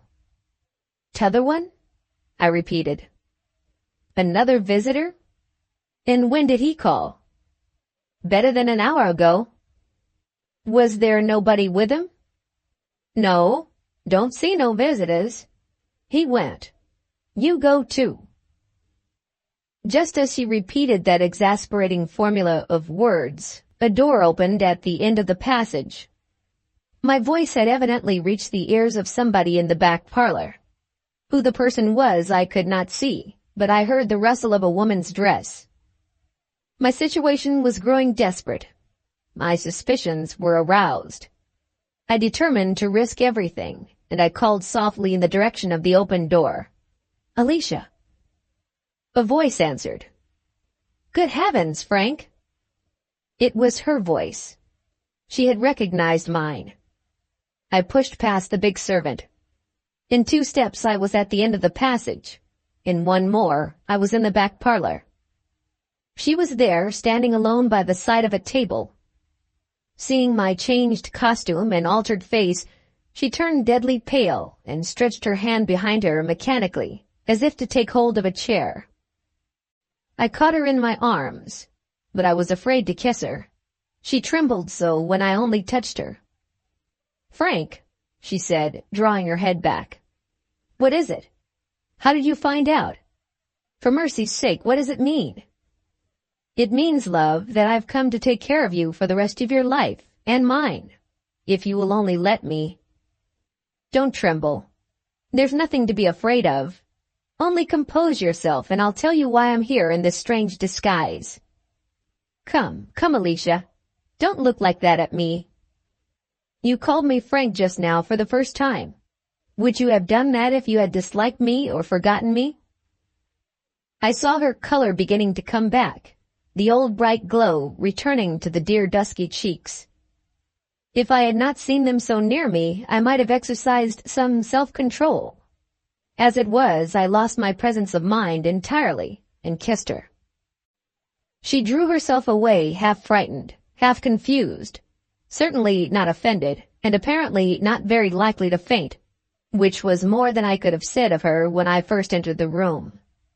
Before she had time to reflect on the peril and awkwardness of our position, I pressed the first necessary questions on her rapidly, one after the other. Where was Mrs. Baggs? I asked first. Mrs. Baggs was the housekeeper. Alicia pointed to the closed folding doors. In the front parlor, asleep on the sofa. Have you any suspicion who the stranger was who called more than an hour ago? None.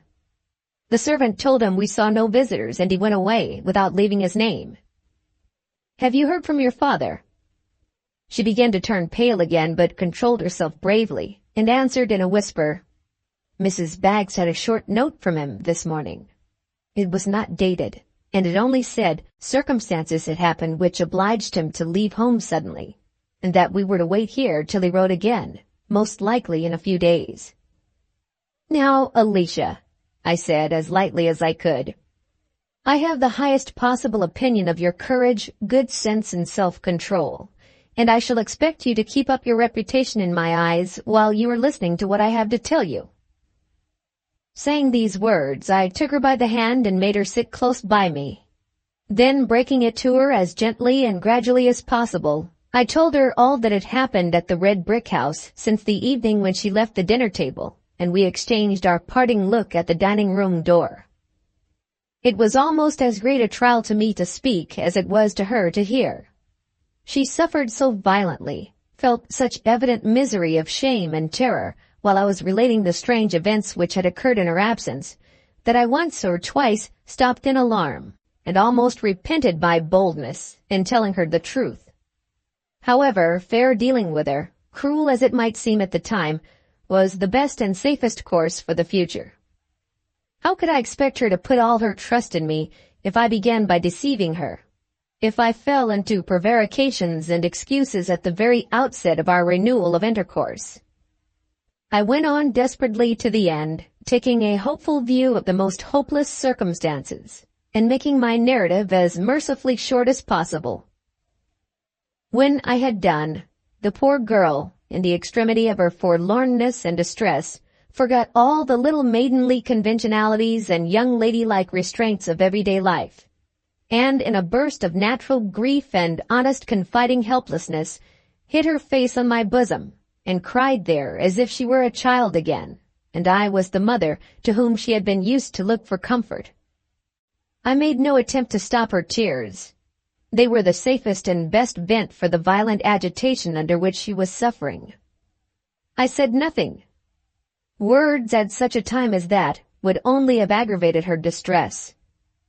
All the questions I had to ask, all the proposals I had to make, must, I felt, be put off, no matter at what risk, until some later and calmer hour. There we sat together, with one long unsnuffed candle lighting us smokily, with the discordantly grotesque sound of the housekeeper's snoring in the front room, mingling with the sobs of the weeping girl in my bosom. No other noise, great or small, inside the house or out of it, was audible. The summer night looked black and cloudy through the little black window. I was not much easier in my mind now that the trial of breaking my bad news to Alicia was over.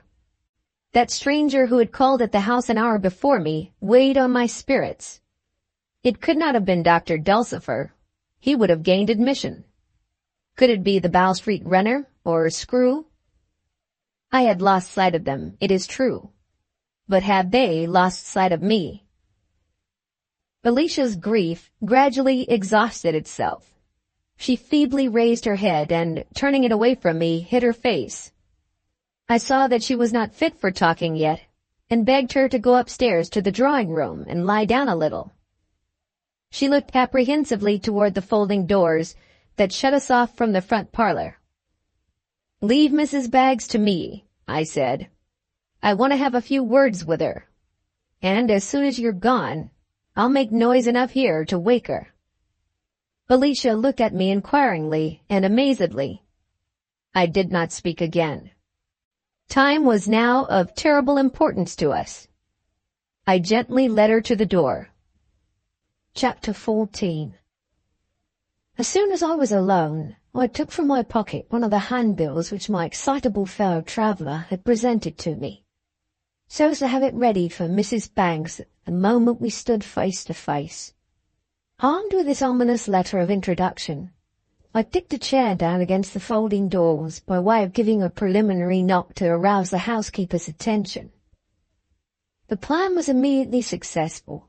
Mrs. Baggs opened the doors of communication violently.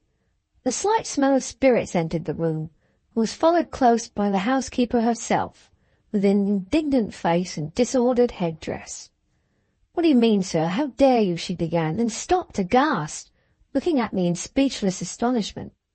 "I've been obliged to make a slight alteration in my personal appearance, ma'am," I said, though I am still frank softly.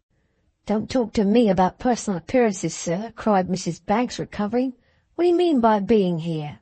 Leave the house immediately. I shall write to the doctor, Mr. Softly, this very night." "He has no address you can direct to," I rejoined. "If you don't believe me, read that." I gave her the handbill without another word of preface. Mrs. Baggs looked at it, lost in an instant some of the fine colour plentifully diffused over her face by sleep and spirits, sat down in the nearest chair with a thump that seemed to threaten the very foundations of number 2 Zion Place, and stared me hard in the face, the most speechless and helpless elderly female I ever beheld. "Take plenty of time to compose yourself, ma'am," I said. "If you don't see the doctor again soon under the gallows, you will probably not have the pleasure of meeting with him for some considerable time." Mrs. Baggs smote both her hands distractedly on her knees, and whispered a devout ejaculation to herself softly. "Allow me to deal with you, ma'am, as a woman of the world," I went on. "If you will give me half an hour's hearing, I will explain to you how I come to know what I do, how I got here, and what I have to propose to Miss Alicia and you." "If you have the feelings of a man, sir," said Mrs. Baggs, shaking her head and raising her eyes to heaven, "you will remember that I have nerves and will not presume upon them." As the old lady uttered the last words, I thought I saw her eyes turn from heaven and take the earthly direction of the sofa in the front parlour. It struck me also that her lips looked rather dry. Upon these two hints, I spoke. "Might I suggest some little stimulant?" I asked, with respectful earnestness. "I've heard my grandmother, Lady Malkinshaw, say that a drop in time saves 9. "You will find it under the sofa pillow," said Mrs. Baggs with sudden briskness. "A drop in time saves 9. My sentiments, if I may put myself on a par with her ladyship. The liquor glass, Mr. Softly, is in the backgammon board. I hope her ladyship was well the last time you heard from her? Suffers from her nerves, does she, like me? Again, in the backgammon board. Oh, this is news, this awful news." I found a bottle of brandy in the place indicated, but no liqueur glass in the backgammon board. There was, however, a wine glass, accidentally left on a chair by the sofa. Mrs. Baggs did not seem to notice the difference when I brought it back into the room and filled it with brandy. "Take a toothful yourself," said Mrs. Baggs, lightly tossing off the dram in a moment. "A drop in time. I can't help repeating it. It's so nicely expressed." Still, with submission to her ladyship's better judgment, Mr. Softly, the question seems now to arise whether if 1 drop in time saves 9, 2 drops in time might not save 18. Here Mrs. Baggs forgot her nerves and winked. I returned the wink and filled the glass a second time. "Oh, this awful news," said Mrs. Baggs, remembering her nerves again.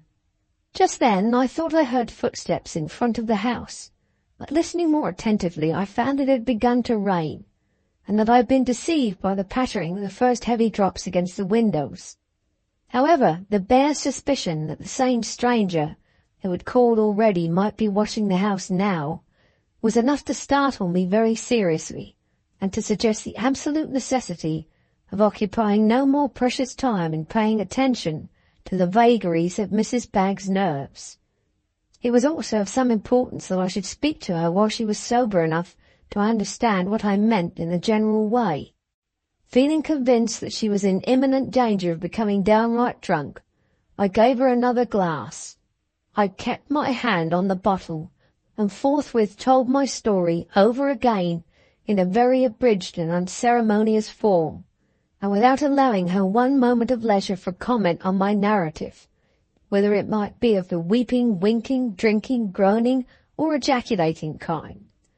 As I anticipated when I came to a conclusion, and consequently allowed her an opportunity of saying a few words, she affected to be extremely shocked and surprised at hearing the nature of her master's pursuits, and reproached me in terms of the most vehement and virtuous indignation for incurring the guilt of abetting them, even though I had done so from the very excusable motive of saving my own life.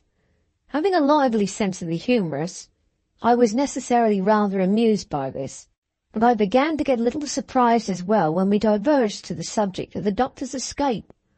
On finding that Mrs. Baggs viewed the fact of his running away to some hiding place of his own in the light of a personal insult to his faithful and attached housekeeper, "It shows a want of confidence in me," said the old lady, "which I may forgive, but can never forget.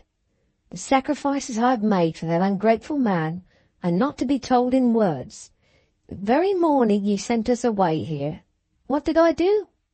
Packed up the moment he said go. I had my preserves to pot, kitchen chimney to be swept, and the lock of my box hampered into the bargain.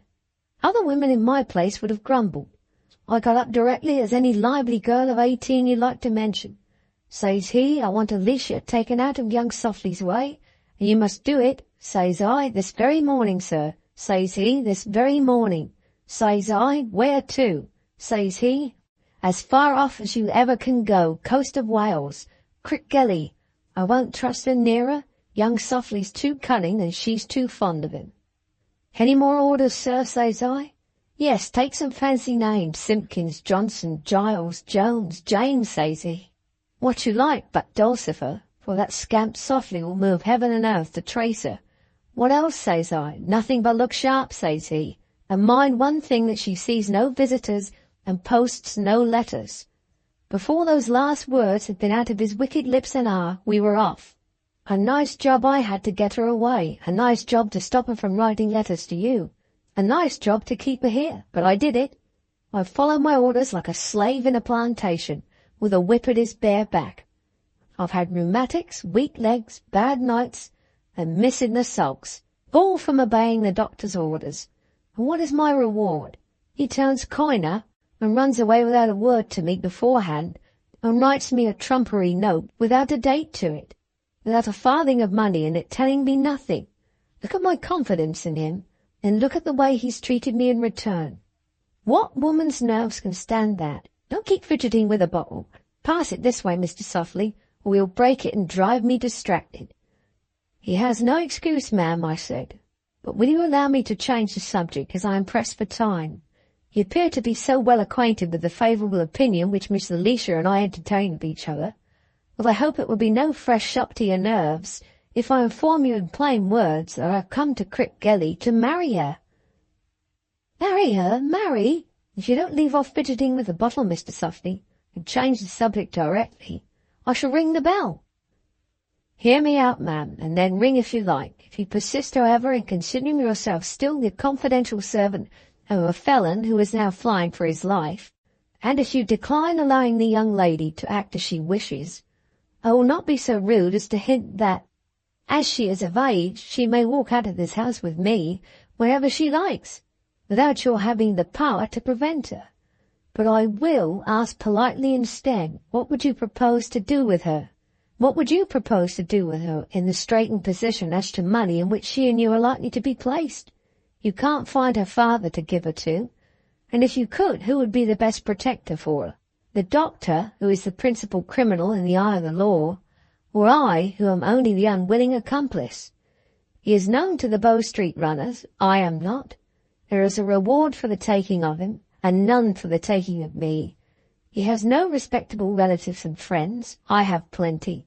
Every way my chances are best, and consequently I am, every way, the fittest person to trust her to. Don't you see that? Mrs. Banks did not immediately answer. She snatched the bottle out of my hands and drank off another dram, shook her head at me, and ejaculated lamentably, my nerves, what a heart of stone he must have to presume upon my poor nerves. Give me 1 minute more, I went on. I propose to take you and Alicia tomorrow morning to Scotland. Pray don't groan. I only suggest the journey with a matrimonial object. In Scotland, Mrs. Baggs, if a man and a woman accept each other as husband and wife before one witness, it is a lawful marriage, and that kind of wedding is, as you see plainly enough, the only safe refuge for a bridegroom in my situation. If you consent to come with us to Scotland, and serve as witness to the marriage, I shall be delighted to acknowledge my sense of your kindness in the eloquent language of the Bank of England, as expressed to the world in general on the surface of a £5 note. I cautiously snatched away the brandy bottle as I spoke, and was in the drawing-room with it in an instant. As I supposed, Mrs. Baggs tried to follow me, for I heard the door rattle as if she had got out of her chair and suddenly slipped back into it again. I felt certain of her deciding to help us if she was only sober enough to reflect on what I had said to her. The journey to Scotland was a tedious and perhaps a dangerous undertaking, but I had no other alternative to choose. In those uncivilized days, the Marriage Act had not been passed, and there was no convenient high mental register in England to change a vagabond runaway couple into a respectable man and wife at a moment's notice. Trouble and expense of taking Mrs. Baggs with us I encountered, of course, solely out of regard for Alicia's natural prejudices. She had led precisely that kind of life which makes any woman but a bad one morbidly sensitive on the subject of small proprieties. If she'd been a girl with a recognized position in society, I should have proposed her to run away with me alone.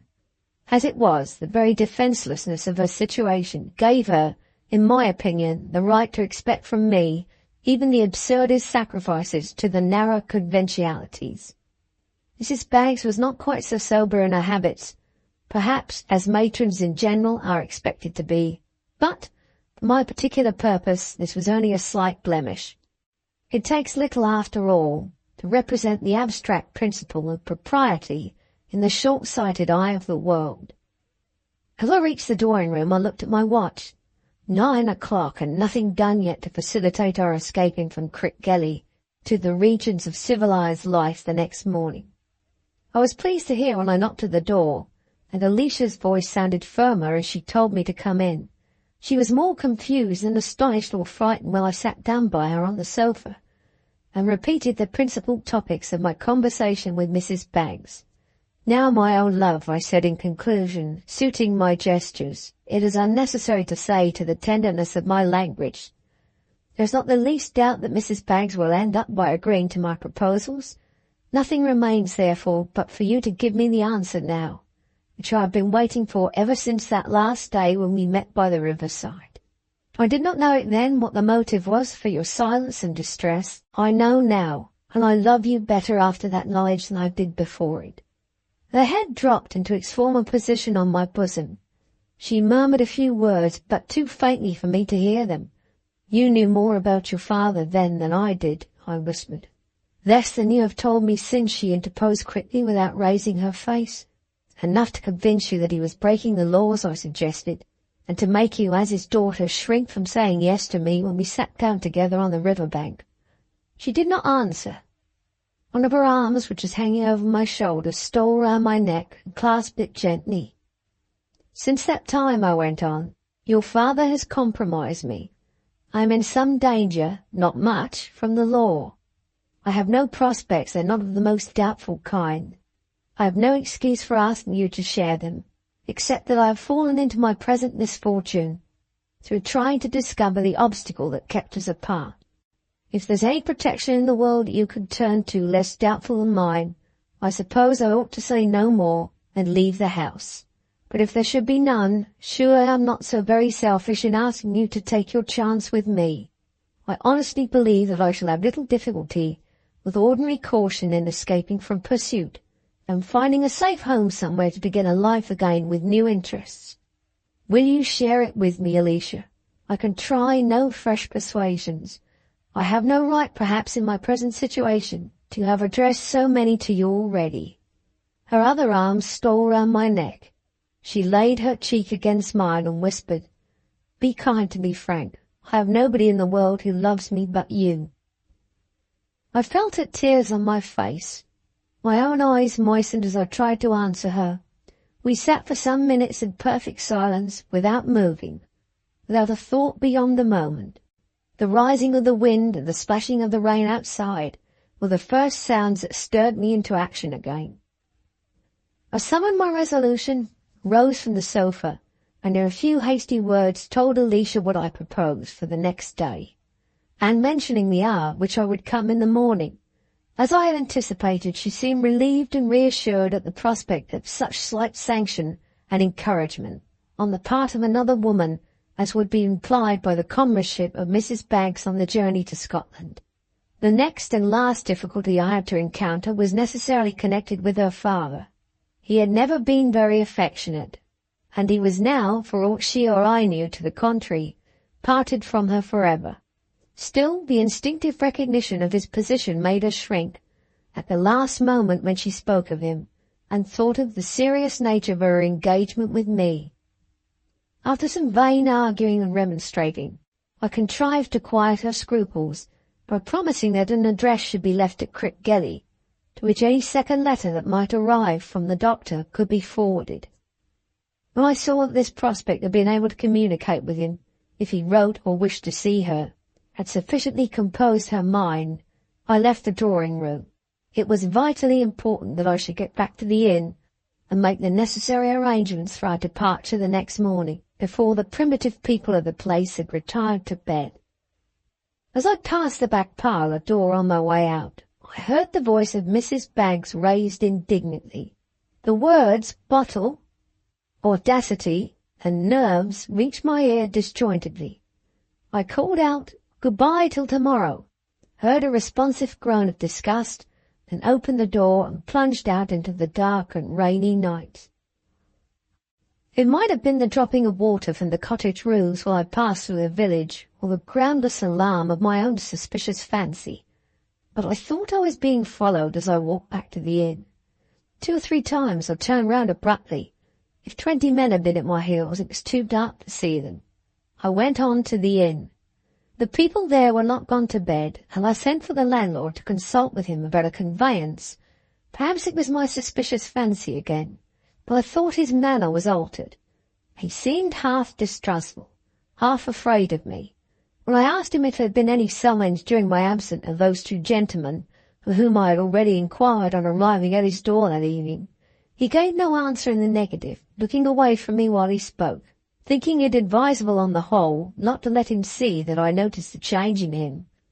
I proceeded at once to the question of the conveyance, and was told that I could hire the landlord's light cart, in which he was accustomed to drive to the market town. I appointed an hour for starting the next day, and retired at once to my bedroom. There my thoughts were enough. I was anxious about Screw and the Bow Street rudder. I was uncertain about the stranger who had called at No. 2 Zion Place. I was in doubt even about the landlord of the inn. Never did I know what real suffering from suspense was until that night. Whatever my apprehensions might have been, they were none of them realized the next morning. Nobody followed me on my way to Zion Place, and no stranger had called there before me a second time when I'd made inquiries on entering the house. I found Alicia blushing, and Mrs. Baggs impenetrably wrapped up in a dignified sulkiness. After informing me with a lofty look that she intended to go to Scotland with us, and to take my £5 note, partly under protest and partly out of excessive affection for Alicia, She retired to pack up. The time consumed in performing this process, and the further delay occasioned by paying small outstanding debts to tradespeople, and settling with the owner of the house, detained us till nearly noon before we were ready to get into the landlord's car. I looked behind me anxiously at starting, and often afterward on the road, but I never saw anything to excite my suspicions. In settling matters with the landlord overnight, I had arranged that we should be driven to the nearest town at which a post-chaise could be obtained. My resources were just as likely to hold out against the expenses of posting, where public conveyances could not be obtained, as against the expense of waiting privately at hotels until the night coaches might start. According to my calculations, my money would last till we got to Scotland. After that, I had my watch, rings, shirt-pin, and Mr. Batterbury to help in replenishing my purse. Anxious, therefore, as I was about other things, money matters, for once in a way, did not cause me the smallest uneasiness. Chapter 15. We posted 35 miles, then stopped for a couple of hours to rest, and wait for a night coach running northward. On getting into this vehicle, we were fortunate enough to find the fourth inside place not occupied. Mrs. Baggs showed her sense of the freedom from restraint thus obtained by tying a huge red comforter round her head like a turban, and immediately falling fast asleep. This gave Alicia and me full liberty to talk as we pleased. Our conversation was for the most part of that particular kind which is not of the smallest importance to any third person in the whole world. One portion of it, however, was an exception to this general rule, and a very positive influence on my fortunes, and it is therefore, I hope, of sufficient importance to bear being communicated to the reader. We had changed horses for the 4th time, had seated ourselves comfortably in our places, and heard Mrs. Baggs resume the kindred occupations of sleeping and snoring, when Alicia whispered to me, "I must have no secrets now from you, must I, Frank? You must have anything you like, do anything you like, and say anything you like. You must never ask leave, but only grant it. Shall you always tell me that, Frank?" I did not answer in words, but the conversation suffered a momentary interruption, of what nature susceptible people will easily imagine. As for the hard-hearted, I don't write for them. "My secret need not alarm you," Alicia went on in tones that began to sound rather sadly. "It's only about a tiny pasteboard box that I carry in the bosom of my dress. But it's got 3 diamonds in it, Frank, and 1 beautiful ruby. Did you ever give me credit for having so much that was valuable about me? Shall I give it to you to keep for me?" I remembered directly Old File's story of Mrs. Dulcifer's elopement, and of the jewel she had taken with her. It was easy to guess, after what I had heard, that the poor woman had secretly preserved some of her little property for the benefit of her child. "I have no present need of money, darling," I answered. "Keep the box in its present enviable position."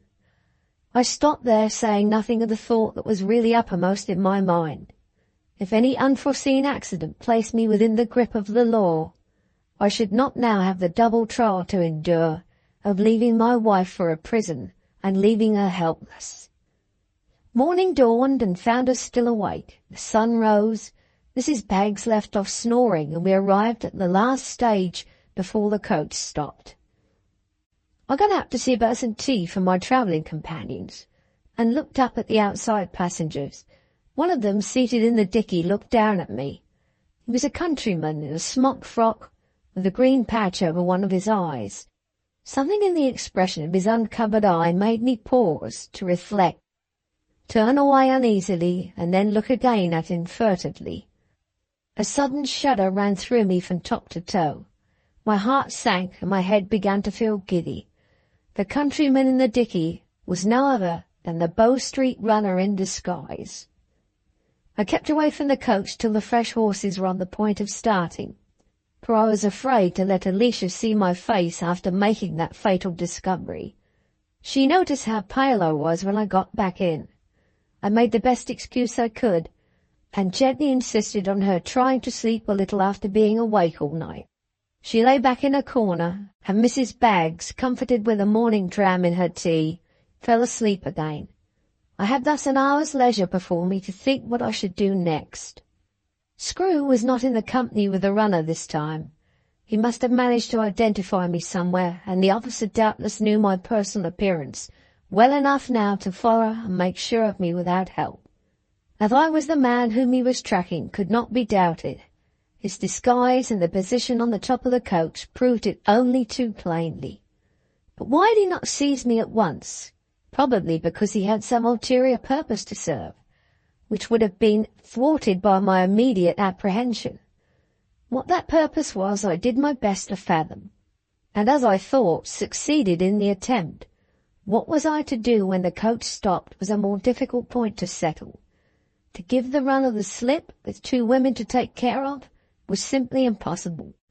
To treat him as I had treated Screw at the red brick house was equally out of the question, for it was certain to give me no chance of catching him alone. To keep him in ignorance of the real object of my journey, and thereby to delay his discovering himself and attempting to make me a prisoner, seemed the only plan on the safety of which I could place the smallest reliance. If I had ever had any idea of following the example of other runaway lovers and going to Gretna Green, I should now have abandoned it. All roads in that direction would betray what the purpose of my journey was if I took them. Some large town in Scotland would be the safest destination I could publicly advertise myself as bound for. Why not boldly say that I was going with 2 ladies to Edinburgh? Such was the plan of action which I now adopted. To give any idea of the distracted condition of my mind at the time when I was forming it is simply impossible. As for doubting whether I ought to marry at all under these dangerous circumstances, I must frankly own that I was too selfishly and violently in love to look at the question fairly in the face at first. When I subsequently forced myself to consider it, the most distinct project I could frame for overcoming all difficulty was to marry myself, the phrase is strictly descriptive of a Scotch ceremony, at the first inn we came to over the border, to hire a chaise or to take places in a public conveyance to Edinburgh as a blind, to let Alicia and Mrs. Baggs occupy those places, to remain behind myself, and to trust to my audacity and cunning when left alone to give the runner the slip, writing of it now in cool blood. This seems as wild and hopeless a plan as was ever imagined, but in the confused and distracted state of all my faculties at that period, it seemed quite easy to execute, and not in the least doubtful as to any one of its probable results. On reaching the town at which the coach stopped, we found ourselves obliged to hire another chaise for a short distance in order to get to the starting point of a second coach. Again we took inside places, and again at the first stages when I got down to look at the outside passengers, there was the countryman with the green shade over his eye. Whatever conveyance we travelled by on our northward road, we never escaped him. He never attempted to speak to me, never seemed to notice me, and never lost sight of me. On and on we went over roads that seemed interminable, and still the dreadful sword of justice hung always by its single hair over my head. My haggard face, my feverish hands, my confused manner, my inexpressible impatience, all belied the excuses with which I desperately continued to ward off Alicia's growing fears, and Mrs. Baggs' indignant suspicions. "Oh, Frank, something has happened. For God's sake, tell me what." "Mr. Softly, I can see through a deal board as far as most people. You are following the doctor's wicked example, and showing a want of confidence in me." These were the remonstrances of Alicia and the housekeeper. At last we got out of England, and I was still a free man. The chaise, we were posting again, brought us into a dirty town and drew up at the doorway of a shabby inn. A shock-headed girl received us. "Are we in Scotland?" I asked. "Man, where else should ye be?" The accent relieved me of all doubt. A private room, something to eat, ready in an hour's time. Chaise afterwards to the nearest place on which a coach runs to Edinburgh. Giving these orders rapidly, I followed the girl and my travelling companions into a stuffy little room. As soon as our attendant had left us, I locked the door, put the key in my pocket, and took Alicia by the hand. "Now, Mrs. Baggs," said I, "bear witness." "You're not going to marry her now," interposed Mrs. Baggs indignantly. "Bear witness indeed. I won't bear witness till I've taken off my bonnet and put my hair tidy." "The ceremony won't take a minute," I answered. "I'll give you your £5 note and open the door the moment it's over." "Bear witness," I went on, drowning Mrs. Baggs' expostulations with all the important marriage words, "that I take this woman, Alicia Dulcifer, for my lawful wedded wife, in sickness and in health, in poverty and wealth," broke in Mrs. Baggs, determining to represent the clergyman as well as to be the witness. "Alicia, dear," I said, interrupting in my turn, "repeat my words. Say, I take this man, Francis Softly, for my lawful wedded husband." She repeated the sentence with her face very pale, with her dear hand cold and trembling in mine. "For better, for worse," continued the indomitable Mrs. Baggs. "Little enough of the better, I'm afraid, and Lord knows how much of the worst." I stopped her again with the promised £5 note, and opened the room door. "Now, ma'am," I said, "go to your room, take off your bonnet, and put your hair as tidy as you please." Mrs. Baggs raised her eyes and hands to heaven, exclaimed, "Disgraceful," and flounced out of the room in a passion. Such was my Scotch marriage, as lawful as the ceremony, remember, as the finest family wedding at the largest parish church in all England. An hour passed, and I had not yet summoned the cruel courage to communicate my real situation to Alicia. The entry of the shock-headed servant girl to lay the cloth, followed by Mrs. Baggs, who was never out of the way where eating and drinking appeared in prospect, helped me to rouse myself. I resolved to go out for a few minutes to reconnoitre, and make myself acquainted with any facilities for flight or hiding which the situation of the house might present. No doubt the Bow Street runner was lurking somewhere, but he must, as a matter of course, have heard or informed himself of the orders I had given relating to our conveyance to Edinburgh, and in that case I was still no more in danger of his avowing himself and capturing me than I had been at any previous period of our journey. "I'm going out for a moment, love, to see about the chaise," I said to Alicia. She suddenly looked up at me with an anxious, searching expression. Was my face betraying anything of my real purpose? I hurried to the door before she could ask me a single question. The front of the inn stood nearly in the middle of the principal street of the town.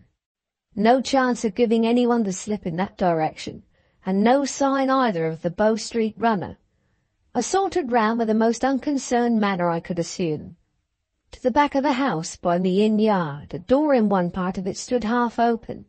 Inside was a bit of a kitchen garden, bounded by a paling.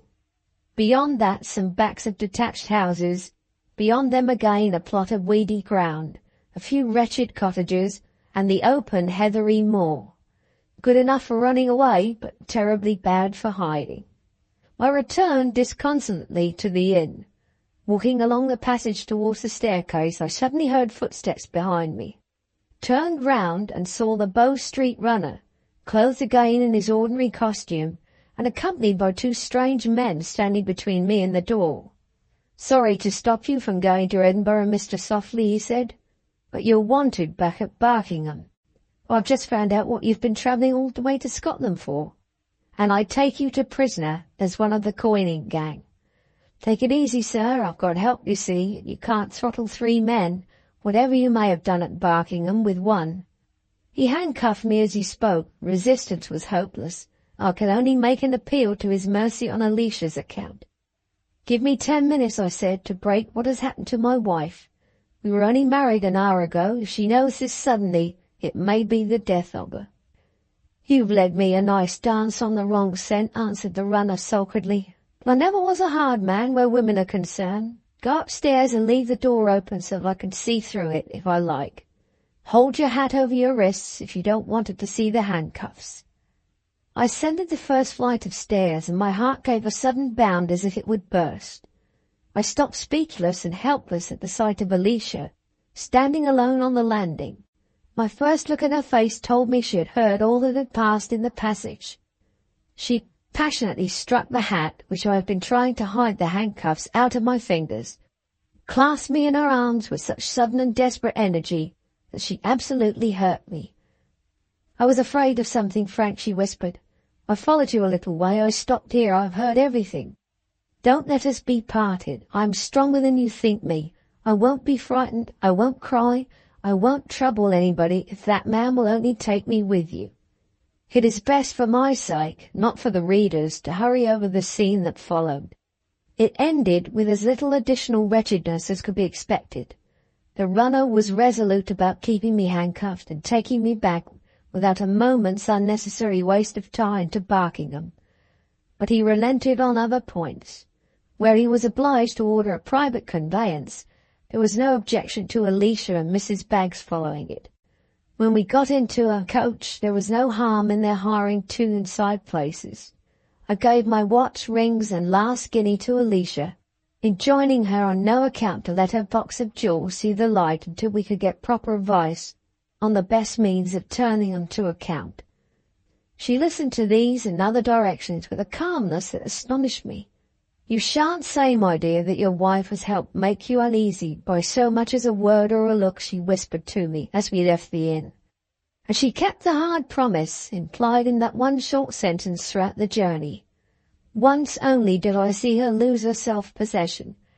At starting on our way south, Mrs. Baggs, taking the same incomprehensible personal offence at my misfortune, which she had previously taken at the doctor's, upbraided me with my want of confidence in her, and declared it was the main cause of all my present trouble.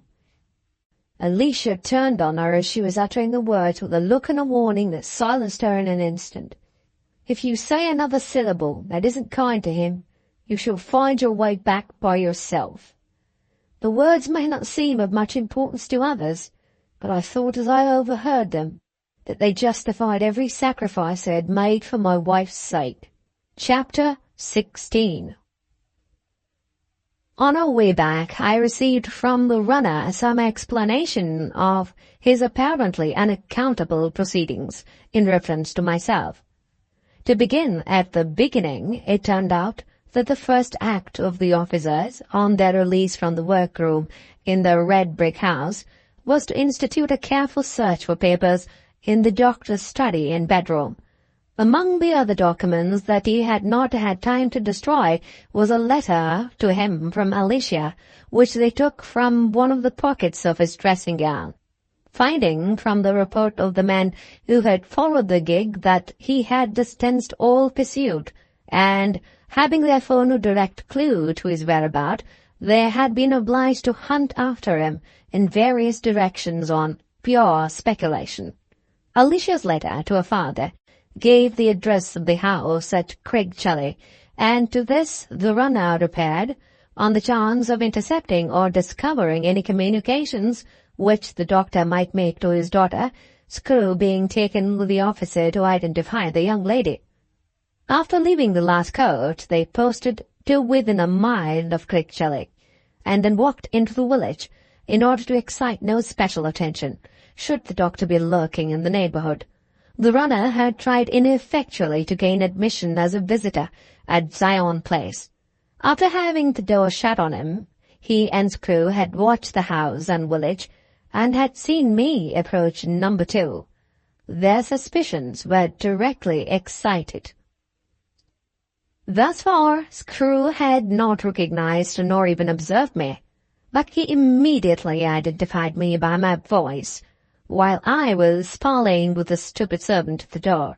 The runner, hearing who I was, reasonably enough concluded that I must be the recognized medium of communication between the doctor and his daughter, especially when he found that I was admitted instantly after calling, past the servant, to someone inside the house. Leaving Screw on the watch, he went to the inn, discovered himself privately to the landlord, and made sure, in more ways than one, as I conjectured, of knowing when and in what direction I should leave Crickchelly. On finding that I was to leave it the next morning, with Alicia and Mrs. Baggs, he immediately suspected that I was charged with the duty of taking the daughter to or near the place chosen for the father's retreat, and had therefore abstained from interfering prematurely with my movements. Knowing whither we were bound in the cart, he had ridden after us, well out of sight, with his countryman's disguise ready for use in the saddle-bags, Screw, in case of any mistakes or mystifications, being left behind on the watch at Crickgelly. The possibility that I might be running away with Alicia had suggested itself to him, but he dismissed it as improbable. First when he saw that Mrs. Baggs accompanied us, and again on nearing Scotland, he found that we did not take the road to Gretna Green. He acknowledged in conclusion that he should have followed us to Edinburgh, or even to the continent itself, on the chance of our leading him to the doctor's retreat, but for the servant girl at the inn, who had listened outside the door while our brief marriage ceremony was proceeding, and from whom, with great trouble and delay, he had extracted all the information he required. A further loss of half an hour's time had occurred while he was getting the necessary help to assist him, in the event of my resisting or trying to give him the slip, in making me a prisoner. These small facts accounted for the hour's respite we had enjoyed at the inn, and terminated the runner's narrative of his own proceedings. On arriving at our destination, I was of course immediately taken to the jail. Alicia, by my advice, engaged a modest lodging in a suburb of Barkingham. In the days of the red brick house, she had seldom been seen in the town, and she was not at all known by sight in the suburb. We arranged that she was to visit me as often as the authorities would let her. She had no companion, and wanted none. Mrs. Baggs, who had never forgiven the rebuke administered to her at the starting point of our journey, left us at the close of it. Her leave-taking was dignified and pathetic. She kindly informed Alicia that she wished her well, though she could not conscientiously look upon her as a lawful married woman, and she begged me, in case I got off, the next time I met with a respectable person who was kind to me, to profit by remembering my past errors, and to treat my next benefactress with more confidence than I had treated her. My first business in the prison was to write to Mr. Batterbury. I had a magnificent ease to present to him this time. Although I believed myself and had succeeded in persuading Alicia that I was sure of being recommended to mercy, it was not the less the fact that I was charged with an offence still punishable by death in the then barbarous state of the law. I delicately stated just enough of my case to make one thing clear to the mind of Mr. Batterbury. My affectionate sister's interest in the contingent reversion was now, unless Lady Malkinshaw perversely and suddenly expired, actually threatened by the gallows. While calmly awaiting the answer, I was by no means without subjects to occupy my attention when Alicia was not at the prison. There was my fellow workman, Mill, the first member of our society betrayed by Screw to compare notes with, and there was a certain prisoner who had been transported and who had some very important and interesting particulars to communicate relative to life and its chances in our felon settlements at the antipodes. I talked a great deal with this man, for I felt that his experience might be of the greatest possible benefit to me. Mr. Batterbury's answer was speedy, short, and punctual. I had shattered his nervous system forever, he wrote, but had only stimulated his devotion to my family and his Christian readiness to look pityingly on my transgressions. He had engaged the leader of the circuit to defend me, and he would have come to see me but for Mrs. Batterbury, who had implored him not to expose himself to agitation. Of Lady Malkinshaw the letter said nothing, but I afterward discovered that she was then at Cheltenham, drinking the waters and playing whilst in the rudest health and spirits. It is a bold thing to say, but nothing will ever persuade me that society has not a sneaking kindness for a rogue. For example, my father never had half the attention shown to him in his own house, which was shown to me in my prison. I have seen high sheriffs in the great world, whom my father went to see, give him 2 fingers. The high sheriff of Buckinghamshire came to see me and shook hands cordially. Nobody ever wanted my father's autograph. Dozens of people asked for mine. Nobody ever put my father's portrait in the frontispiece of a magazine, or described his personal appearance and manners with anxious elaboration in the large type of a great newspaper. I enjoyed both those honors. 3 official individuals politely begged me to be sure and make complaints if my position was not perfectly comfortable. No official individual ever troubled his head whether my father was comfortable or not. When the day of my trial came, the court was thronged by my lovely countrywomen, who stood up panting in the crowd and crushing the beautiful dresses, rather than miss the pleasure of seeing the dear rogue in the dock. When my father once stood on the lecturer's rostrum and delivered his excellent discourse called Medical Hints to Maids and Mothers on Tight-Lacing and Teething, the benches were left empty by the ungrateful women of England, who were not in the slightest degree anxious to feast their eyes on the sight of a learned adviser and respectable man. If these facts led to one inevitable conclusion, it's not my fault. We rogues are the spoiled children of society. We may not be openly acknowledged as pets, but we all know by present experience that we are treated like them. The trial was deeply affecting. My defense, or rather my barrister's, was the simple truth. It was impossible to overthrow the facts against us, so we honestly owned that I got into the scrap through love of Alicia. My counsel turned this to the best possible sentimental account. He cried. The ladies cried. The jury cried. The judge cried. And Mr. Batterbury, who had desperately come to see the trial and know the worst, sobbed with such prominent vehemence that I believe him to this day to have greatly influenced the verdict. I was strongly recommended to mercy and got off with 14 years' transportation. The unfortunate Mill, who was tried after me, with a mere dry-eyed barrister to defend him, was hanged. Postscript.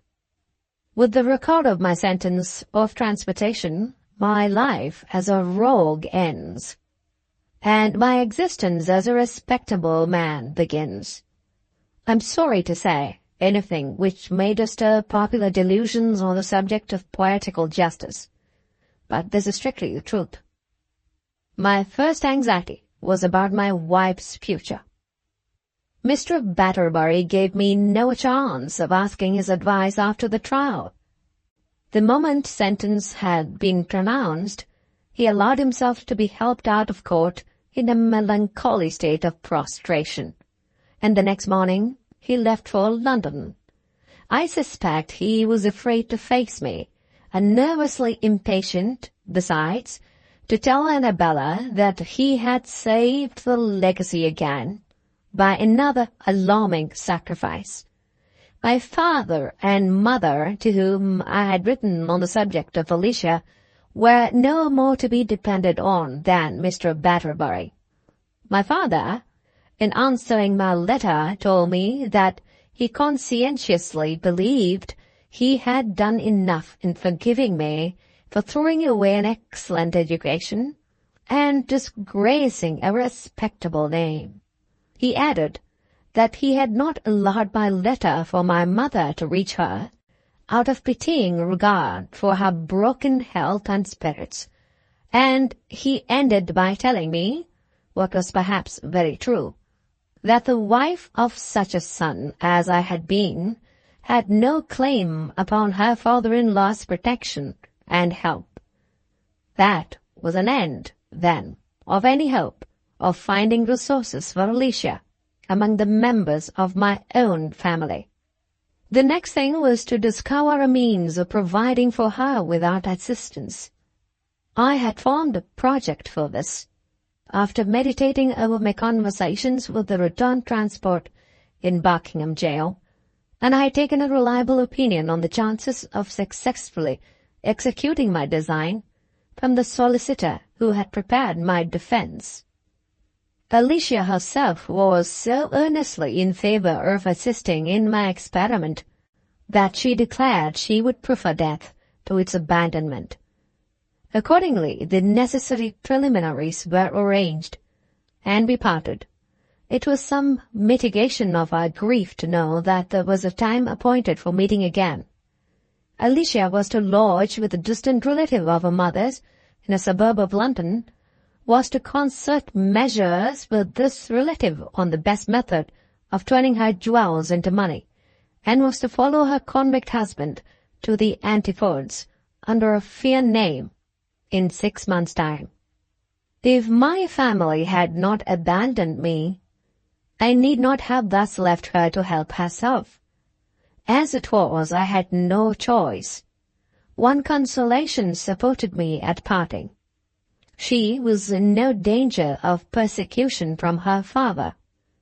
A second letter from him had arrived at Crickgelly, and had been forwarded to the address I had left for it. It was dated Hamburg, and briefly told her to remain at Crickgelly, and expect fresh instructions, explanations, and a supply of money, as soon as he had settled the important business matters which had taken him abroad. His daughter answered the letter, telling him of her marriage, and giving him an address at a post office to write to, if he chose to reply to her communication. There the matter rested. What was I to do on my side? Nothing but establish a reputation for mild behavior. I began to manufacture a character for myself for the first days of our voyage out in the convict ship, and I landed at the penal settlement with the reputation of being the meekest and most biddable of felonious mankind.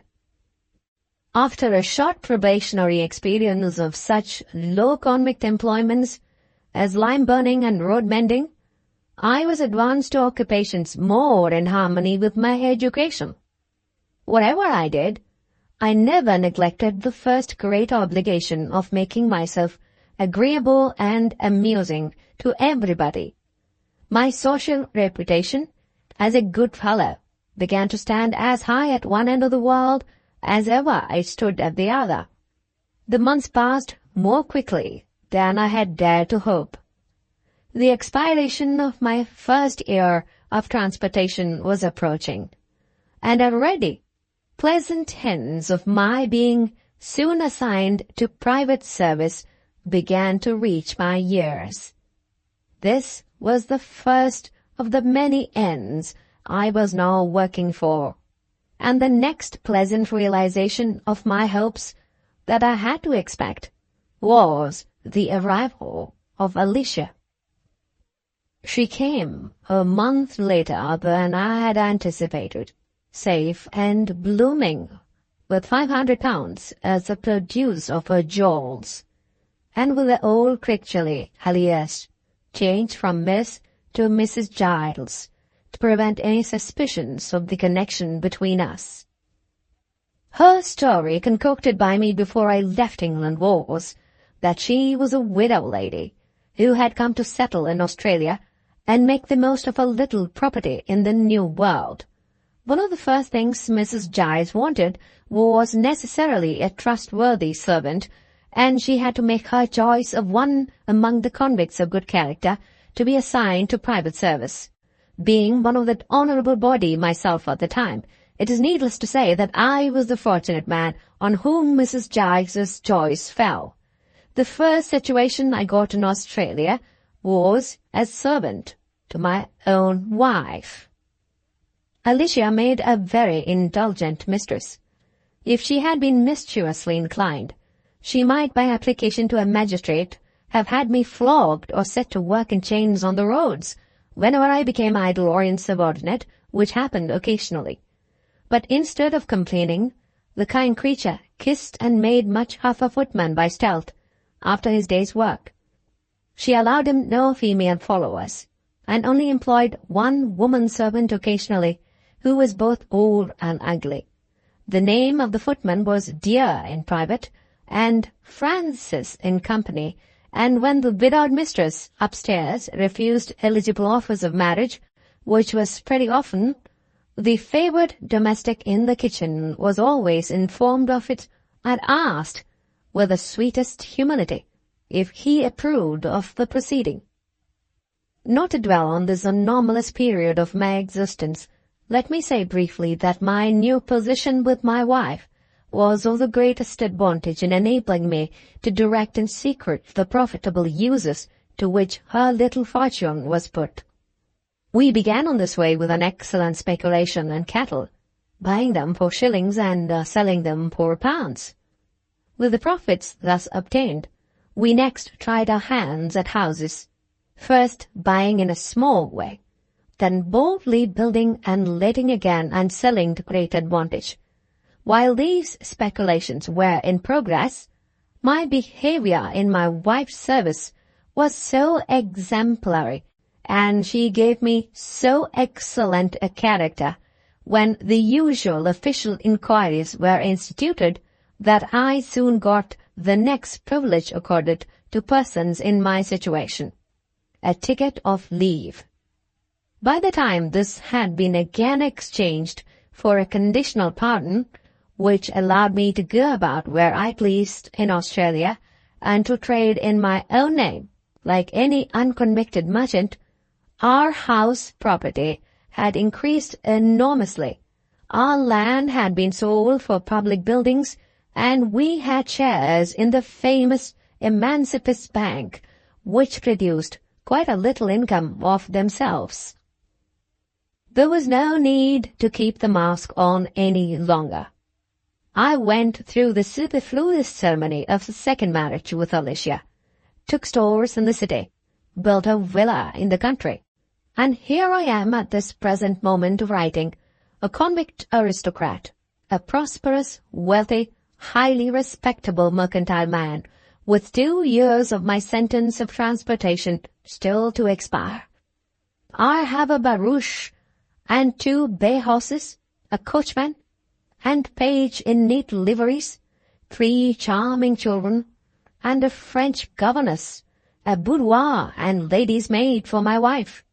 She's as handsome as ever, but getting a little fat. So am I, as a worthy friend remarked when I recently appeared holding the plate at our last charity sermon.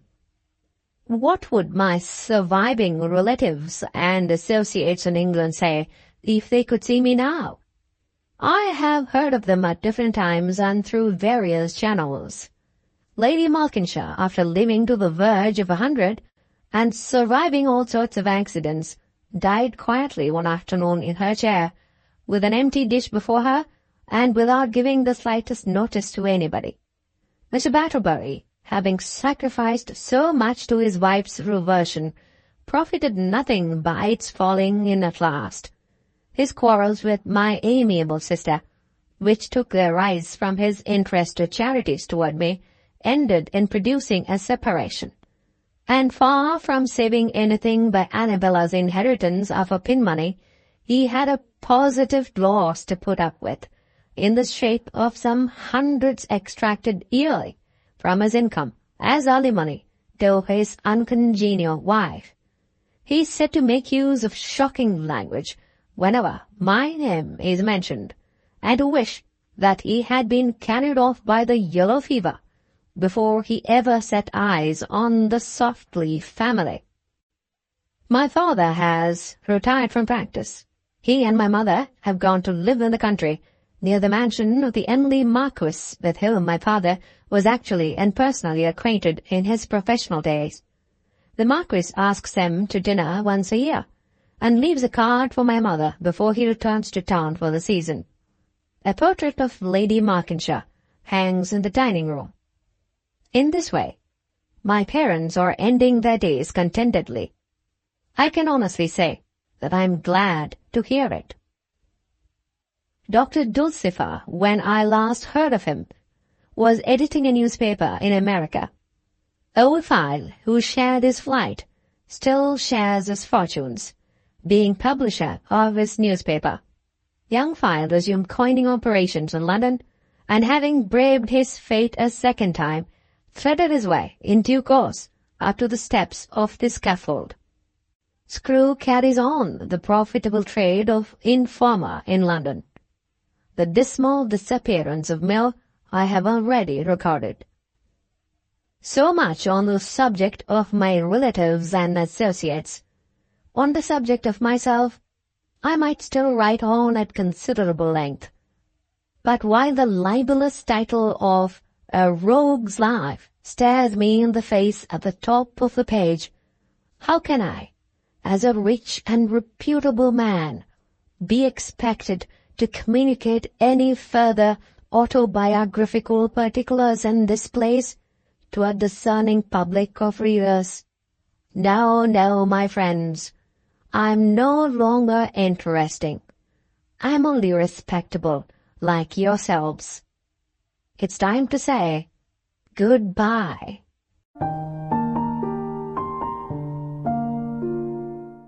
The end. Thank you very much for watching. Please don't forget to subscribe our channel for more stories.